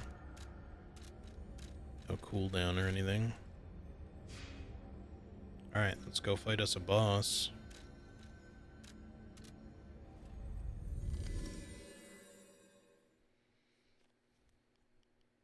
We first just to Maybe that's the smart thing to do. I know we're traveling around a lot, but just in case I suck at it this time and I die a bunch, it might be good to just use up what we have. Because we have almost enough for a level, I think. We actually have enough for one level. So yeah, let's just go do that. Apologies. It's just good to get it out of the way. Actually, we should check, because I might be able to level up my sword too, unless I already did to level it 3. But it might be good to get that done, even though it's not a huge damage boost. No, it's only +2. Half good, half bad. How's it going, Asada? I know my way around a weapon. Yeah, she couldn't do this before. That's right. I know my way around. Oh, we still need one more moonstone. I thought we had enough. Okay. I figured 3 would be good enough. Apparently you need 4. But yeah, it would have been 8 more damage. It's okay. Let's just get our level and then we'll continue. That's the only thing I'm concerned about losing. It's not even really a lot to lose, but it's giving us whatever advantage we can have carrying into the fight. So, okay, now for this level, we're not getting any benefit for strength beyond what we would get for dexterity. So I'm going to go ahead and put that up to 10 now.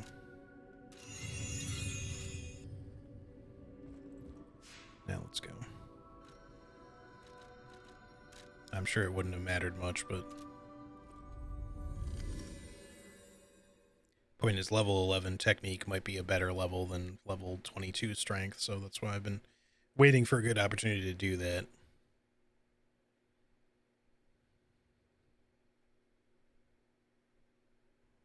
Alidoro apparently is the name of an NPC we're looking for to trade boss Ergo with.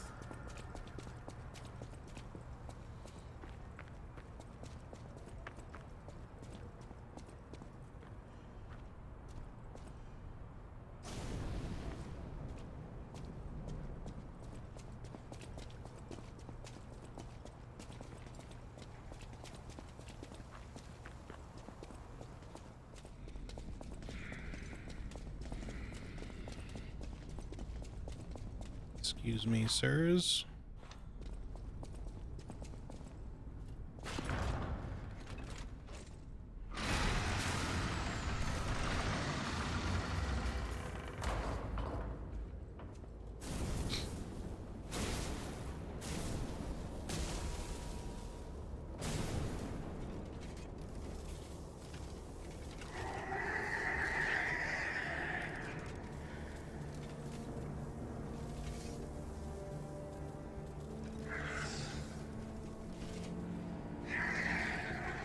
I can't remember if this guy took me 1 try or 2 tries last time, because I remember being like surprised that I killed him kind of easily, but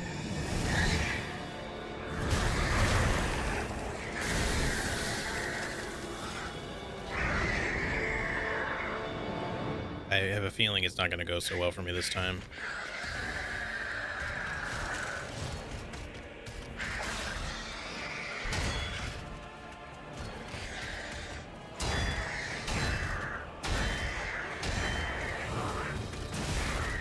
Tried to block that.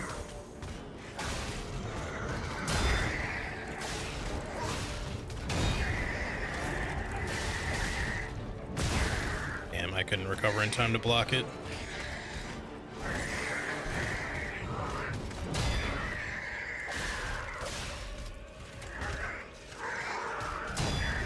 That attack is a little awkward. So is that.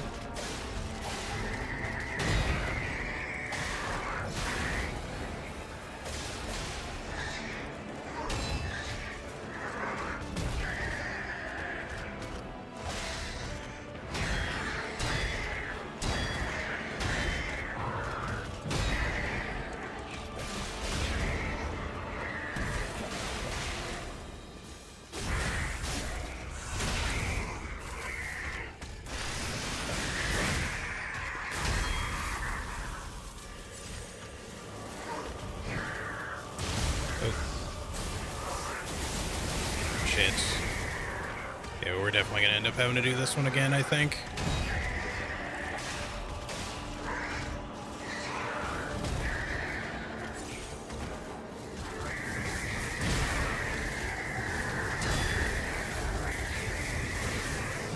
I really could have sworn I blocked that. Is there no way to get rid of the Japanese subtitles? I don't know why that's on by default. Like, obviously I don't read Japanese, so.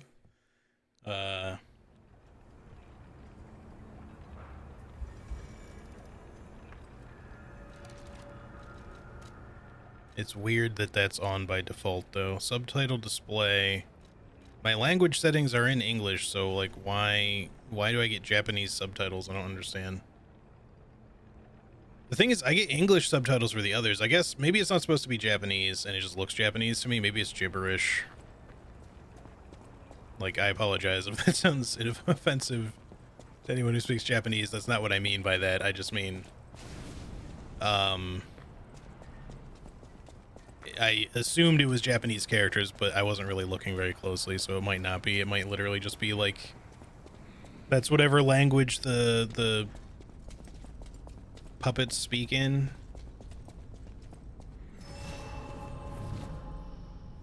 Maybe if you don't lie, eventually you can understand the puppet talk or something. Maybe.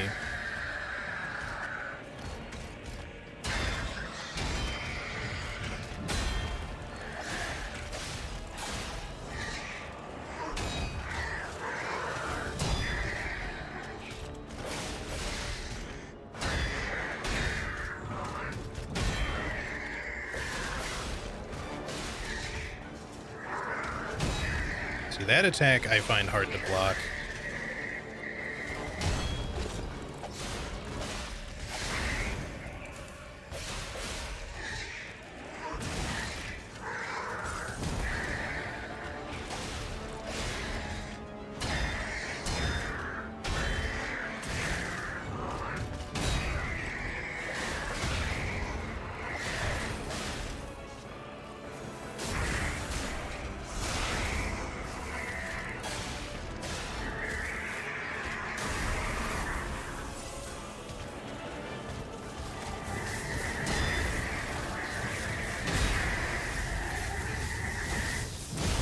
I swear I blocked that. Ooh, that's a new one.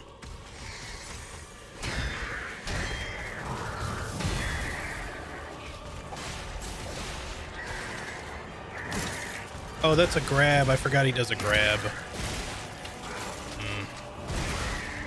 That shit sucks, man.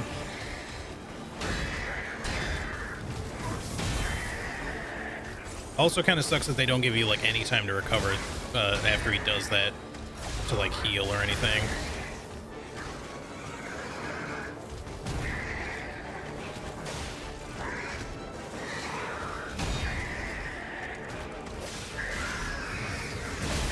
I blocked. Okay, game.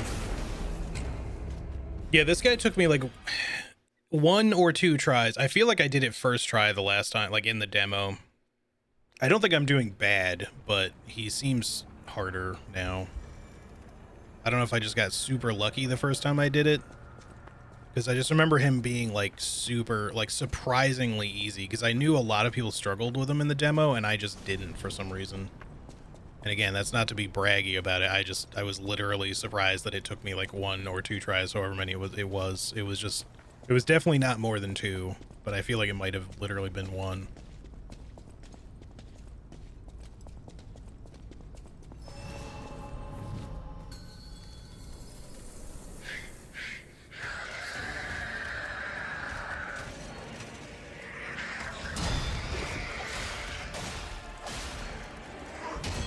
Well, the grab itself is telegraphed. It's not that it's not. I'm not so much worried about it not being telegraphed or anything like that. It's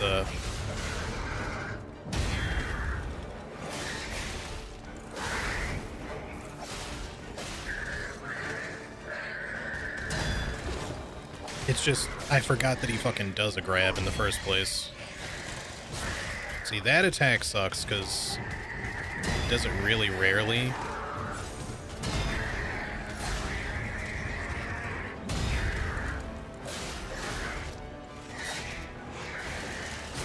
And it comes out so fast. I don't know the timing to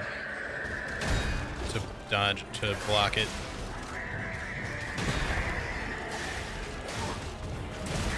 I really thought I blocked that.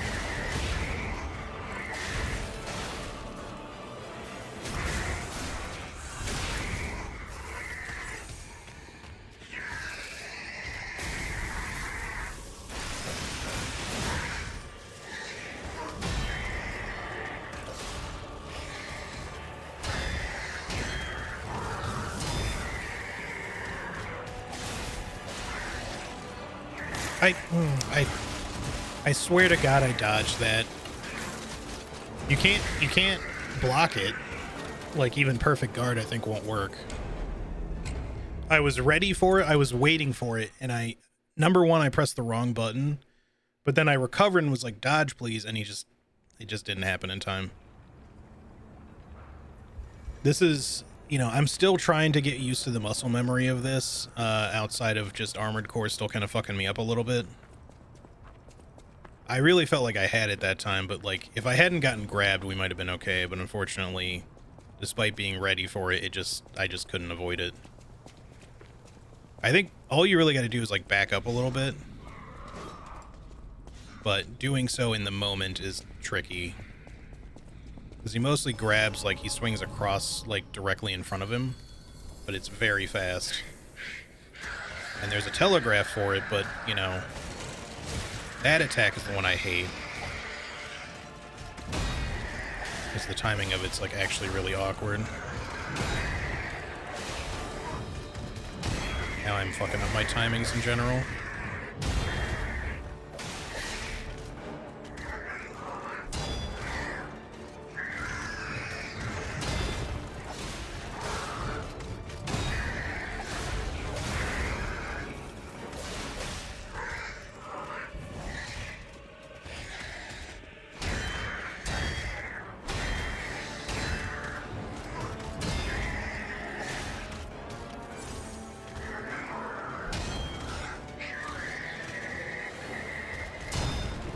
Like, some of the sweeps are just, they're genuinely, like, really awkward.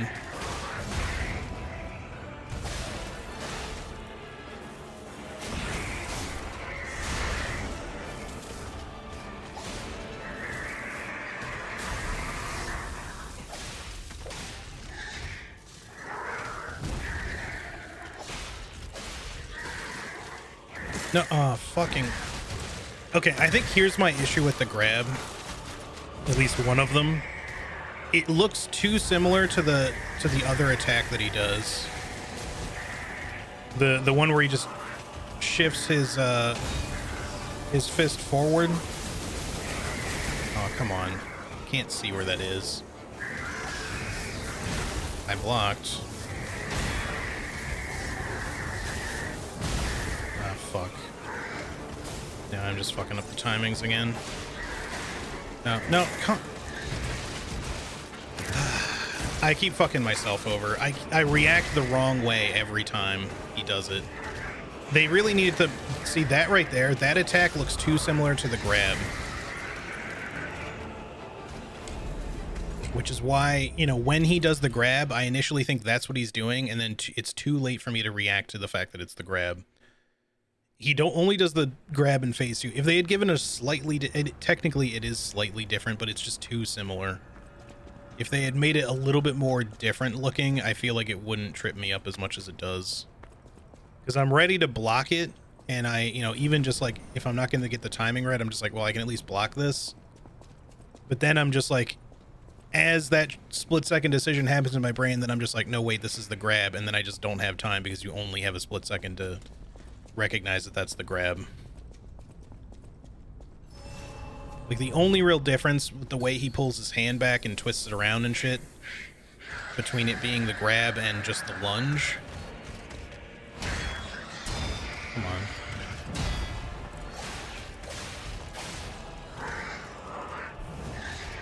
Is, for fuck's sake, I swear to God, that one I hate how delayed it is, too.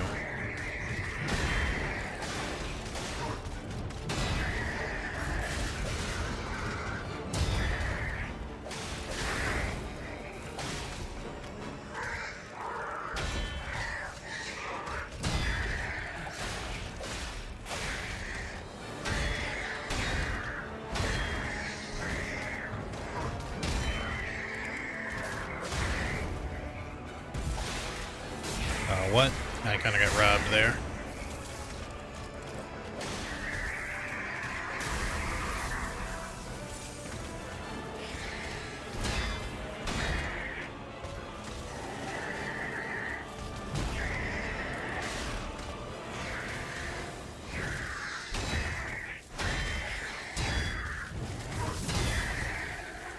Nope, we'll stand there.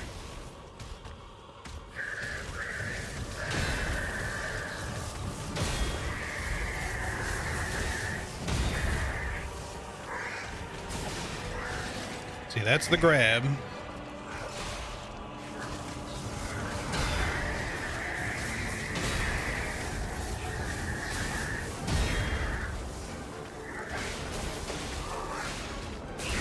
Oh, right, he does that shit.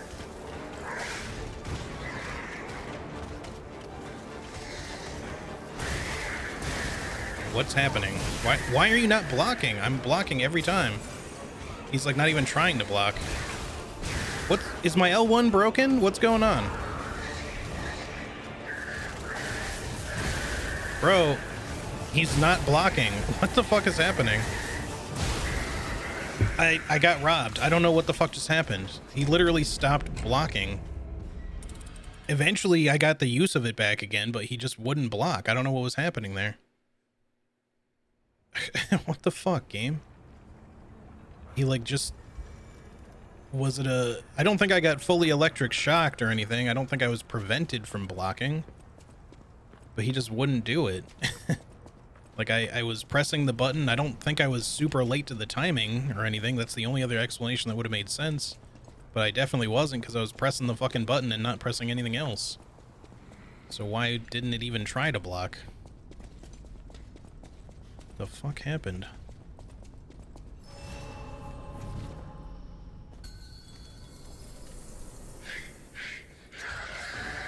Like, obviously I didn't just lose the timing of every one of those attacks, like, suddenly, instantly.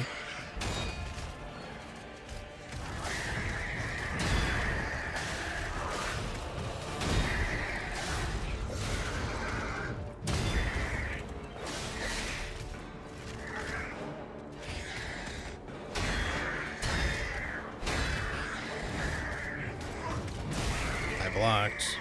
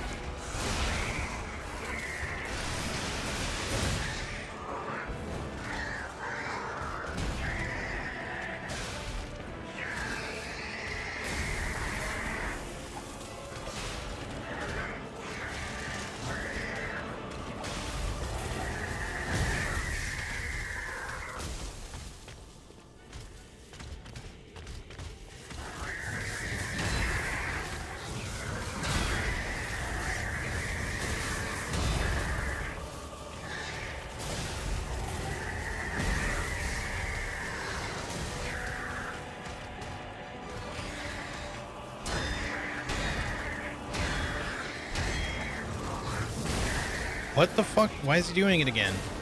Please just block the attack.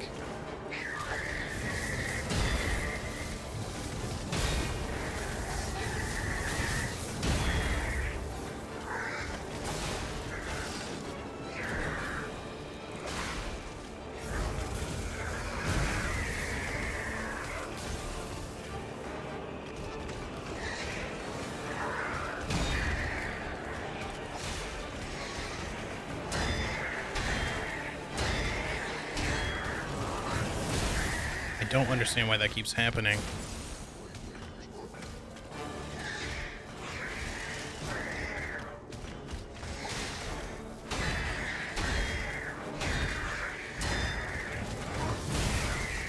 I swear, it's like I'm really late, but I'm not.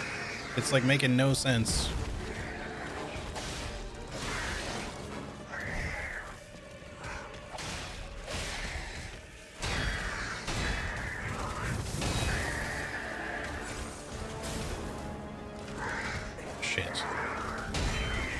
No, there it goes.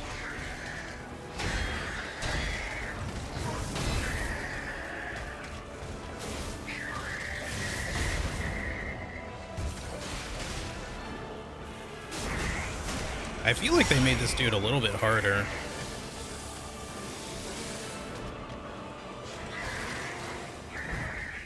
Like, I don't know, he feels like he has more HP than he used to.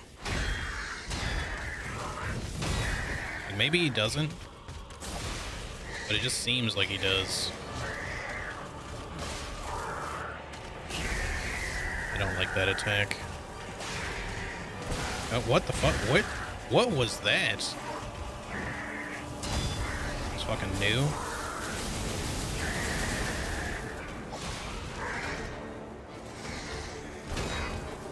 I don't like this new slash combo you're doing. It sucks.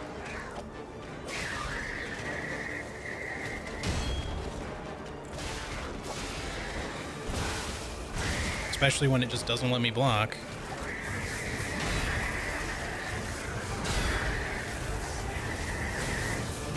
Fuck.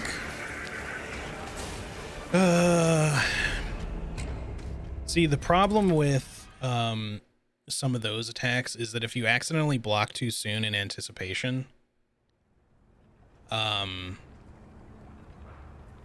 you kind of get fucked, because the timing of, like, even though you can do this, if you let go of block for even a second, the actual, like, animation of you letting go of block is so quick that you can't even, like, start blocking, like, fully again for long enough that even if you're early and you fuck that up, you can still get instantly hit by one of those unblockable attacks. How's it going, Magneto, y'all? I would agree that shields engender passivity. You know, Bloodborne style.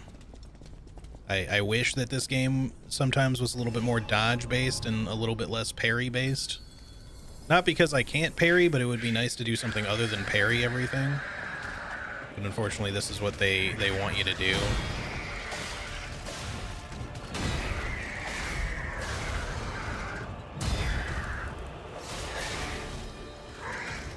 Because dodging doesn't work too well. Okay, really thought I'd be out of range of that. Once again, my block just did not come out.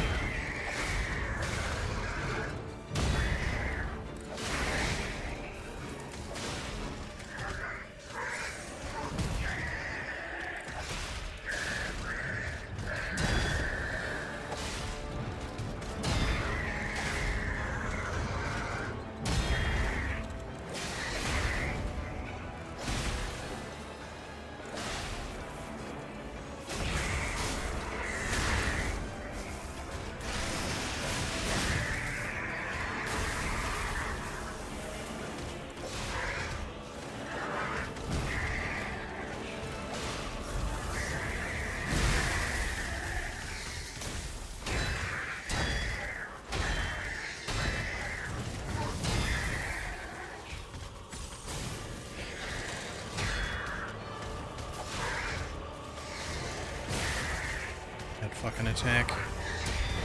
Ooh, I hate that one even more.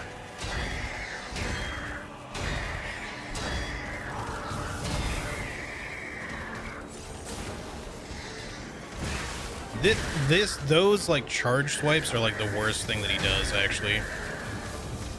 Shit.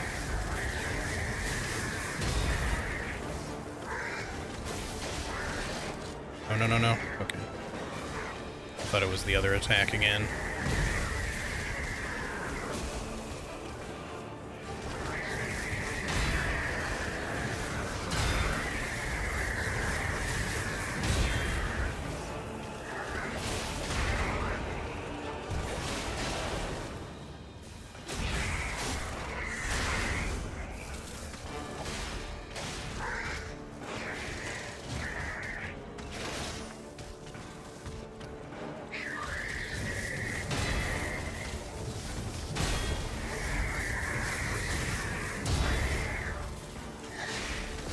Oh, that still hit me? That sucks. I really thought I was out of it. What? Okay. I really didn't think that hit that far away.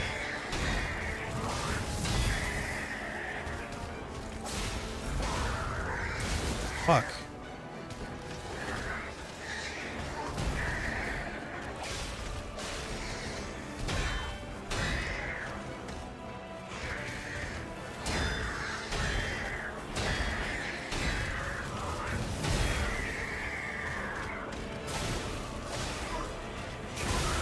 that attack. Not a lot you can do when you're close to it.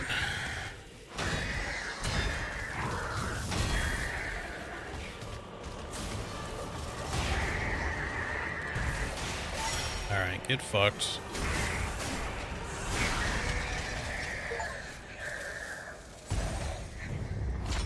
For a second there I thought I had like different clothing on because I'm like covered in oil.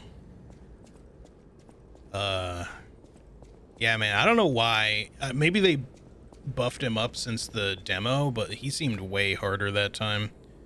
Maybe I just understood what I was doing better when I played it in the demo, but because he went down so much easier the first time I did this. And I had basically the exact same build, although I may have had more stats.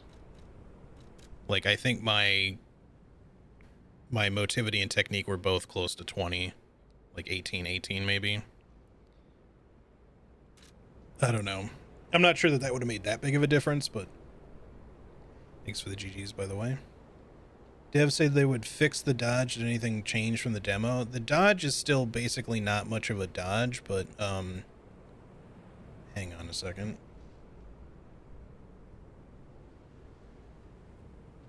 Like, you can use it to dodge, kind of, but you're not really meant to use it. You're not really meant to dodge certain boss attacks. You're kind of just meant to parry. Vanini's Guide. Dear citizens of Krat, the factory has been occupied by the puppets. Whatever the cause, Vanini Company is responsible for it. I, Lorenzini Vanini, am going alone to stop the devils. The factory is very dangerous now. Stay out of it and keep safe. The rest I'll leave to Mr. Geppetto, whom I trust more than anyone. God save us all. Regards, Lorenzini Vanini. There's supposed to be a thing that makes the dodge better, like right after this fight. I forget what it is. But I guess we'll be picking it up. I think it's like one of the things you can unlock with like your quartz or some shit like that. Because we should get the ability to do that. Friends. Faded Whistle. Maybe we can take that back to the coughing dude. I wouldn't have assumed this was the copy was talking about. I don't think so, but... oh, there it is. Small wooden officer puppet I didn't realize we had. A shapeless toy carved from wood and painted over it has a strange appearance of a hunchback, but it was obviously made with care. Winter, abandoned by the adults, the children let go of their childhood to survive. Spring, the broken police puppet accompanied the children's whistles and restored the children's laughter. Summer, the children made Murphy by carving wood and painting him with stolen paint. Fall, Murphy, who received Murphy as a gift, never let go of it. Okay, a faded police whistle has been worn smooth from use. The children blew the whistle for their friends. It may have been discarded as a failure, but in those moments, at least he was the children's police officer. I wonder if you can grab this in the middle of the fight and use it. I didn't even really think to try to look around the arena while fighting him. But I wonder if that's... I mean, it doesn't look like a usable item, so probably not.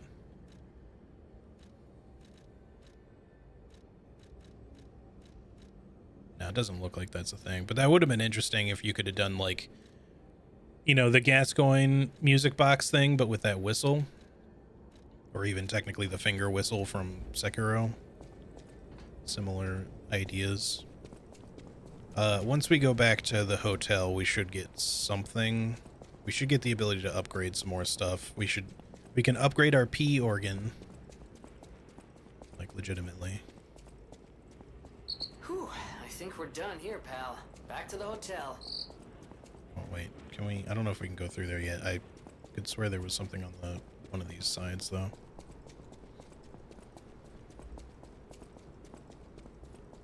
Maybe not. It's just... I guess it's just the door. Let me just make sure I can't open that before we go back. Because I think this would be progression, but... maybe we need to get a key or something. Grant City Hall courtyard key. Okay. Let's go back then.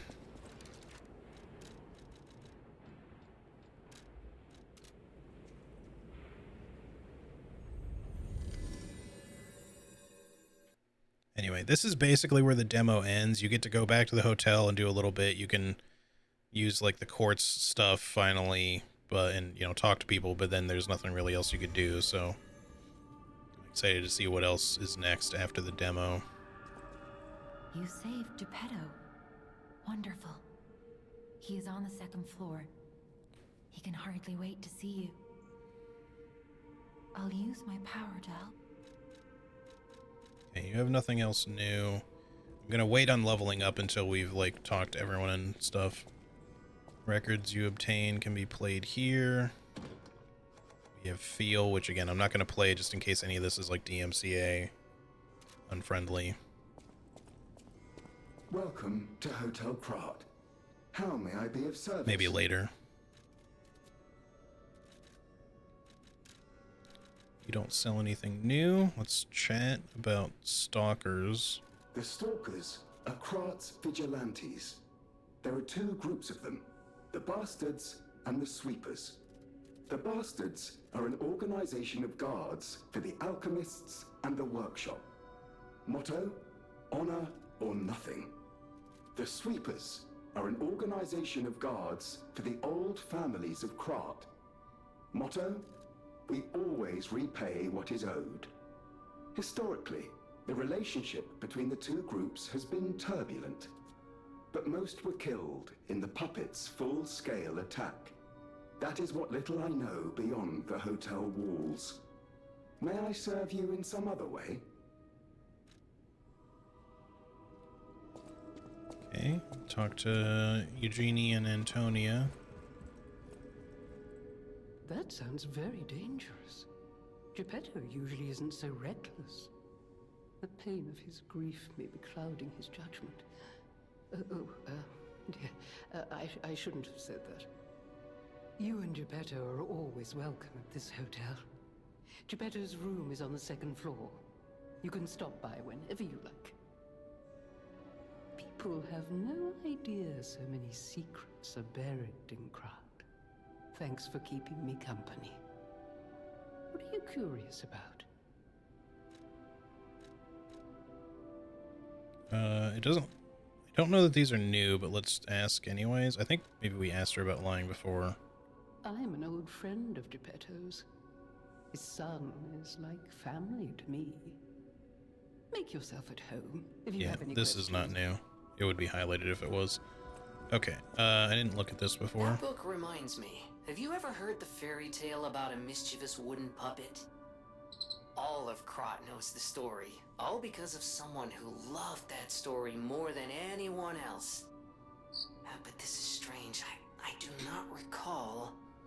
Who exactly was that someone? Who indeed? Who indeed?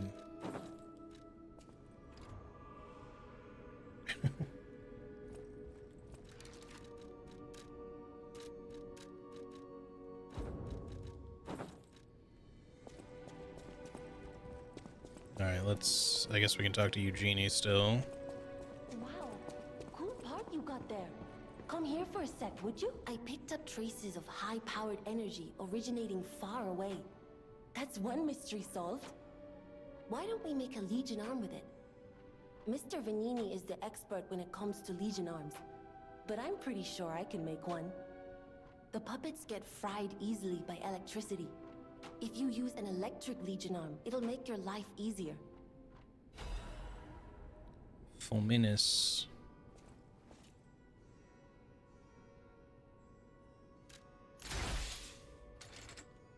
So we should be able to at some point upgrade our Legion arms as well. Let's see, Fulminus scales more with strength, so we're better off on that already. It scales better with advance, which we don't have much of. Legion arm that it holds powerful electricity. It accumulates electric blitz and discharges an electric shock. Lightning has been interpreted as God's authority and fury since ancient times. Now God's fury descends to the earth and it is being used to destroy steel monsters. Certainly give it a try. Yeah, see, the upgrade for this movable charge would obviously be good. Leakage current. Continuous small sparks from the hands inflict damage while charging electric blitz. Just increases the max level. It doesn't become a ranged electric burst. I think it's fairly short ranged. We can test it out here.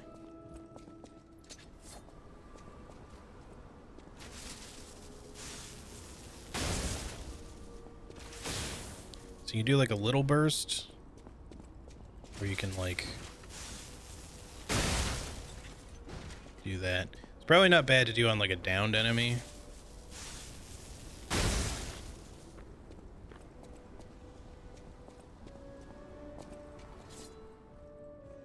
I feel like right now that the puppet string is probably the better one to use while we're just traversing the early game. Being able to pull stuff to us. Oh, hello.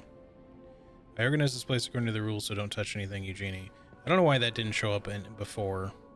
I wonder if we can find any like little porcelain dolls to give to her to add to her collection.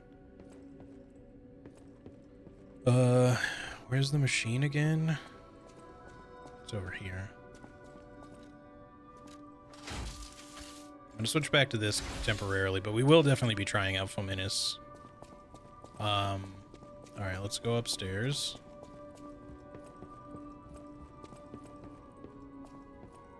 So we can go into the main room over there now. Geppetto's room.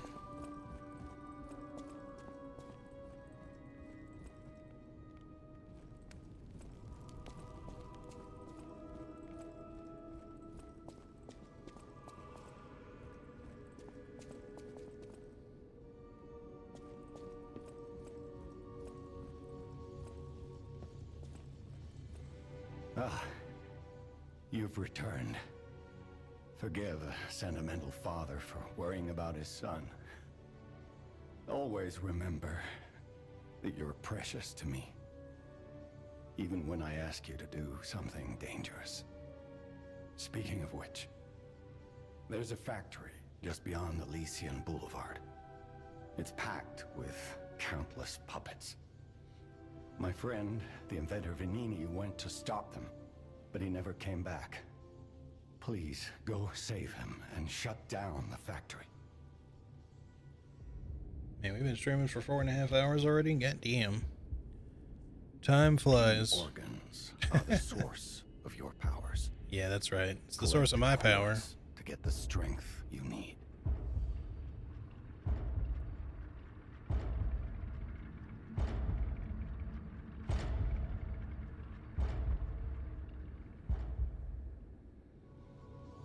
Remember, the hotel is the last safe place in Krat. It's our only refuge in a city full of perils.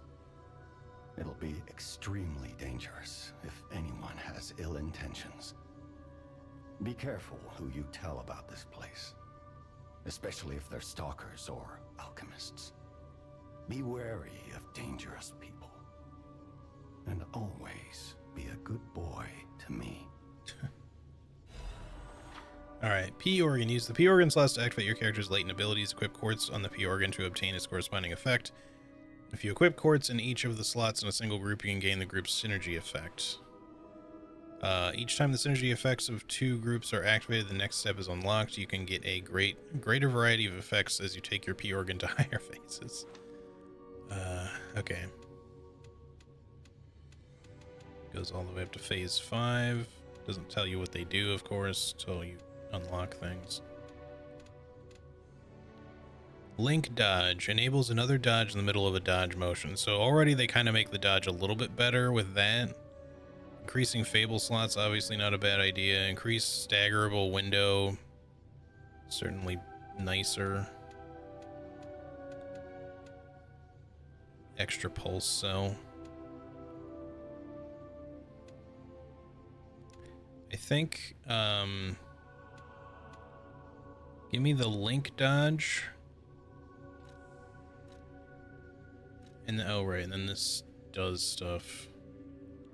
Enhance enhance the stagger attack of charge attacks.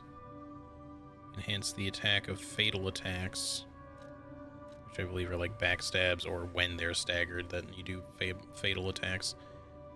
Enhance Fable Arts attacks, increase stagger duration 1. So we can literally just put this in here and still get stagger duration anyways. Even if we're not getting the better benefit from the other one.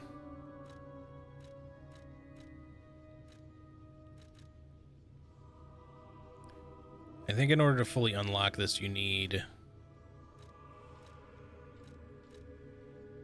Oh, right, there's different types. I forgot. Enhanced guard, regain recovery. Fatal attack, pulse, cell charge, lower damage when discharged, lower damage while dodging. Charge legion when eliminating an enemy, that could be useful. Lowers charge attack stamina consumption. Perfect guard, fable charge, enhance. Increase weapon durability, recovery speed. Legion magazine effect, enhance. Increase ergo upon eliminating enemy. So just more souls, basically. Increase consumable possession limit. Okay. More ergo seems not bad, even if it's not a lot. There was another one that sounded kind of good. Lower damage while dodging could be nice.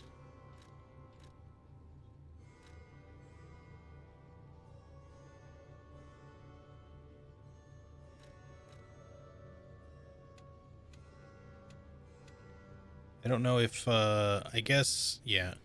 To fully unlock this, you have to put in 2 quartz. I'm not sure how this works exactly. I know it kind of explained it, but I don't know that it explained it super well.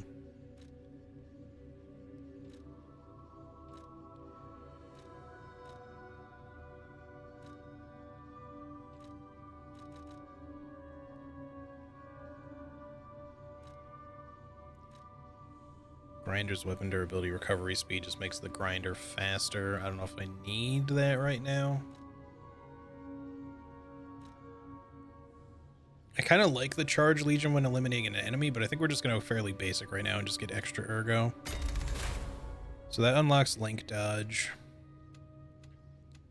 Can't do anything in phase 2 yet, but we kind of want extra stuff from here anyways. Maybe at the very least the extra pulse cell. Increased staggerable window could obviously be useful. Extra fable slots obviously can still be useful. I just don't know that I care too much about getting it, but we'll see. That's all the quartz we have right now. You can get from City Hall to the factory with the key I just gave you. So you can kind of like double dodge. That key. And now he's missing. Rescue him. Which, I don't know if I'd say that that makes the dodge itself way better, but it does make it easier to do, at least. However, that does mean that when you're spamming dodge, you gotta probably be a little careful, because you might spam more than you mean to. Okay, let's get some leveling done, unless we have enough moonstone to upgrade a weapon.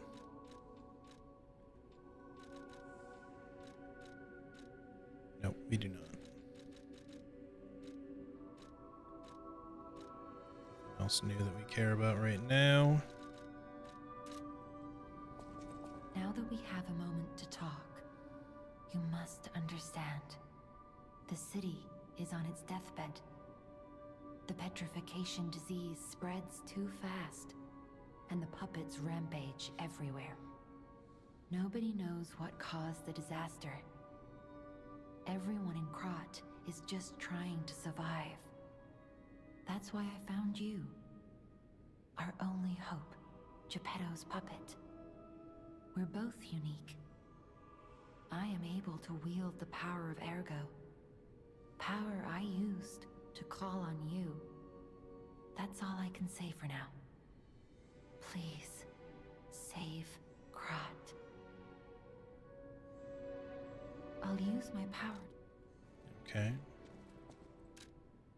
I want to check in like one more time.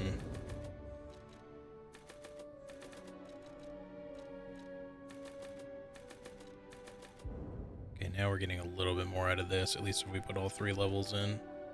Could do that too, but let's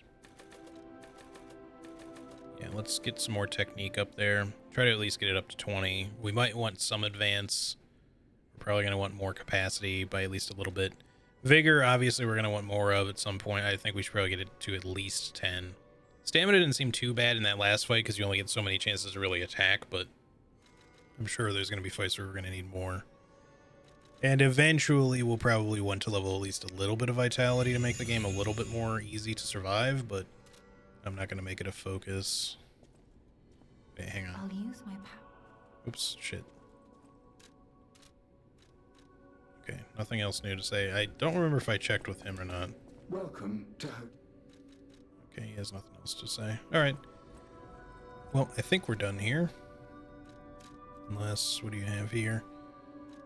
1100 total. That's probably not enough for a level, though it might be. It is, actually. Let's get one more level before we leave.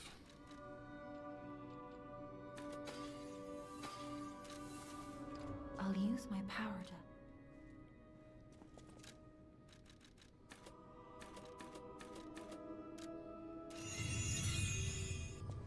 Alright, let's go. Back to the courtyard. Oh, wait, no. Oh, yeah, we had the... It is the whistle? I don't know. I guess we can try giving the whistle and or toy to the guy who who was calling out for Murphy. It's weird, though, because you'd think that you'd want to give him the toy.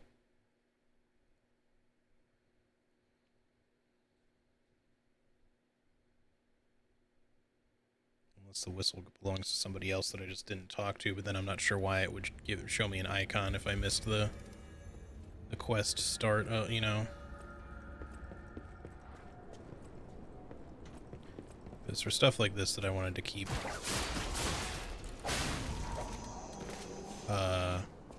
puppet string. Our damage is starting to look pretty nice, at least.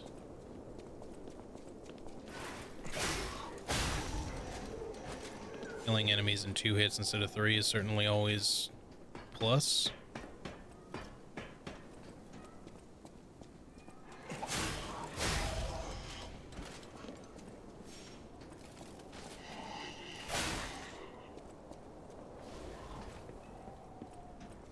And he should be on this side. Oh, I hear the puppy dog barking in the background.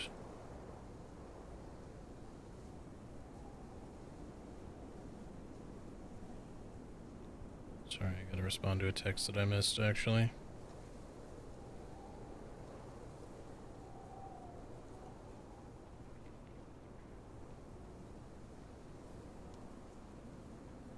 I guess, yeah, okay.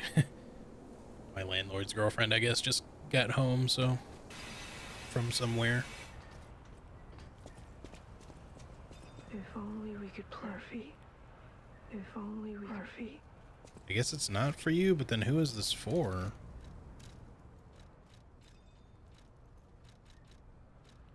Unless I can, like, use it somehow. Oh, I can. Maybe you could have used that during the fight somehow, if you, like, menued over to it. I wonder if it would have done anything. I know that whistle.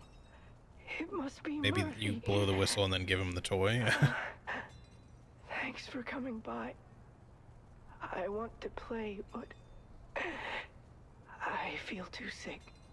I don't think I can. I miss Zach and Sophie and Eric. Right, so I guess that was a while ago that he used to be a kid playing I wish with we could all play. Murphy.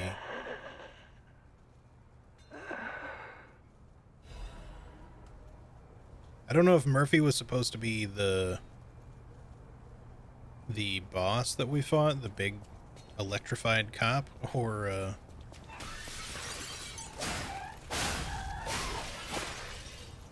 if it was like the other one.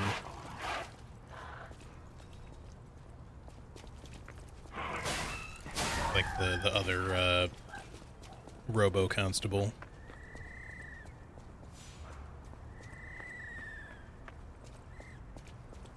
Is that him doing that?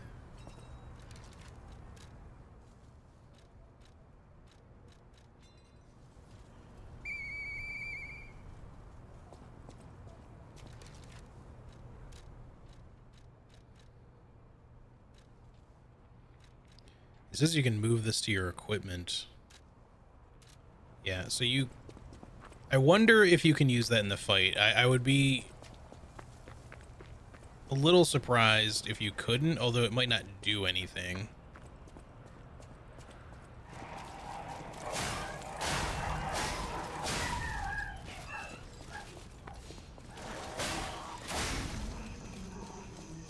Alright, sorry, I'm just like checking to see if there's anyone that I missed here somehow. I don't think so, though. I mean, it's not unlikely that there would have been like some other kid that lived here, along with the kid that was in there, or the guy who used to be a kid. But I can't do anything with the toy, so I'm not sure. Like, I can't use it, so it seems like something I'd turn in. But it just says recollections. That doesn't necessarily mean, like, the baby doll was a key item. This is just, I don't know. Maybe we'll find somebody, but like later on, I mean. I don't know why I just tried to like I just tried to press select as though I was going to open a map to look around. Like, where should I go now? Like, actually, we should use this. I keep pressing R1 to try to switch menus. It doesn't work like that in this. You literally just press right and left. Way too far over. Most recent, please, and then we'll teleport back to the city hall so we can progress. I don't know how late I'm going to go today. I want to play for at least, like, maybe another hour, if I can. But one thing I want to mention, I'll probably mention again at the end of the stream. I don't know how things are going to go in the coming weeks, months, but things are probably going to start getting a little bit busy for me again. Not specifically for guide work, although there is a possibility that that might come back at some point. That's still kind of up in the air. But as things are currently with my other work, my developer work stuff, I need to kind of start putting a little bit more time and energy into doing some of that. A lot of the time I kind of try to do that stuff in the evenings or on days where I might not be streaming, but the point I'm trying to make is that I may need to take more days specifically to work on stuff like that, which means I may at some point have more dedicated days where I'm not streaming. I will obviously try to figure out a schedule when that happens and let you guys know, like, if there's like a few days a week that I just won't be streaming. It might not even be that many, but for your information, that's just something that I would have liked to have just kind of avoid, but it's kind of unavoidable.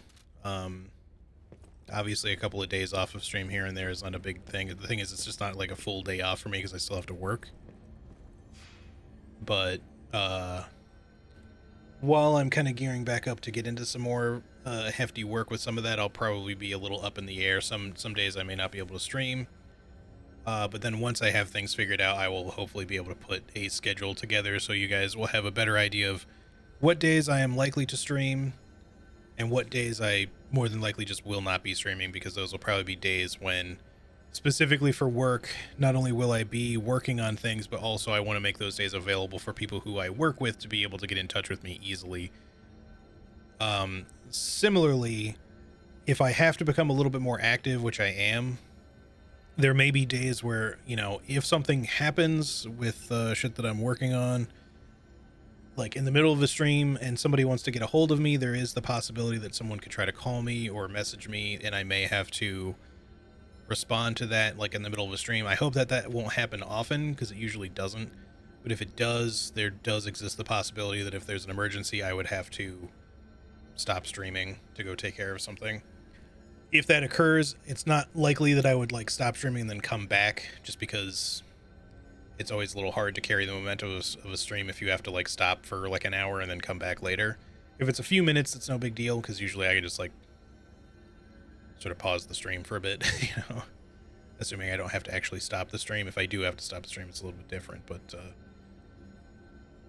as for situations where I'm like on call, if something like that happens, I wouldn't likely need to go anywhere or anything like that. But if I just have to like hop on a meeting or something like a Zoom call to help resolve some sort of problem, with something that I'm developing or helping develop, you know, obviously that kind of stuff has to take priority over stream, as much as I wish that it didn't, because I really enjoy streaming a lot. But this is just kind of the compromise that it's going to have to be, because I don't want to give up on streaming. I want to be able to keep doing this consistently. It's just not going to necessarily always be an everyday thing. As it is right now, going every day has already been too much. I don't take enough days off as it is. And it does have an effect on me. I do get very tired a lot. I think part of that is just because not only did I miss streaming a lot when I wasn't able to do it a lot, but because when I was working on the guide, well, guides plural, I did nothing but work all the time, so it feels weird when I'm not doing anything. So I'm either streaming or I'm working on dev work stuff, and I haven't quite figured out how to just kind of like relax again. But I'm trying to like take steps to sort my life out again in the right direction, which part of that means putting a little bit more focus on the other work, putting a lot more focus on actually scheduling that stuff, so I'm including streams so that I'm more balanced across those things, and just making more time for doing the other things that I need to do to just kind of get the recuperation and or other activity that I need to do to just kind of have a better balance in life. Anyway, sorry to bring all that up like out of the blue right now, but I did want to like talk about it so you guys aren't just like blindsided. I'll probably put more about it, like we'll probably talk about it a little bit at the end of stream, or at least another day when I have it like kind of figured out more. But just wanted to give you guys a heads up that in case like even as early as tomorrow, if I just suddenly don't stream, I kind of intend to stream tomorrow, but I don't know exactly what time. My stream schedule might switch up a little bit.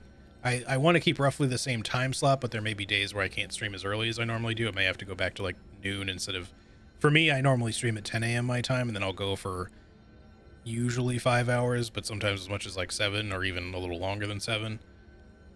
But I used to start at noon, and I may have to go back to doing that just so that my mornings would be a little bit more free. But that would probably be more temporary up until the point where I can just have more specific schedules of like, here are the days when I can't stream because I'm working, and then here are the days that I'm streaming and hopefully won't have to be, you know, I can just work around the hours that I stream, unless I get interrupted by something. But I will put something more concrete into like Discord, maybe on Twitter, once I have like an actual sort of schedule or plan figured out. I just wanted to give you all a heads up. But anyway, the whole point is to just say some changes are coming, but streaming is still going to happen, so don't worry about that being just like ending or anything like that. That is the last thing that I want. Okay, I think we're ready to continue. We want to go back here.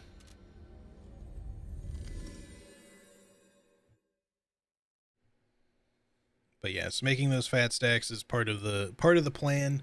I also actually want to be able to increase my income a little bit. It's not like it's bad as it is, but pretty soon my landlord, so like by the beginning of next year or somewhere in January, I've told you guys this before, my landlord intends to move to a house that I think they've already technically bought, but they don't move in until then. And so there's a lot of stuff that's still going on with that, but the thing is, we've discussed with them like the option for this to basically just become like, not like Daedra and I aren't going to try to buy the place from them. We can't really afford that. But we'd like to just, instead of like having someone else move in upstairs, I want to move in up there. Daedra prefers to stay on this floor, and I'm fine with that. But if we just had this as our place instead of someone else moving in, that would be a little bit more ideal.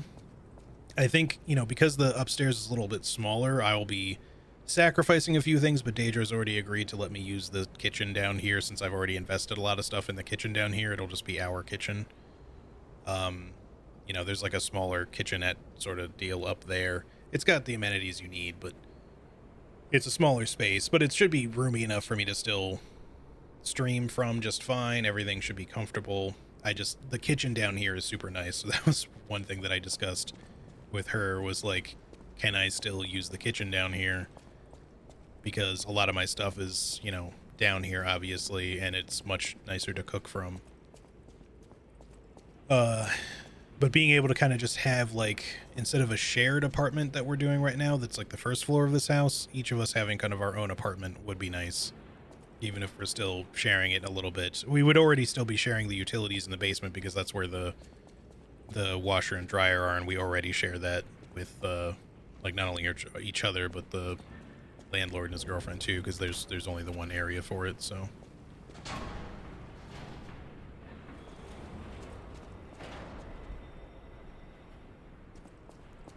But yeah, that's mainly, or at least partly, I should say, it's not the only reason, but it's one of the big reasons why I'd like to make sure to have... Venini Works. Everything you see here belongs to Venini, the classiest playboy and most brilliant inventor in Krat. Just ask him. Not just puppets. Almost every machine and tram in Krat is supplied from here. You gotta be curious about the guy. What kind of person is he? I wish we could find him. That is, if he's still kicking. Well, we'll find out. But what I was saying before Jiminy so rudely interrupted, yes, I want to increase my income a little bit because it'll just make affording this whole place a lot easier for the both of us.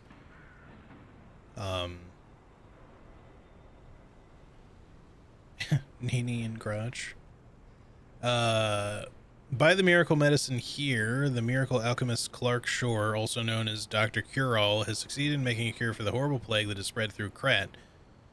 Made from unicorn horn, blood of a two-headed snake, and boiled down mandrake, Clark Shore has tested it himself and confirmed that it completely cures the plague. The blue plague is not a divine curse. Don't be afraid anymore. Come see Dr. Cure-All, Clark Shore. Prices may vary as it is a limited item. Obviously, that's very snake oil salesman-y, but at the same time, I wonder how much, like, just people out of pure desperation would be willing to do that in these kinds of situations, in time, of course. I mean, I don't know, maybe unicorns exist in this fucking place, but, like, how often would you find a two-headed snake unless it, like, unicorns is, like, a mythical creature that you're likely to encounter?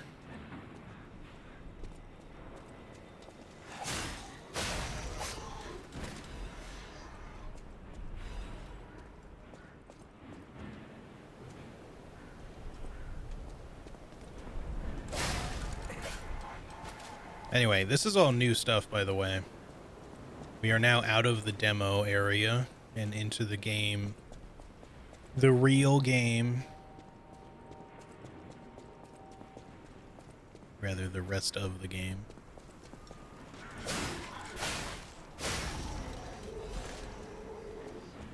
I like the little makeshift gear weapons they've got here. Hello.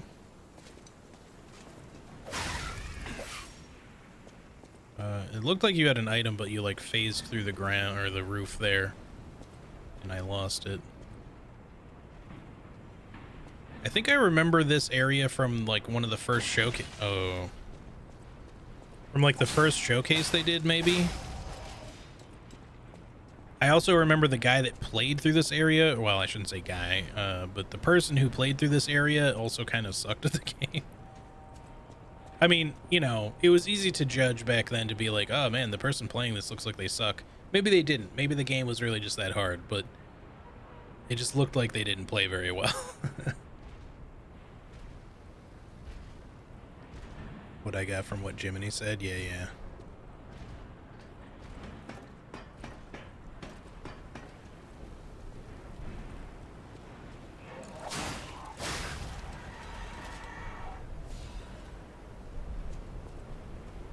Alright, there's a guy over there, and obviously the big boy. There's no jump in this, I don't believe. I don't think you can jump. It doesn't seem like you can get a jump with a running start or anything. So it's like an L3. Oh no, you can. It's L3. Man, they really love sticking to the L3 shit these days. Yeah, you come on around the building this way if you don't mind. I'm just gonna quickly go deal with your friend over here so he doesn't become a problem in the middle of our fight. I had a feeling he would want to throw shit at me, so... I think there's someone else. Oh, there is. Oh. What is your deal? Oh, that's like one of the ones that we killed earlier. Looks like a fucking spitter. Weirdo.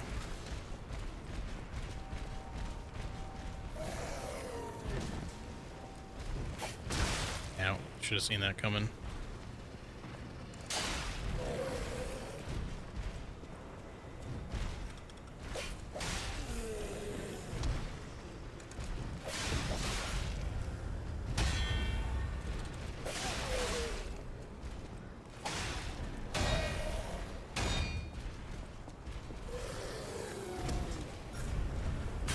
Oh, what? Okay, you do that differently that way.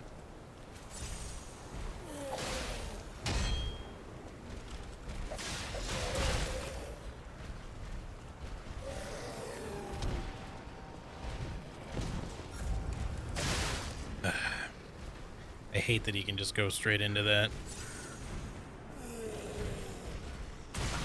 I blocked.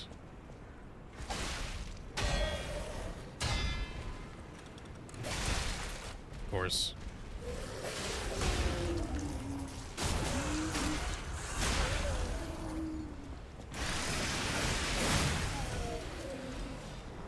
Saw blade. Is that just a throwable? Probably a throwable weapon. Yeah. I had my hopes up for a second there. It is balanced. Sharp pipe's more technique. Passes through the enemy and inflicts piercing damage. Somewhat throwable. Some throwable weapons boast great destructive power on their own. When combined with the strength of puppets, nothing more needs to be said. Saw blade that can be thrown. An enemy who is hit by it will receive continuous slash damage. Cool. Well, if we ever get to the point where we get a lot of these throwing weapons, it might be fun to incorporate them into our build somehow.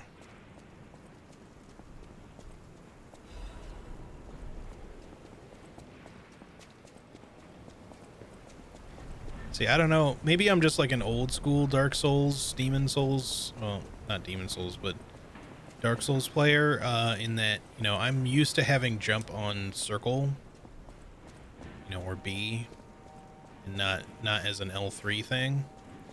I don't think the L3 thing is bad, mind you, but it's just that it's not at all what I'm used to, even if, you know, people would argue that it's perhaps more efficient to do that.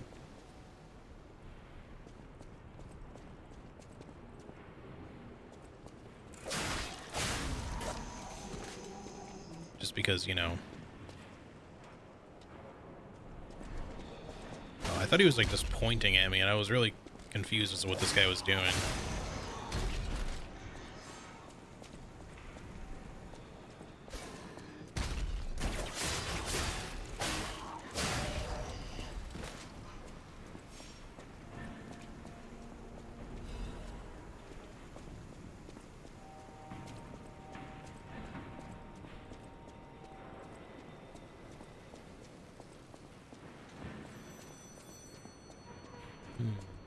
Answer the mystery phone.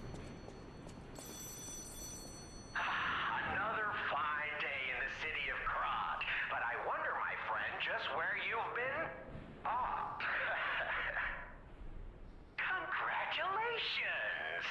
You've been selected from this cast of a little for an exclusive, obtrusive, intrusive transmittal from me, Arlecchino, the king of all riddles. This guy sucks at rhyming. Now, you know what I'm called, and why I called you, and I want to know your name, but not till we're through.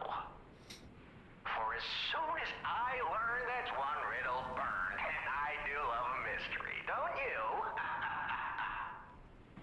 Now, only the living solve riddles, as everyone knows. That's a must.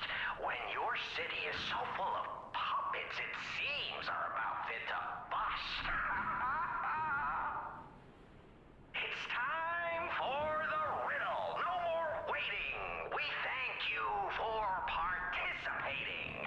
this person had a lot of fun recording this, I can tell. By morning, it walks on feet numbering 4. At midday, just 2. No less and no more. It walks on 3 feet when the evening arrives. And if you solve this, then I'll know you're alive.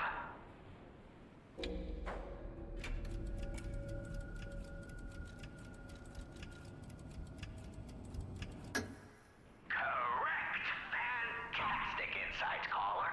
But not everything has to rhyme, you know. I'm not a caricature. I'm the king of riddles.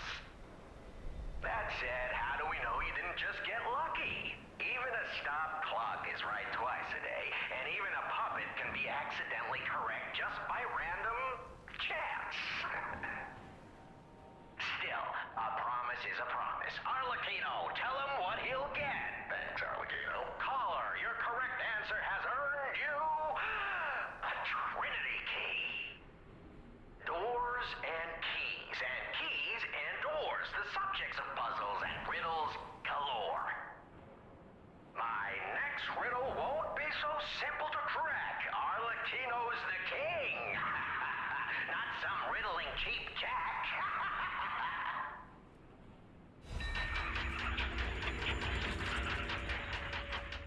Okay. Trinity key. Key obtained from the King of Riddles quiz. This key probably unlocks something. The Sacred Triangle was some organization's secret mark. Rumor has it that this organization was Krat's true master. Do another riddle? Nope. Not right now, anyway. I remembered hearing that riddle before. Okay, that was very random. I should be breaking more boxes just to see if there's stuff hidden. I don't think boxes drop anything, but, like, they might have stuff hidden underneath them. Little cheeky little man over there. I don't think I can hit you with anything that I have from... Well, how far does this go? Uh-huh. Suck it, nerd. Yeah, the VA did a good job on that. That was really cool. I was not ready to solve a riddle, or not prepared. Not expecting to solve a riddle. That's not what we wanted.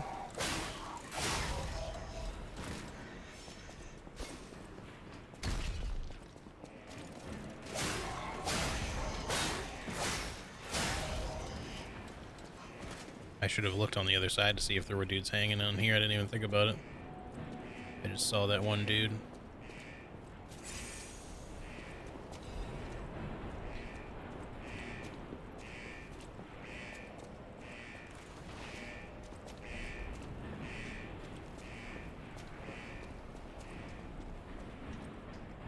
Every laugh sounded like he was about to cough. Yeah, it did. But yeah, no, I've heard that riddle before, something like it, and I was just like trying really hard to remember what the answer was rather than even working it out. And I was like,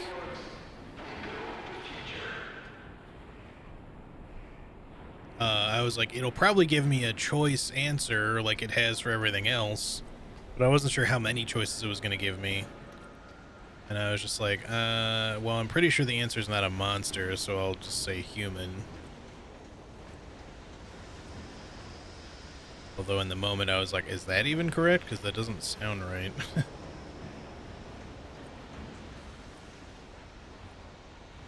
It's supposed to be... The reason, like, that riddle is weird is, like, it's supposed to be like a... He said, like, in the morning, the afternoon, and evening. What that's supposed to represent is, like, their life cycle. So it starts on all fours, meaning, like, a baby crawling, walks on 2 in the afternoon, you know, the rest of their life, middle age, etc., you know, walking normally. Walks on 3 in the evening, meaning old age. It's supposed to represent a cane. I think that's how the riddle's supposed to be worked out, if I remember correctly, but it's a little odd.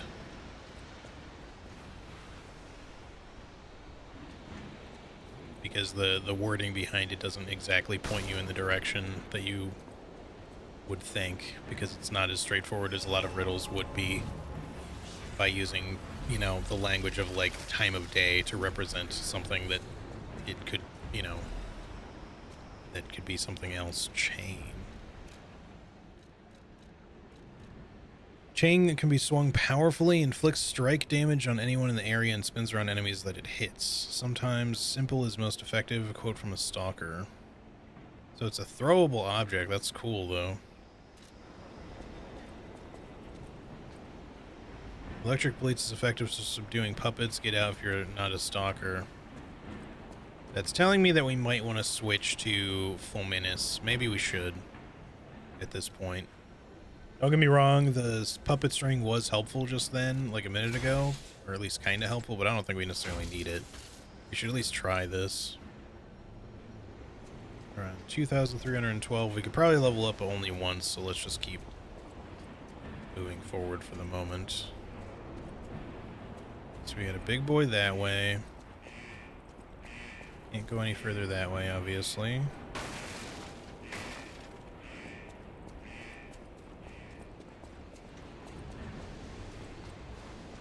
What about the stairs here? Also, there's like a door here that maybe opens from the other side. Definitely looks like it does, because it doesn't open from this side. Or rather, it has the thing on it that shows that it won't open from this side.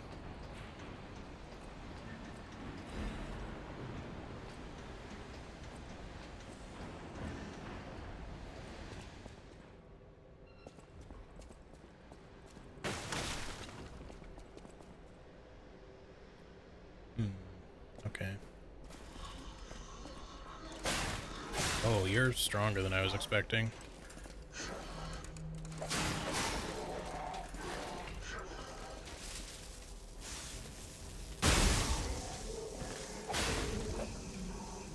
I get it. This is what you want me to do. Who needs a combination? Salamander dagger. Okay. So we got like a fire dagger. Check that out. Let me out.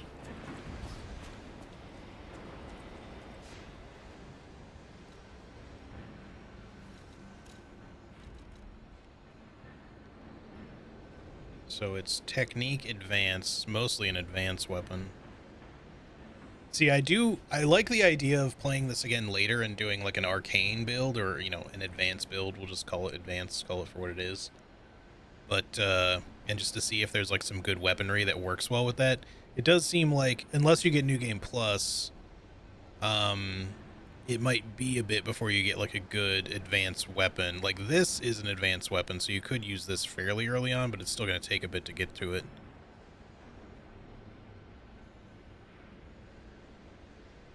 Because outside of like the throwables of like Legion cell, sorry, thermite and throwable cells, there's not much in the way that of advanced stuff. It might be enough for you to beat the first boss, though, if you're willing to shell out some extra cash for it. And then by the time you get this, you could use this on the sentry boss. I forget what the hell it's called, but the electrified automaton.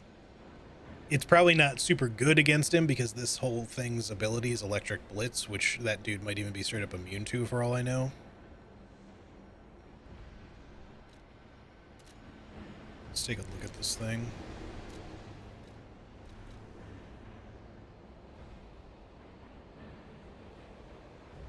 Dagger blade designed to make ergo generate overheat. An ergo power source that emits heat is embedded in the back of the sword.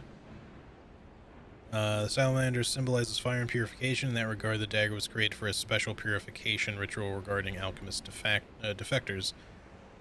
Dagger handle made by the alchemist. It was made in the shape of a snake biting its tail. Following the same principle as the dagger, there are some alchemists who can expel great heat from an ergo heart.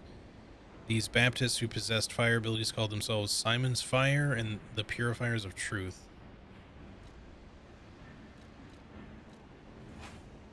Still makes it slightly heavy. It's kind of a big knife.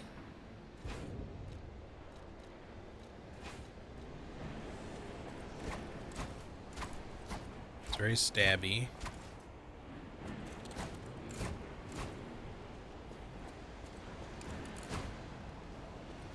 So that's the charged attack. It's like a quick upward swipe.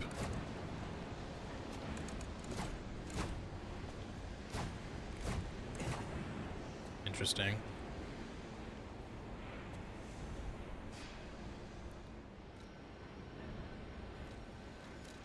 What would happen if we were to...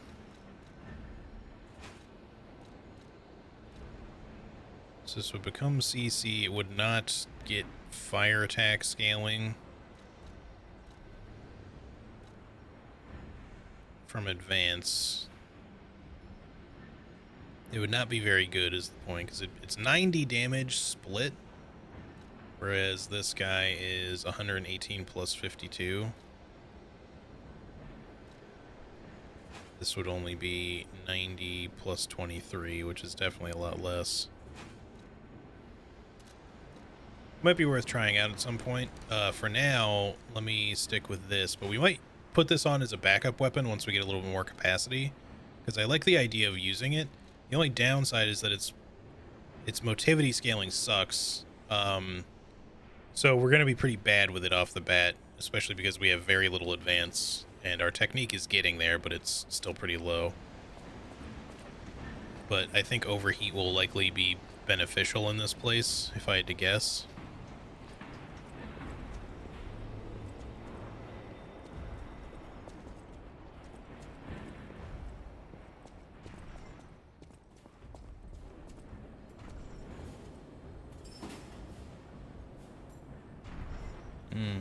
Something big going on in that thing. Oh, this place gives me the creeps. It's like something's gonna jump out any second. It's I mean, okay, like, pal. right now? Jiminy's looking out for you. When he said that, I was waiting for something to legitimately just... Oh, damn. I was waiting for something to just straight up pop out. I have seen that thing before. It was in that first showcase I was talking about. You know, I should go back and go the other way and fight that other big guy that was in that alley before we get too far away, because that might be a dead end.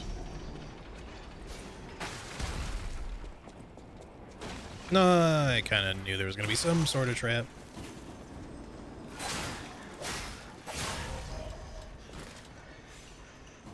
Oh, that's a little nasty looking.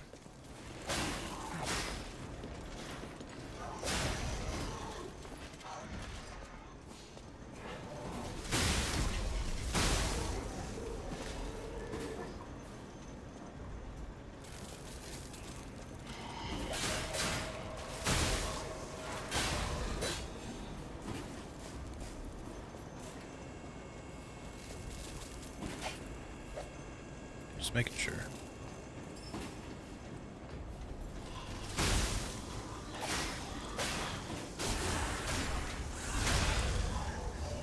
Seems like these guys get a little weaker when they have been electrified. It's like I really thought he was going to come down here.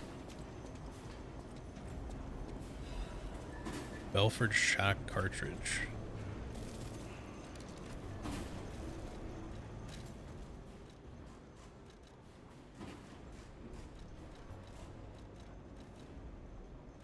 Is it special resistance ampule? It's just better.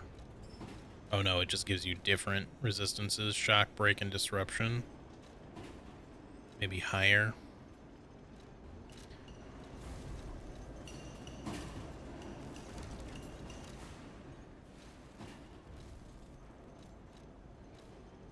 Oh, here we go.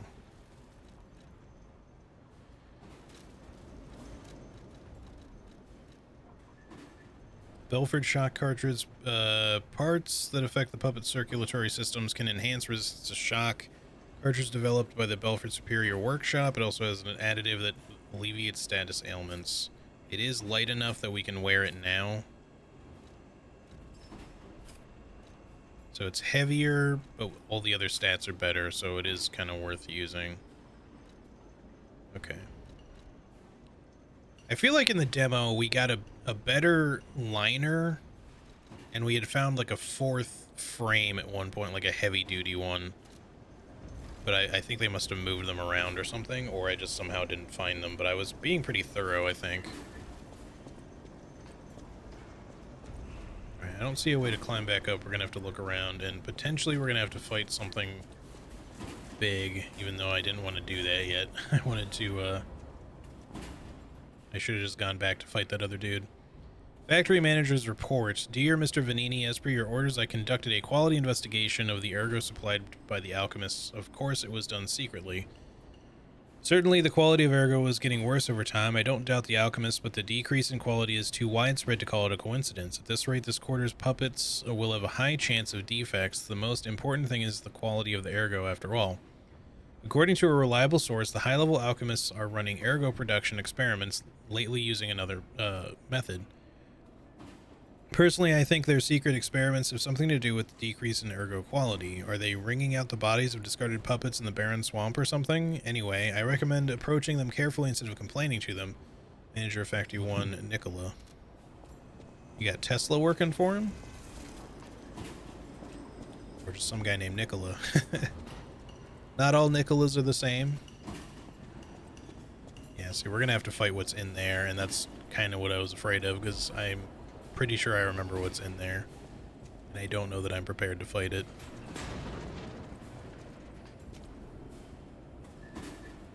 Well, we're not technically stuck here. We could use the thingy to get out. I'm trying to determine whether or not it would be worth... Oh, there's a ladder. Hang on.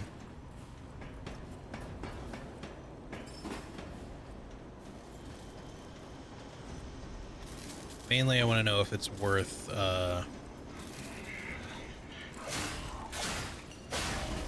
trying to go back and spend anything that we have before we go.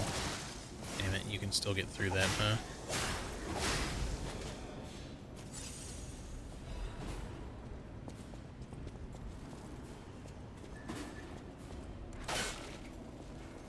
Still can't get through there, though.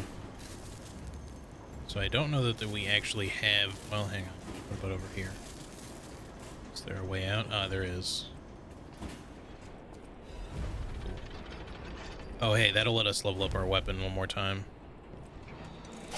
Which I think is probably going to be worth it, or we can start leveling up something else. Who is that guy over there? That almost looks like a person. I can't really see them very well from here. Like way down there on the left. Looks like there's a couple of people. There's someone behind the beam there, too. Those definitely look like people. And not puppets. I don't think there's a way that I could get over on these rafters. It'd be cool if I could, though. Okay, well, I did try to jump there. Oh, I pressed absolutely the wrong button, I just realized. I tried to jump with... with A, or sorry, X, well, instead of L3. Well, you could almost make that work. I wonder if there's some funny glitchy way. Well, no, because this would kind of cut off over here, so I thought it'd be funny if you could somehow get up on something inside that room. But yeah, it looks like we can leave. I'm just questioning whether or not it's worth leaving to like spend what we have on... I think it would be a good idea to upgrade our shit. This might not be as hard of a fight as I'm anticipating, but I don't think it's going to be easy. Depending on what it is and what they may have changed. Question is, can we get we can get across this just fine. I wanted to see what was the deal with the big guy in the alley who's right over there. Looks like that also connects to more shit though, so there's like 2 different ways to go for different things. The giant robot in there too is going to be its own challenge. And like I said, they did show that off in the one showcase where it seemed like the guy whoever was playing was not particularly good at the game, but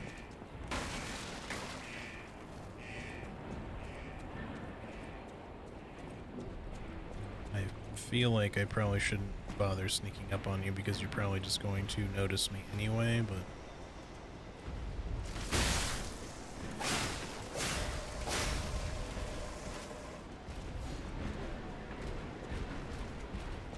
would have made a lot of sense to just throw something at you to get your attention, I think.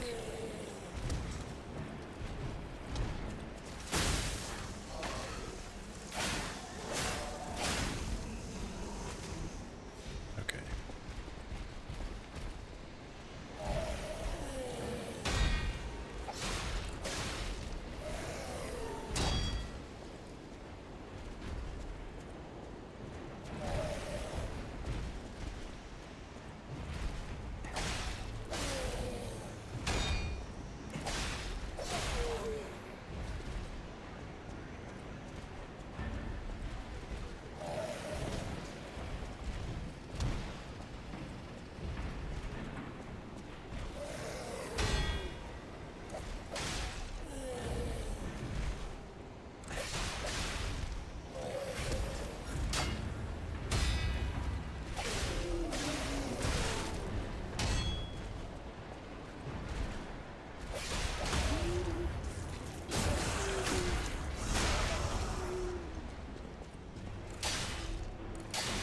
Oh, I see the wheel actually offers protection for that shit.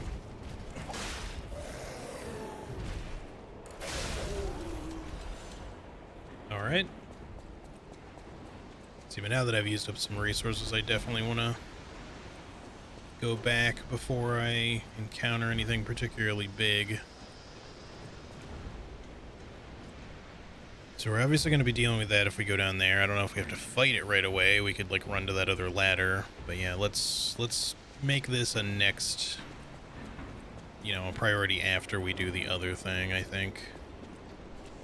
Which means we go back first.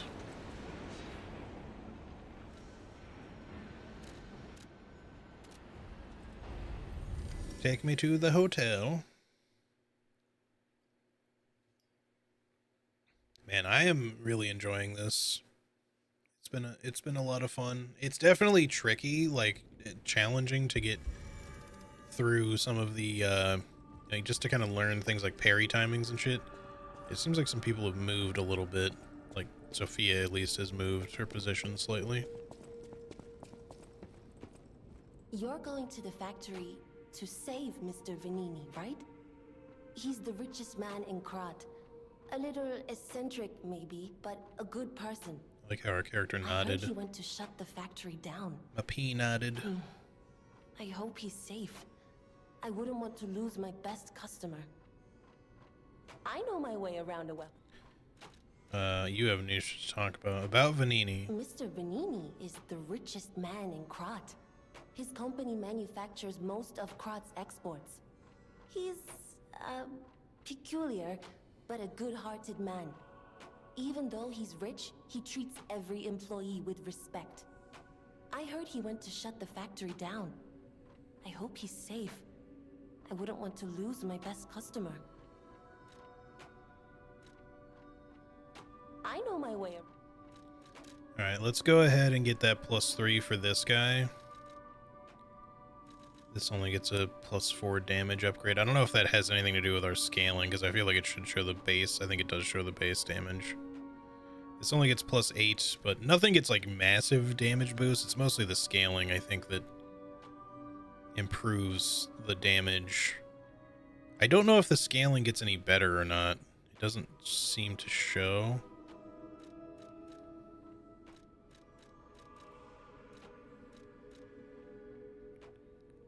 Hard to say.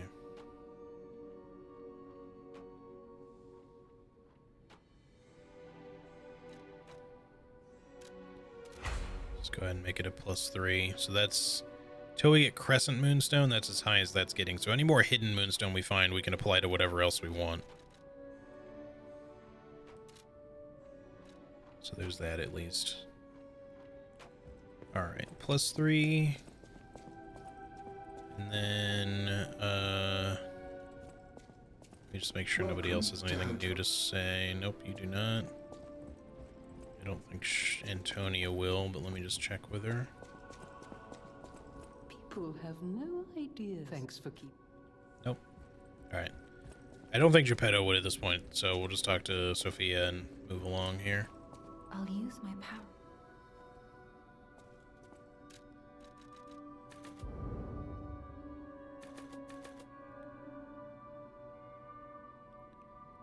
Let's get 2 more levels of technique. I want to keep prioritizing technique. I do want capacity, though. Having the backup dagger might be good. Maybe get 2 levels of capacity again, and then we could throw a little extra into technique once we use some ergo fragments here. 500 each. We need 1800, I think. We can definitely get there. But I think we're only going to get 1 level out of this. I'll use my power. Hang on. Before I do that, is this enough? No, we're still considered slightly heavy. I'll use my power. Well, we could go with capacity again. I don't know if it's going to be good enough. We could obviously downgrade some of our defensive stuff, too. I don't know that I'll keep stacking much in the way of, like, defensive parts. It's always going to depend on what we find. But I feel like leveling your capacity is smart to do still. Let's just get technique for now, and when we can, we'll switch to the... We'll either swap some stuff out in order to get the dagger, because I don't even know if 1 point's going to be enough to equip the dagger. It might have been enough, but once we have some more, like quite a bit more, we'll try leveling capacity another couple of points, and that'll probably be good enough. All right. Let's go back the way we were going.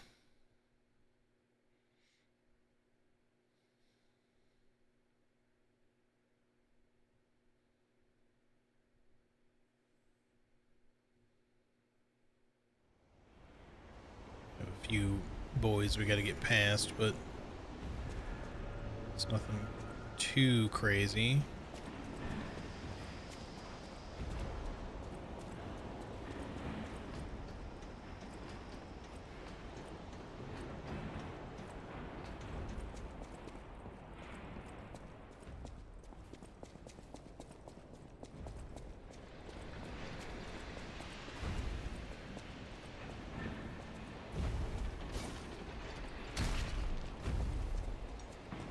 Friend.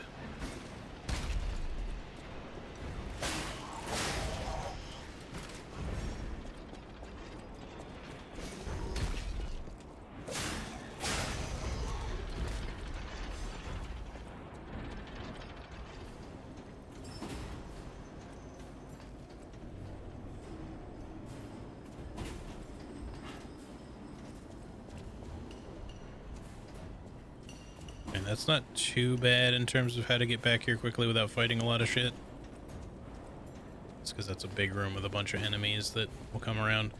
Alright, let's deal with what we got to deal with here.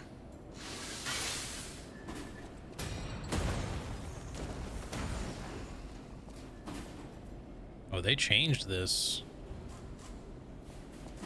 There's obviously something in the box still.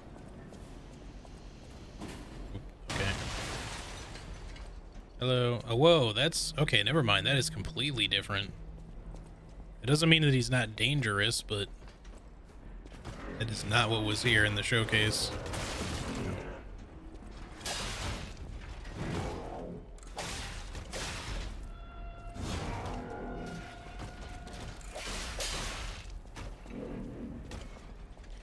Please back away from the wall.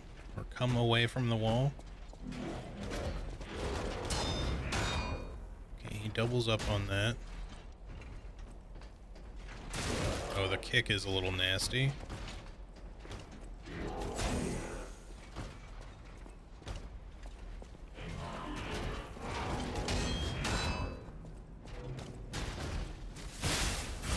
Now, I thought he was reacting to this shock at first. This guy sucks a little bit.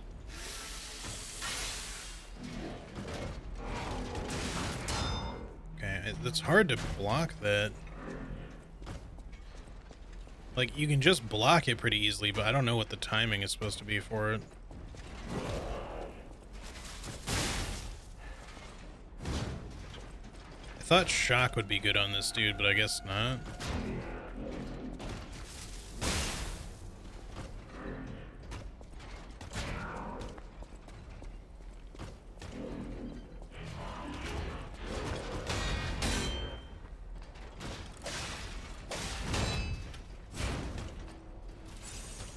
This dude's about as bad as I was expecting the other guy to be, though, so... Can you not put your back to the wall, though?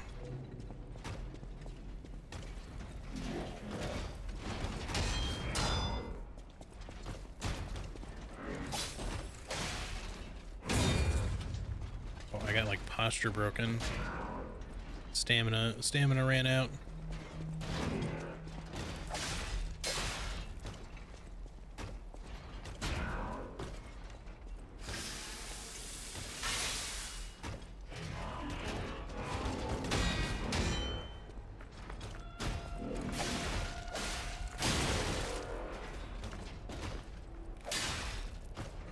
Need to hit. No, it's already gone. He like walked around and instantly kind of got out of the thing there.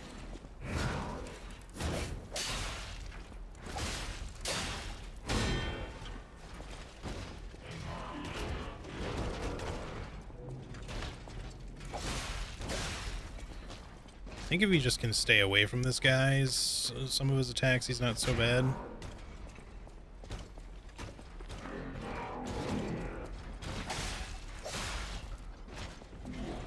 But he does do like some quick turn shit really quickly. Like that.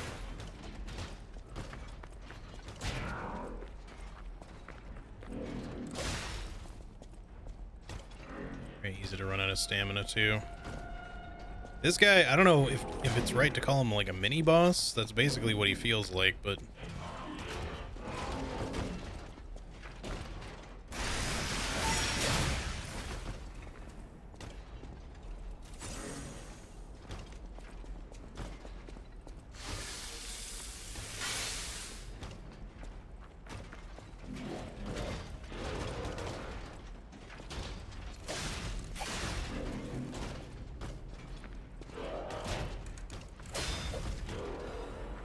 okay. Legion Caliber.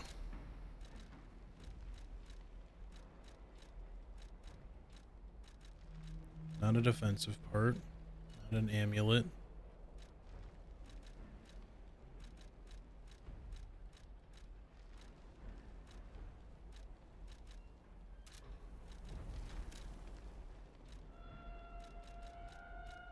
I should really just check the bag because it highlights where you're getting something new. It's an enhancement material. Legion arm modification part. Oh, okay, so this is how we upgrade our arm. Correction device used to modify Legion arm found only at the workshop. Legion arm can be modified with the Vanini craft machine. The workshop's correction device developed to raise the hardness and density of the Legion arms. Delicate devices like this require consistent maintenance. I don't know if you have to choose which Legion arm to upgrade, or if when you upgrade it, it upgrades all of them across the board. It'd be kind of cool if it was the latter, but I'd be a little surprised if that's how that worked. But it made it sound like they're in extremely limited supply, so I'm not sure if you're meant to just, if you can focus one and it's fine because you'll find enough to do more, or if focusing one means you're not going to get enough to really do much of anything else. That guy, I guess, is pretty much optional to fight, like... Ooh.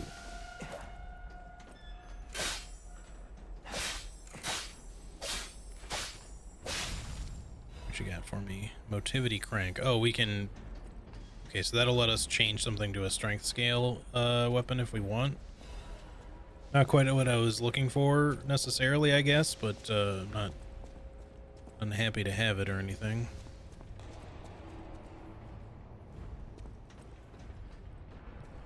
Alright, so we got a Stargazer down here. Let's make sure we use the ladder. So it's maybe a bigger drop than it looks like. So in the showcase, in that box was not a shield wall robot. It was like a clown boxer robot thing that seemed in and of itself more like a boss. And that's why I was a little surprised. It was like, are we going to fight like a boss there and then another one later? It's kind of cool that they switched stuff up. I'm assuming we'll fight that somewhere else. I should probably put that blitz on something here, like maybe on the left. So there's going to be some fights where we're going to want to use that for sure.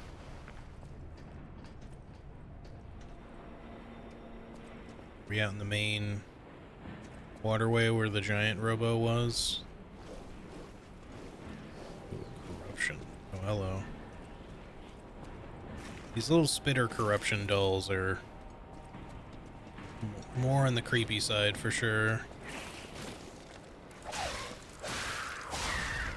Like, they just look like kid dolls, sort of, but...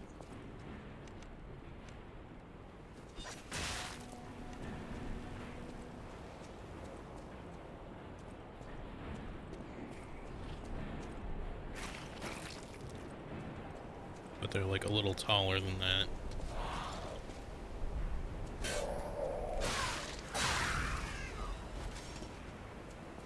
Right, so this pool is corruption. This is not where the big robot was. This is somewhere else.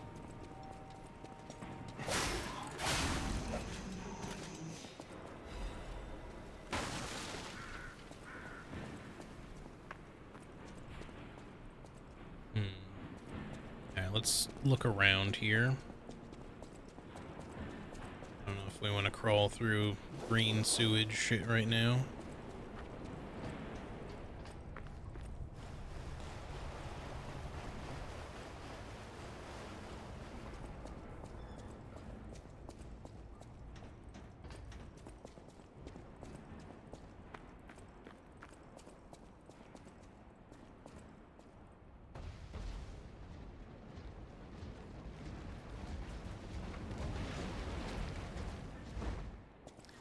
Now, I had a feeling...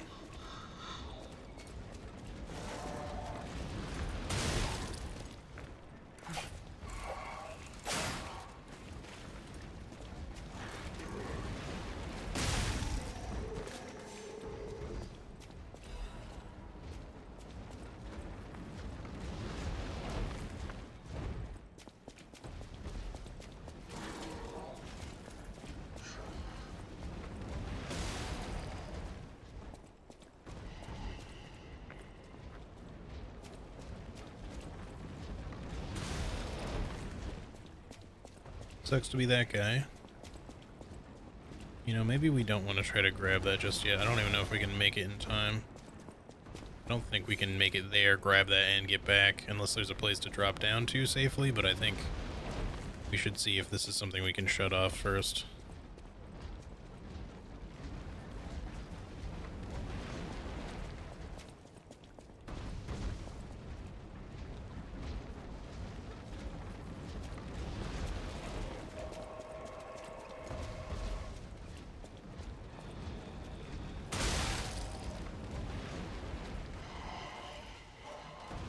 Do you love me a classic Dark Souls boulder trap? Especially one that is on fire, I guess.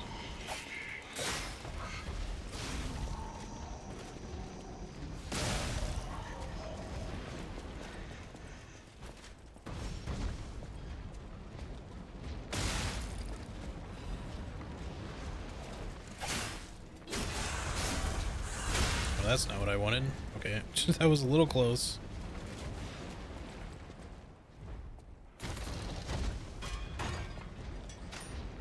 I did not realize I was going to get a backstab just then.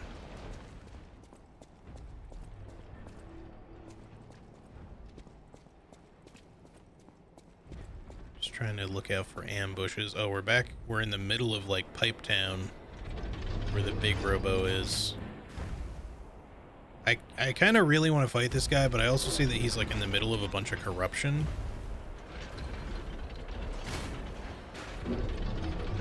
Good that we can lower that, because that's actually where that shit starts. And now that I'm looking at it, we couldn't have even climbed up the ladder that I thought I could have climbed up. Oh, what was happening with the frame right there? I thought I'd be able to run to this ladder and climb up, but apparently you cannot do that. It does look like maybe you can go across up there. I'm not sure. Yeah, there's a chest past him. We're gonna have to, like, I'm assuming corruption is like poison, at least I hope it is. Because if it's in any way deadlier than typical, like, Souls poison, it's going to be really rough down there. Even if we manage to kill that thing from afar and just Nice, and are just trying to get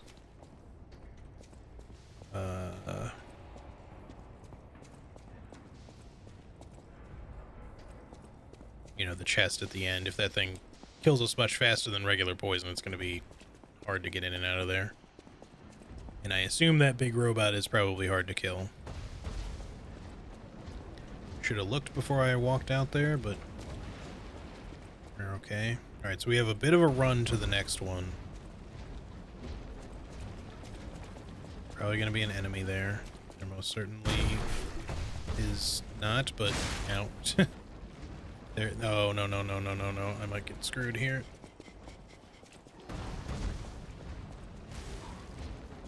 Okay, we're fine. I was on the ground for a very long time there.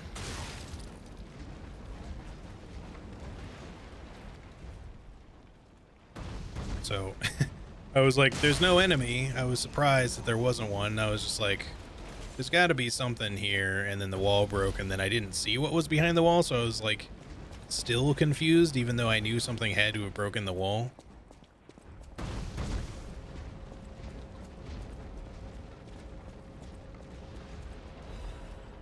I'm trying to kind of like stay close to edges here, just in the hopes that... Oh, there's those people. I don't want to meet them just yet, though. Yeah, I'm trying to stay close to edges in certain, like, narrow walkways, just in the hopes that we avoid any other pitfalls. Okay, there's, like, 2 of you that are real. Or, you know, activated. Hang on, we'll come back. Let me finish what was down here. I'm assuming we can just talk to those people. They're probably not going to fight us or anything right now, but just in case, you know.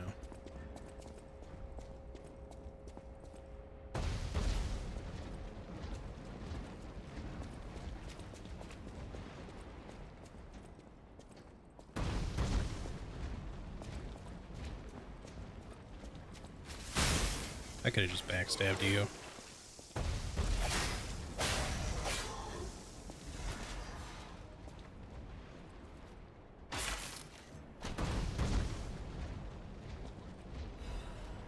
Ooh, the fire axe. I'd love to find a way to shut this off, if at all possible. Because there is a treasure at the very end of it, but I don't know if it's one that you can really grab unless there's a way to drop down. Look at the fire axe. I'm assuming it's a strength weapon mostly. It's balanced. It's not upgraded at all, so obviously it's going to be weaker at this point, but... Patient slash and endure. Patient slash, gather your strength for a wide range attack, hold down the attack button for a stronger attack. So it's like a supercharge attack. Just like hold it and then release. Allows you to temporarily withstand the enemy's attack. So endure is like take less damage, maybe don't get staggered, I don't know. I do like the look of the axe. It's a little slower.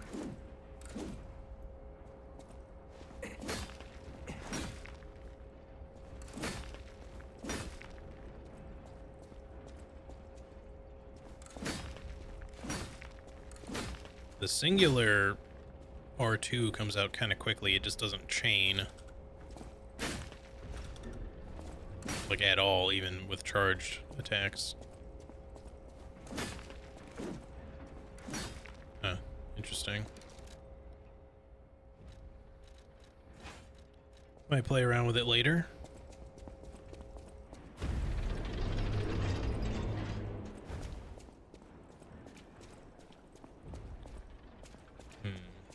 Where to go? Alright, this looks like it's gonna connect the pipes there, maybe.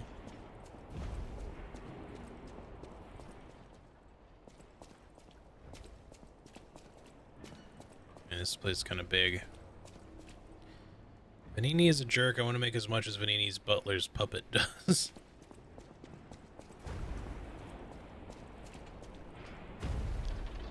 Maybe I should talk to them before I do this, just in case. I don't know what connecting that pipe is gonna do.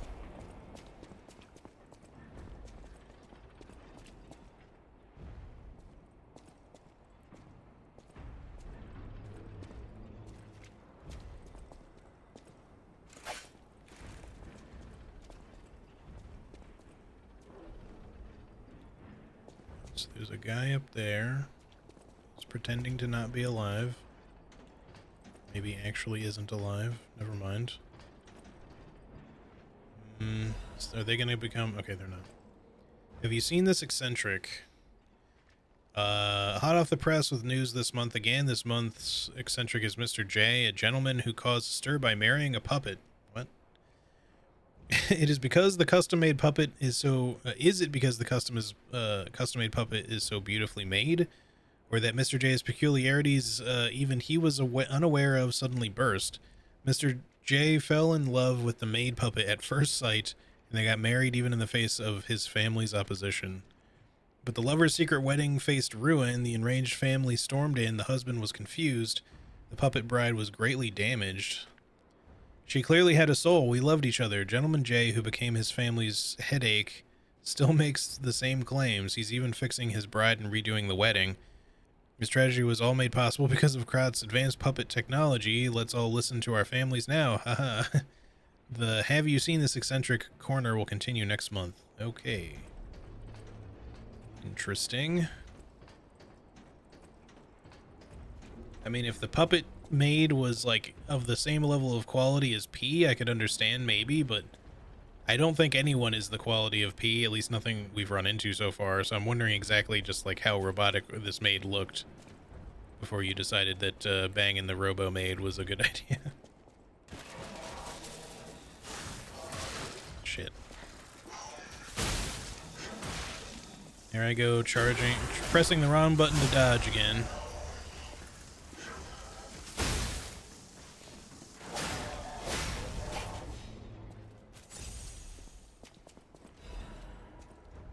Special purification ampule. So ladder down. Doctor's confessions. My name is Clark Shore. People call me Dr. Cure-All. I intend to confess my sins. I made innumerable medicine sales under the guise of it being a cure-all. At first, I was sure about my experiment. Early on, the cure really was effective in neutralizing petrification disease. And why would the great alchemist's records be wrong? I know I stole it, but I perfectly followed the manufacturing process. My cure was perfect. But what went wrong? I dare not record what the ones who got treatment turned into. It was literally hell, and when I realized that I was the gatekeeper who opened the doors, I ran away. How can I atone for my sin? I only tried to treat patients and earn a few extra coins. I'm dying, and this is my penitence. I also have the petrification disease, but I'm not getting the cure. I'd rather turn to stone and freeze to death. God, please forgive my terrible sins. Okay.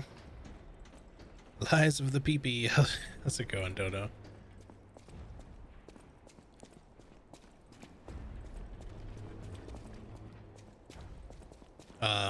Yeah, I don't know if, you know, maybe he had like a for real cure recipe of some sort that was not...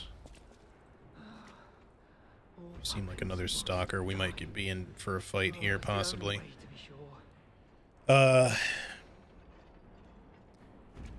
You know, because obviously, unless unicorns exist in this place, I don't assume that his recipe actually consisted of unicorn horn. I must kill more puppets. More. You're not Clark Shore, are you? All puppets must die. Every single one. I hear the sound of springs inside you. You're a puppet too. You can't fool me. I guess we're fighting. All puppets must die. Nice mouse Kill mask, the though. puppets. He saluted me first, at least. That was nice of him. Ow. Ow. Damn, this guy does not stagger at all.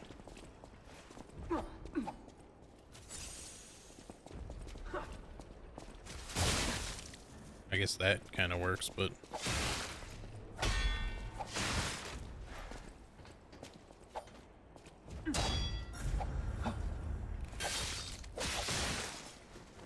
This guy's gonna be a pain. Oh, what the fuck? I wish I'd known. It's just never fucking stops swinging. This room kind of actually sucks to fight him in. Like, you get this little table, but... Did not work.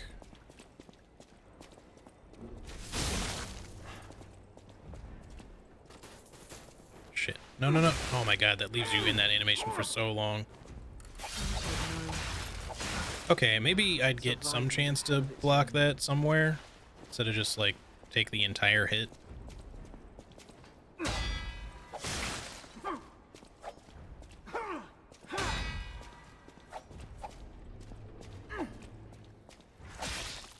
Why no backstab?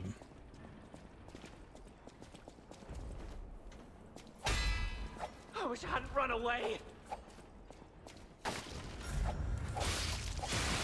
Man, fuck that attack.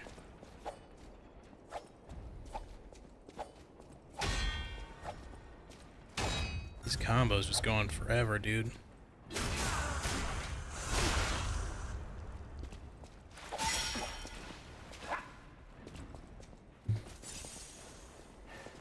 I wish I'd known. That surviving is a hell of its own.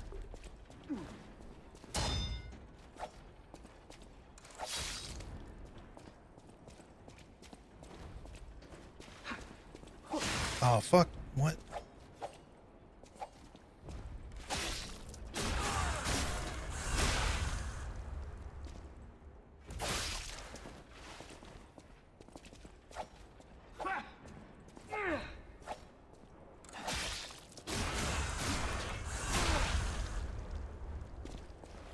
Whoa.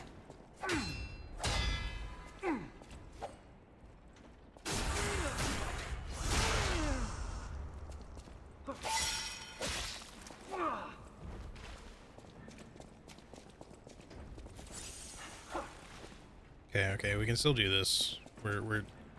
We use the backstab cheese.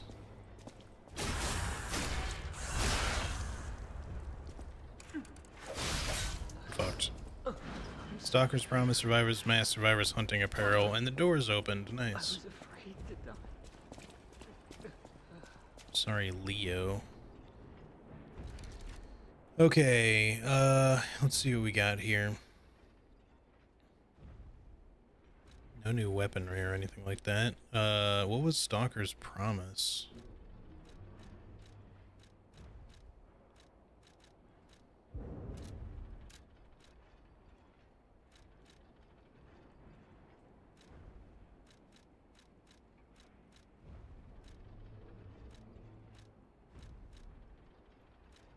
Survivor's hunting apparel. The hunting apparel of a survivor, it belonged to the one who forsook his oath. When the puppets toppled the tower, the youth fled in fear. He lost his sworn brother in his name that day, and became a survivor wandering in hell. I kind of like that, actually. Let's see how it looks on him. Like, oh, I see. Survivor's mask. Reeks of sewage and fear. Rookie stalkers usually wear the animal mask decided by his superiors. Perhaps this was even what had blessed the youth's face. Yeah, that's not a bad look. I'm not really, you know, probably not going to stick with the mask necessarily, but I like the outfit. At least not for now. We look fairly refined. We get the little, like, the tailcoat thing, the coat tail, tailcoat. Alright, so what was the other thing? We got some, it sounded like you said we had, oh, here. No? No. Didn't we get something called, like, Stalker's Promise? What happened to that? Hunting apparel, mask.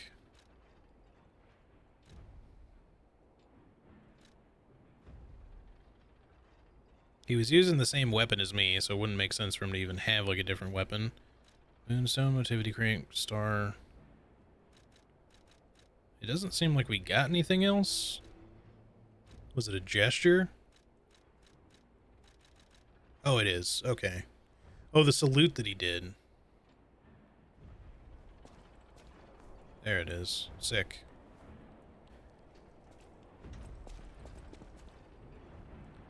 Doing good, chilling, and want to catch a bit of content on the channel. Still really liking what I'm seeing. Nice.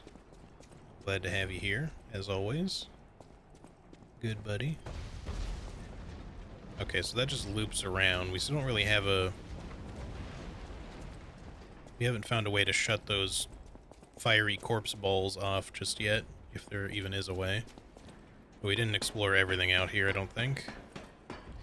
We had to resort to some sort of cheap tactics to get rid of that guy, but, you know, at least we got there. To be fair, I was getting a little low on resources before I even really encountered him. Alright, we should probably chat with those people before we lower that, just in case they have something important to tell us.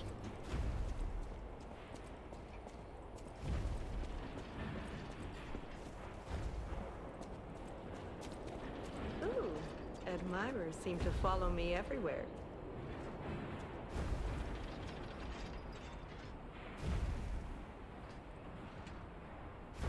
Yeah, like a cat and a fox, and then there was the mouse guy.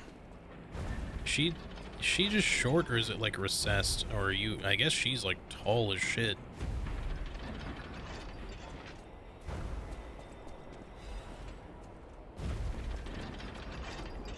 Hello, big robot. Pleased to see you, my stalker friend. You made it all the way here unbothered by ruffians. You've got talent. I've never seen you before, but who cares? This may well benefit our former client. Did you catch that subtle whiff of money in the air? Moneybags himself, Lorenzini Vanini, is inside this factory this very moment. You caught us on our return trip. We had to deny his ridiculous request in person just to be sure it wasn't a joke. All we could do was laugh. Keep your whiskers up if you're heading in there. He is the richest man in Krat. Or so they say. Who knows? Maybe he's handing out bags of money to lift his spirits. Ha! That seems unlikely. No way are we doing that. Well, anyhow, best of luck. Best of luck to you, my... Are you carrying the latest edition of Vanini's Landmark Guide? It's the most popular non-fiction work in Krat these days. Maduro wrote the actual guide, but Vanini published and financed it. It goes for a premium at the shop, but Maduro might not get his cut. He went missing recently, which of course made that volume more popular than ever. We're all mad here. All 3 volumes collectors True. want, that you can get 4, no, 5,000 for it at the shop. But you're in luck. I have a conscience and a powerful sense of self-preservation. I'll let this one go for 500. That's a good investment. Don't sleep through it. You'll wish you had this, and the price is a steal. Let me know if you have any interest. I'll buy it. You could be lying, but it's ripped.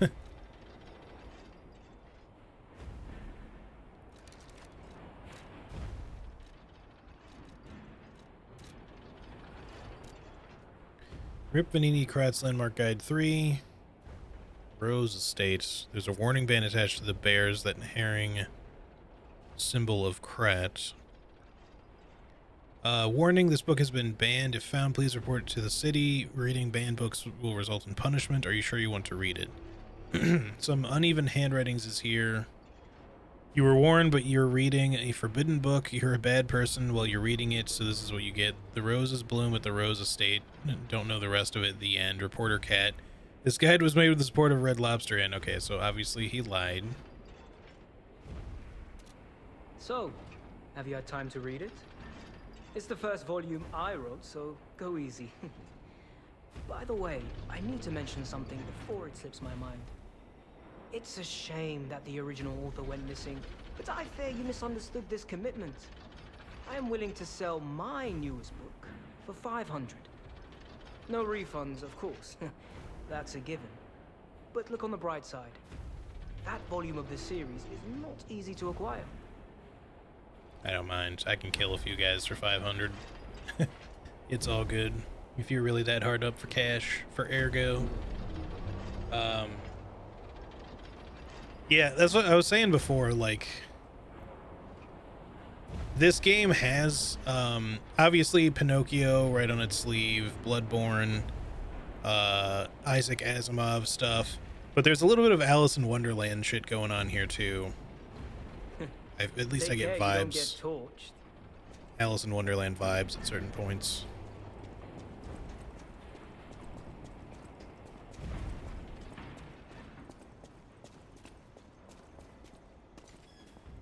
Oh, I'm out of juice.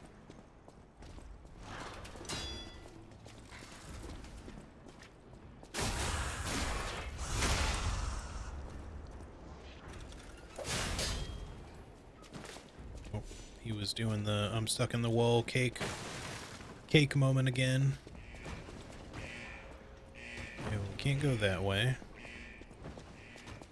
At least not until we open it from the other side.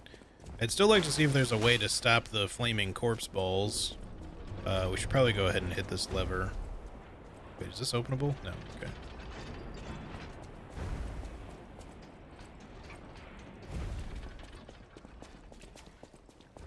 I'm also getting like occasional little stutters here, I'm noticing. I don't know if it's just because I've been on the game for several hours or if it's something to do with this area. It's not terrible, so I don't mind too much, but it is noticeable. So that's basically just going to turn into a bridge for us. Not sure how necessary that is. The pipe fit like a glove. Well, like a pipe that fit. Idioms, you know?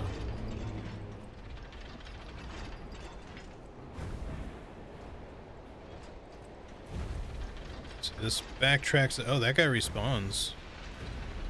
Backtracks to earlier. If we would have a reason to do that. Looks like you could jump down to there. I guess maybe it's just like a quick way down if you want it, maybe. I don't see any reason specifically to drop down to that.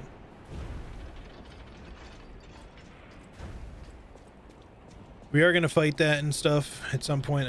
I keep wanting to look around first to see if we can find anything. There's something up there. Those stalkers just left me. That's rather disloyal. Quite insulting. Who's talking right now? I don't think there's anyone in the furnace. Is there somebody up there? Yeah, you guys are probably noticing the stutter at this point, if I had to guess. That guy seems a little bit significant. Is he gonna notice me over here?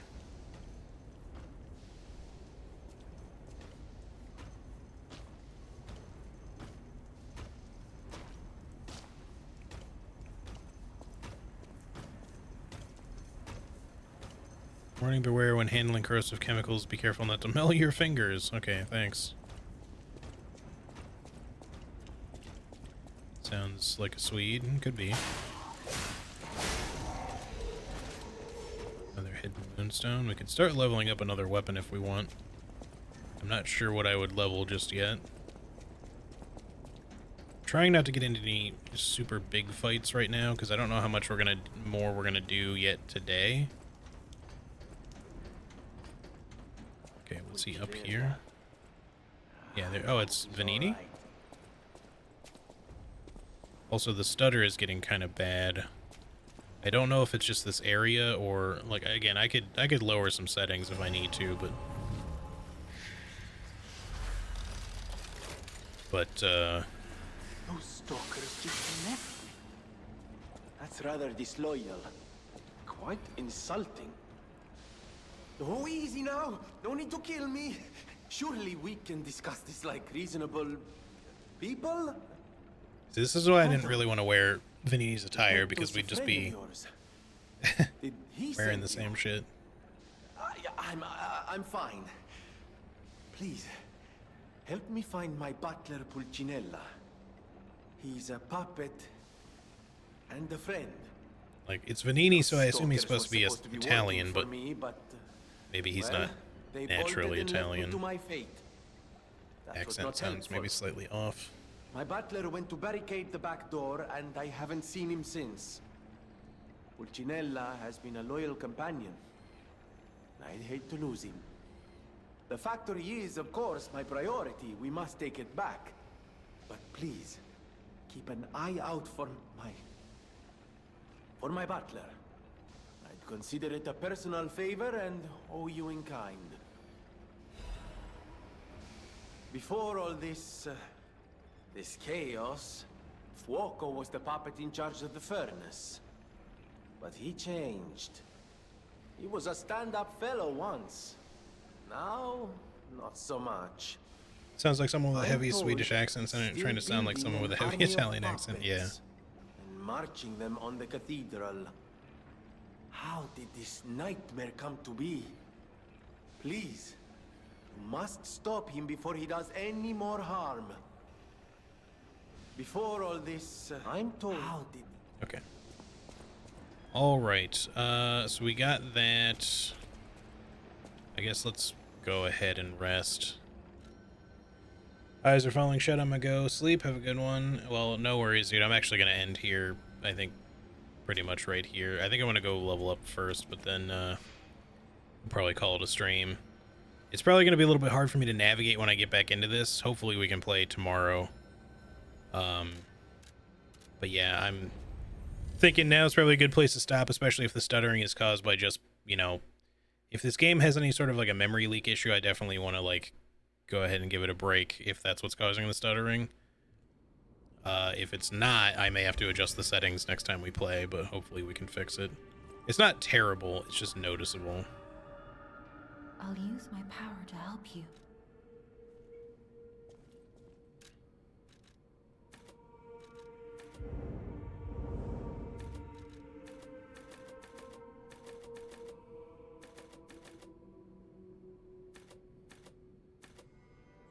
Gain another 3, or go all the way up to 82 if we do double dose of capacity. Might be enough for us to keep the dagger in our offhand, which I kind of want to have, just because I think it might be fun to have like an elemental weapon. Perhaps.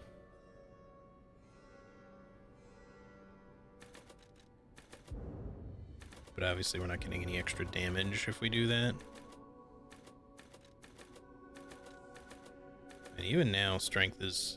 Wait, strength is doing more? Oh, right, because you get the Legion armor currently wearing scales more with that. I'm still going to go with technique over strength until we get it to 20 at least. But do I want capacity? Like, we could start at 1 point of capacity and then do 1 point of technique, and if that's not enough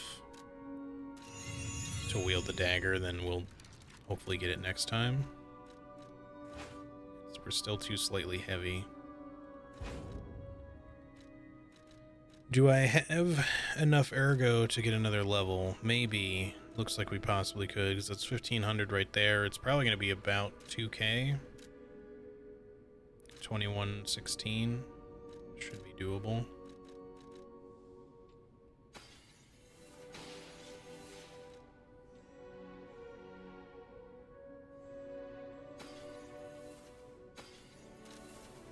I'll use my power.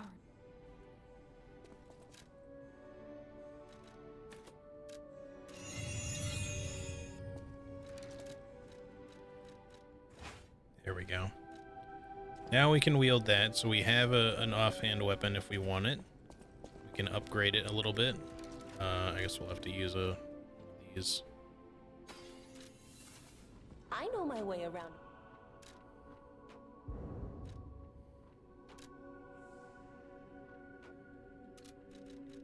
I don't know if the dagger is really something we should upgrade, but I kind of want to use it, so...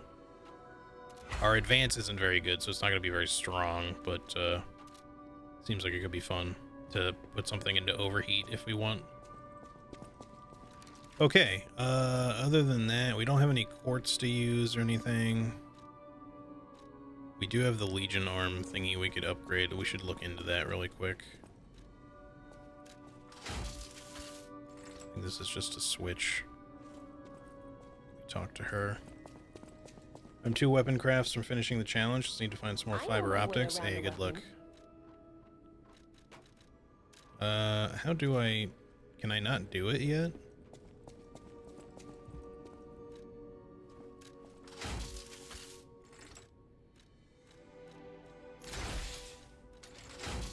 Maybe I can't upgrade this right now. I have the part for it, I think, but maybe I haven't unlocked the ability to upgrade it yet.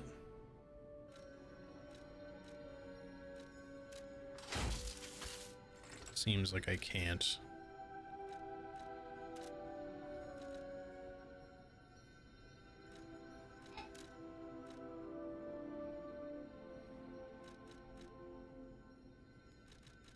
I wonder. I think the handle is all the scaling though, so maybe we want to keep this.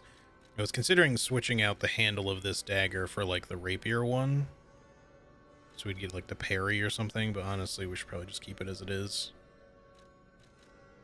It won't really make a huge difference either way.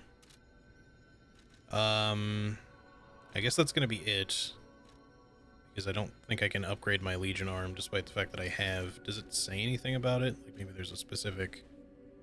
Maybe we need to save Vanini first. It says it can be modified with the Vanini craft machine, which I think is this guy, but... Yeah, but it just says switch Legion arm. I can't do anything else with it aside from that. So I think we need to save Vanini first. We'll figure that out next time. Let me go back to where we left off, so I'm at least where I need to be. But yeah, I will go ahead and end it here, I think. We've been going for a little over 6 hours. I don't know, the stutter could just be something to do with this place. Like I said, maybe I'll adjust the settings a little bit next time. It might not be much of a problem, but we'll see. If it doesn't get any worse than it is now, or has been, I may not even bother, but as long as you guys don't mind anyway. But yeah, that's definitely going to be it for today.